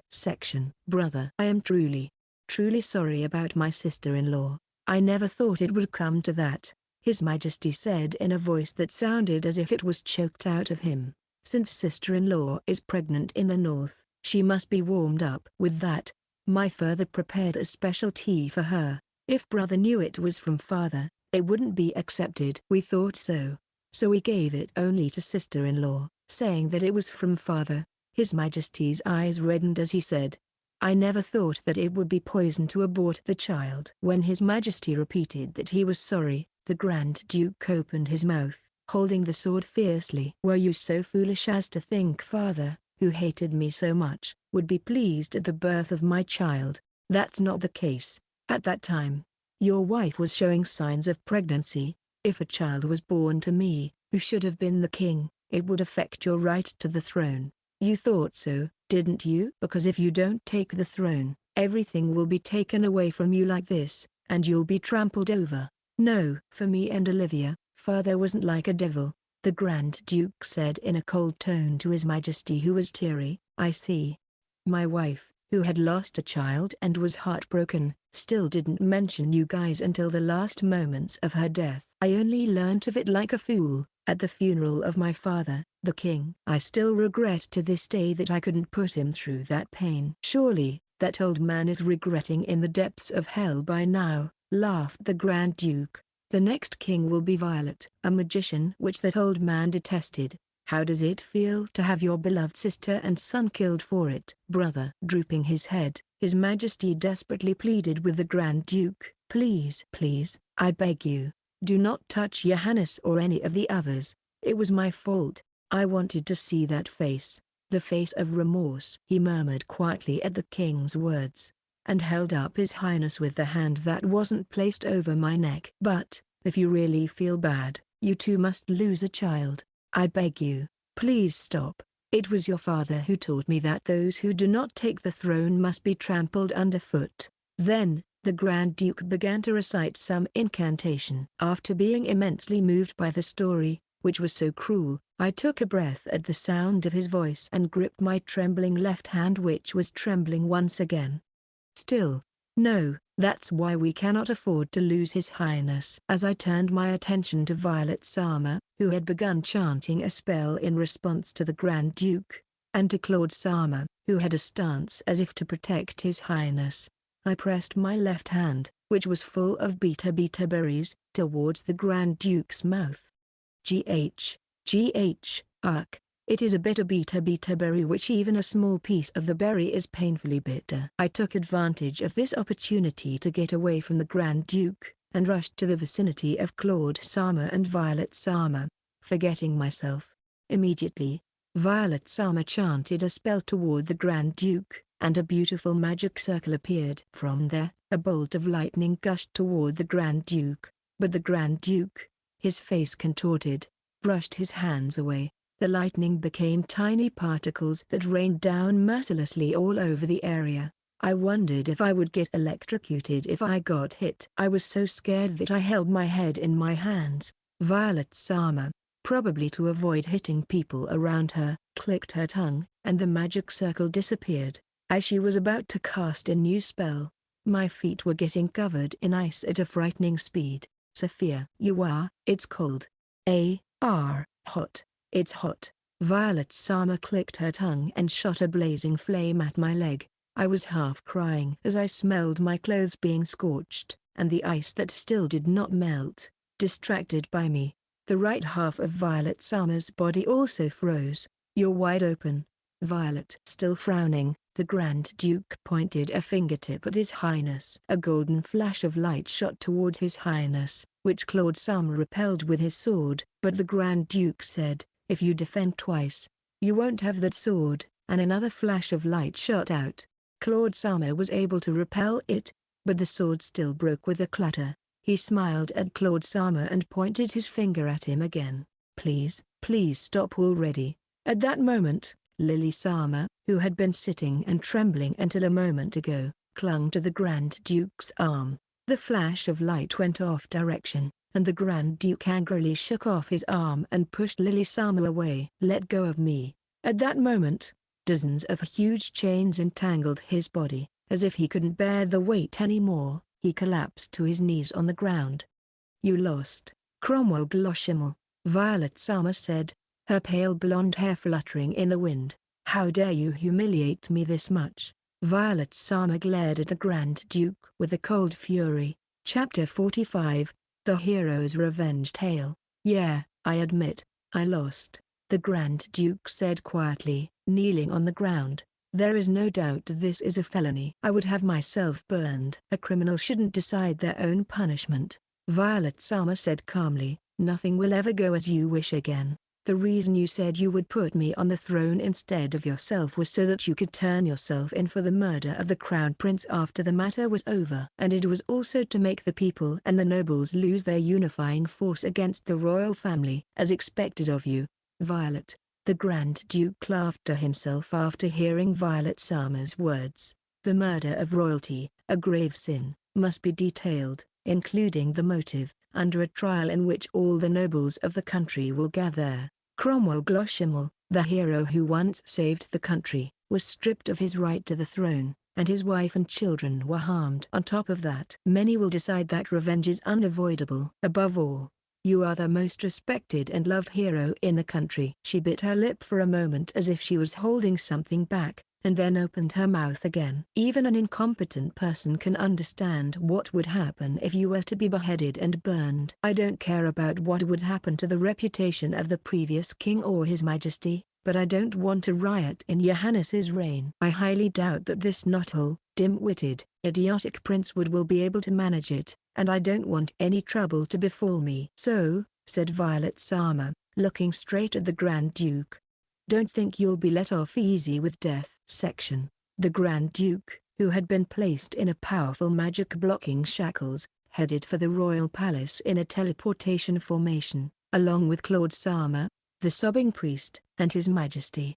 The only ones left behind Army and Violet Sama, then Lily Sama and His Highness. His Highness, who rushed to Lily Sama as soon as the Grand Duke kneeled on the ground, must have been greatly shocked by the Grand Duke's and His Majesty's confession of sins. His face was very pale.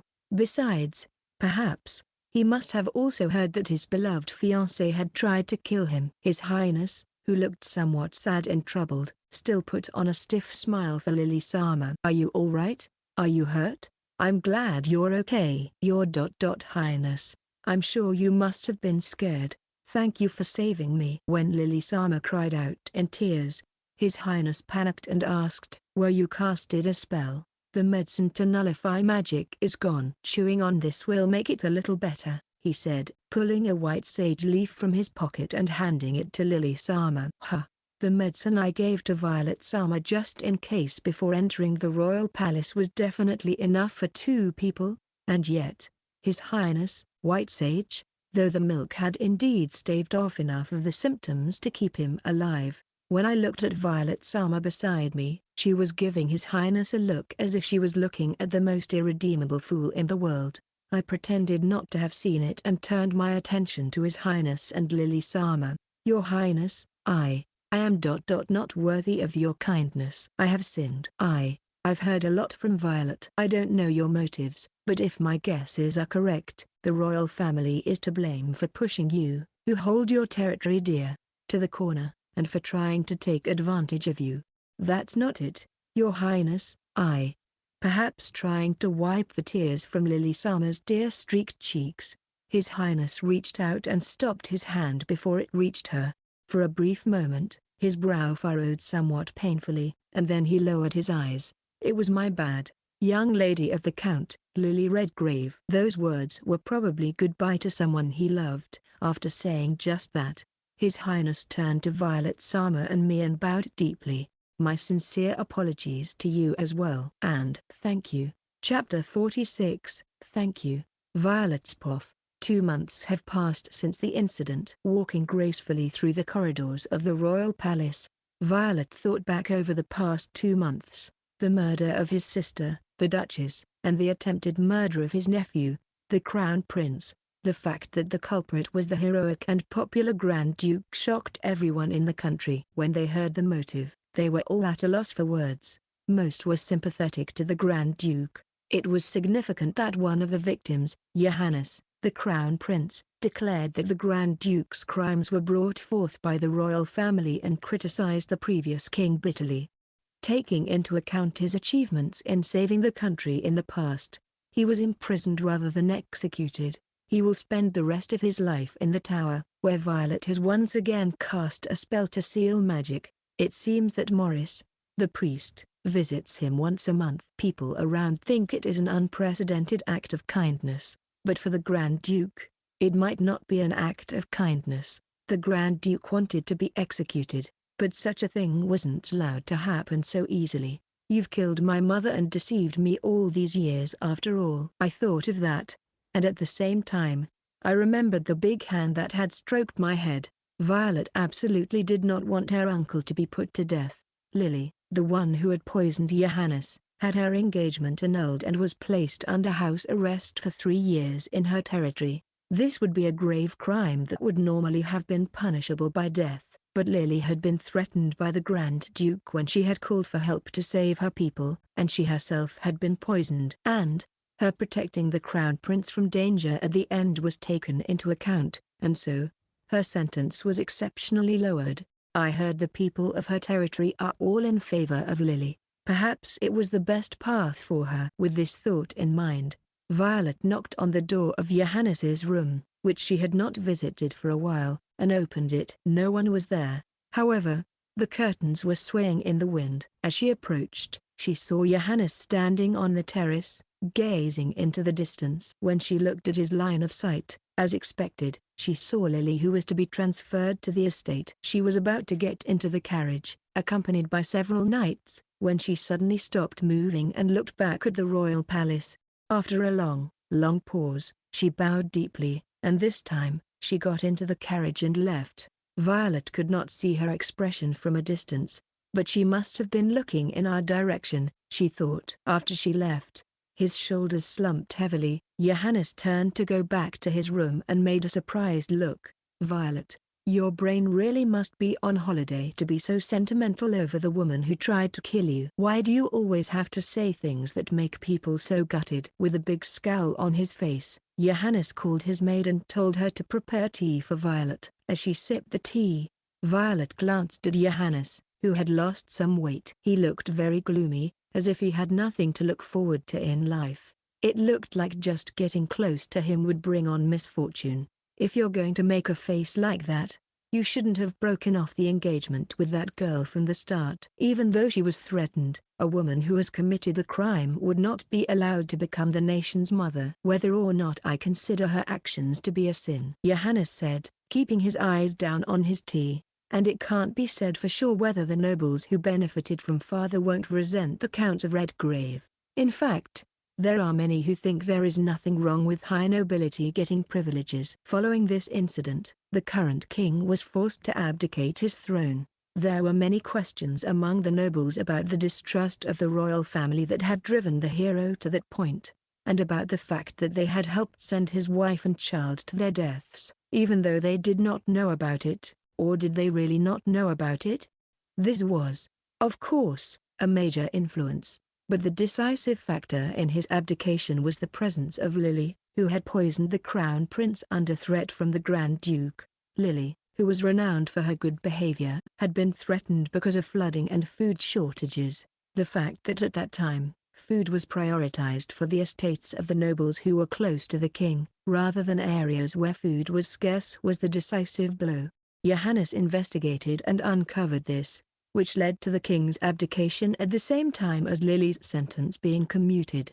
Both the faithful and the sweet-tongued will find dissatisfaction with the royal family. It's going to be chaotic for a while. As incompetent as I am, I'm not confident that I can protect her from malicious eyes. That's right. You couldn't even protect yourself. Johannes groaned and held his face in his hands. I was wondering if you could do something about that talent of accurately nudging people's sore spot. But on the flip side, you look at people that closely. You must have a good eye for observation and imagination. Maybe, as Uncle said, everything will work out peacefully if you get the throne. Absolutely not. I knew you would say that. Well, I'm afraid that there will be an immediate war if I put you on the throne. Johannes sipped from the cup of tea in his hand as he said this. Unlike you, Further is the kind of person who is terribly insensitive and oblivious to the pain and suffering of others. He continued with a sense of self-deprecation.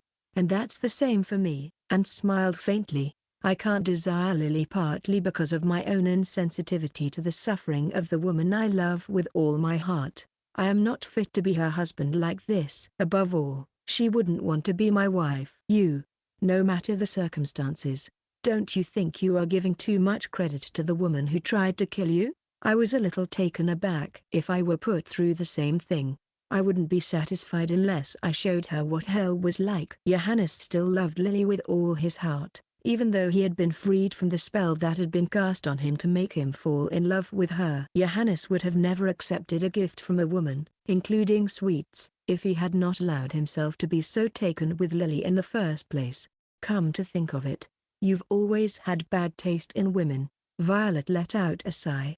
I'm sure you'll continue to be deceived like that by women with wolf in a sheep's clothing. I don't want to be told that by a woman who is a wolf both on the inside and outside. After saying this abhorrently, Johannes was silent for a moment and said, I'm sorry, Violet. Before you and I grew apart, I gave you some honey, remember? When I heard that you had a cold and were throwing a tantrum because you had a sore throat and didn't want to eat anything, I thought of honey. Now that I know the whole story, I feel I did a terrible thing to you when you were down and out.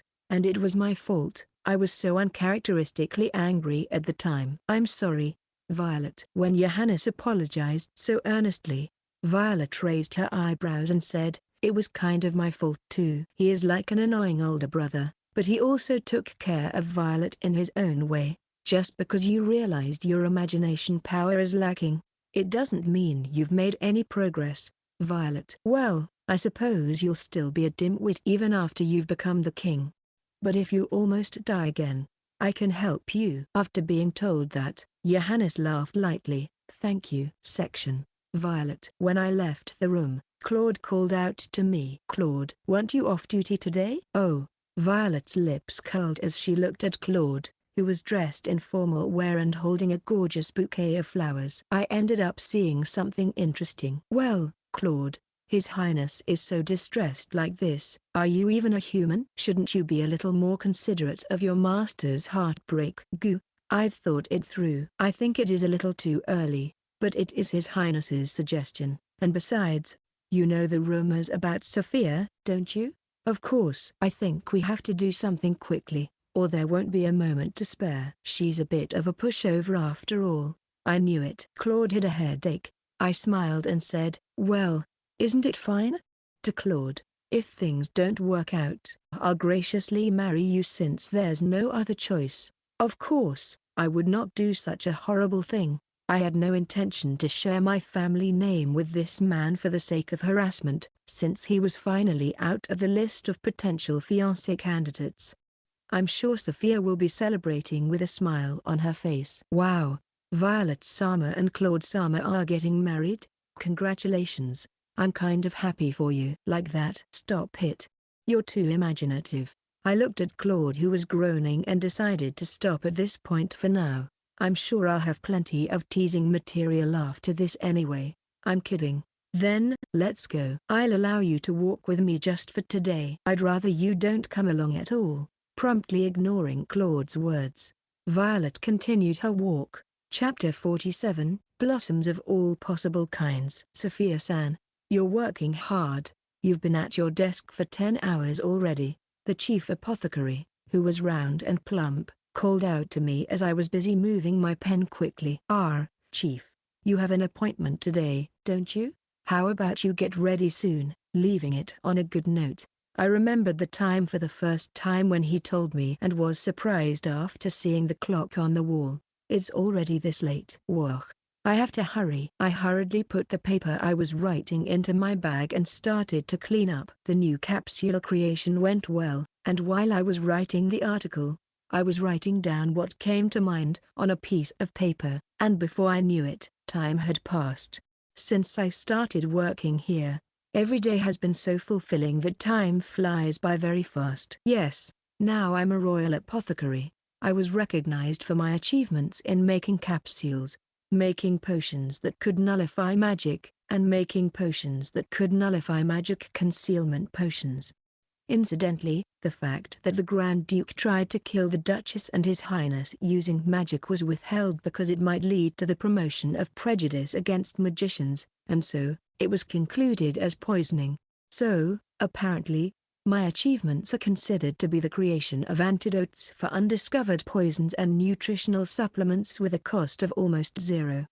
Anyway, I was very happy every day thanks to the recognition of my achievements. A royal apothecary, a very wonderful job, where you can make medicines all day long and get paid for it. Why are you making a weird face, Sophia? Are you eating something sweet again? Or did you find a new type of grass? I was soaking up the happiness in my heart when my colleague, Sven, called out to me. He had short red hair and hazel eyes. He opened his mouth again, giving me a teasing look as if to poke fun at me. You're a band and a grass geek after all. No. I was just grateful for the happiness of everyday life. Let's just say the spendthrift young lady is surprisingly reflecting upon a little bit of happiness. Spendthrift, as I couldn't say anything back. It's a joke. Sven laughed and put a candy in my palm. Wow, it's candy. Thank you. Don't be so happy over a single candy. Sven, who is smiling, is bad with his mouth, but he cares about me in his own way. Although the replacement magic has been publicized, many people do not believe that such a strange art can exist. Consequently, I am called an evil young lady, and some people look at me with disdain, but most of the people are relatively uninterested in other people, and there are people kind to me, like Sven and the chief pharmacist. This is heaven after all. And most of all, I'm thankful that I have a dormitory. As I thought of this, I remembered the devastation of the Count of Olot's family. First, the investigation revealed that my stepmother had ordered her servants to make them sell my medicines. As punishment, my stepmother was stripped of nobility and imprisoned for several years. And then, my father, He is now forced to clean up after my stepmother's crime. In addition, the Count of Olot's finances are on fire due to Violet Summer's spending spree, and he has grown old quickly. Violet Summer told me to get back at my father as soon as possible, but I think she has already done that. She furrowed her brow when I said this, but then let out a sigh as if she had no choice. Well, if you insist, I can't just deliver the finishing blow on my own, can I? She said so, and it seems that she is slowly and gradually cornering the Olcott family day by day, just on the edge of not going bankrupt. Hearing this,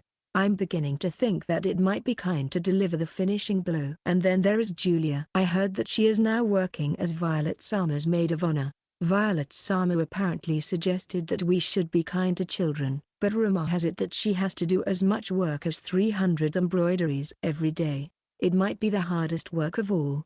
And speaking of family, my grandfather. I thanked him and reported to him that I had become a royal apothecary. I received a large quantity of books and a reply saying that I could consult him as an apothecary if anything happened. When I told this to the chief apothecary, he looked up at me with wide eyes. He said, I didn't think he was capable of displaying such kindness to his grandchild. He must have had a very hard time under my grandfather in the past. Even he can have such consideration for his grandchild. Indeed, that person loved his wife very much for some reason. He looked at me with a faraway look in his eyes, and I felt a little solemn, remembering the Grand Duke and His Highness. I end up thinking that the feelings men have for women are heavy. Section. Claude Summer, I'm so sorry to keep you waiting. Wah.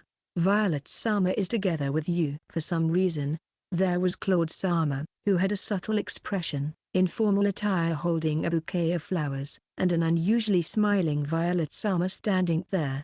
Hey, Sophia. I heard you're being courted by all sorts of young men these days. Well, I suppose so. I was brought back to reality at once, and I felt gloomy. Right, maybe being a royal apothecary can make one popular. I'm constantly getting matchmaking letters. The reason for this is that I have Arbuthnot blood in my veins, and rumors are spreading that I'm not an evil young lady as one might think. And aren't all of your suitors of perfect looks and good family history? Yes. That's why I'm troubled. I let out a sigh. I've just become a royal apothecary and I want to concentrate on my work, but I can't keep saying this if I become someone's wife. What's more, I'm too afraid to say no. I'm thinking of marrying someone who will allow me to continue working. I said this, and with a serious look in his eyes, Claude Summer called out my name and offered me the bouquet of flowers in his hand. I find you as an apothecary very lovely. Thank you very much. Suddenly I was comforted by the flowers being handed to me. Does he mean there are some men in the world who will allow me to do my job? As my head was filled with question marks, Claude Summer continued with a serious look on his face. I come from a Marquis family, but I'm the second son and a knight. My wife's duties are non-existent. I'll create an environment in which you can devote yourself to your work as much as you like. I'll not make life difficult for you, and I'm confident of my integrity. Stone-faced though. Violet, shut up. I'm confident that I know exactly what you like. Whether it's honey, chocolate, or medicinal herbs, I promise to give them to you every day. So, !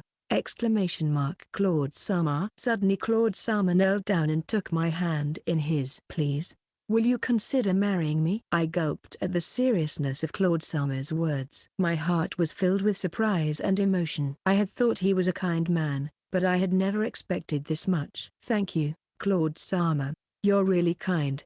To think of me that much! ! Then, I can't believe you knew that I didn't want to get married and even proposed a fake marriage. Claude Summer froze. I'm both happy and ashamed to have caused so much worry, so I clench my fists and encourage myself. I'm sorry that I made you worry so much. But thanks to you, I have courage now. Come to think of it, my birth family will be troubled if I don't refuse the marriage proposals since it is on the verge of downfall, so I'm going to gather up my courage and turn them down.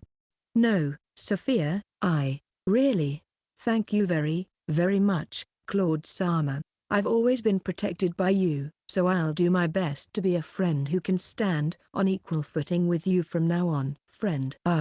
I'm sorry. Was I rude when I said that? Claude Sama smiled. No. That's not true. Friends. We have a good relationship. On the side, Violet Sama has the best smile I've ever seen. Foo foo foo. Good for you, Claude. It doesn't seem like Sophia is going to get married, and you're getting along well as friends. Yes, that's right. That's right, but foo foo. It would be good if you can be friends for the rest of your life, wouldn't it? I was ruminating over the words that had just been said to me as I watched the two of them threaten each other with some kind of beaming smile. Marriage with Claude Sama. I don't dislike it. In fact, it might even make me a little happy. As I ran my hands over my cheeks, which had suddenly become somewhat hot, Violet Sama said, I'm really in a good mood. I wish you a good start and long-lasting friendship. I'll show you something good. Saying this, Violet Sama held up her hand. The wind blew from nowhere. A single sparkling purple petal danced in the air.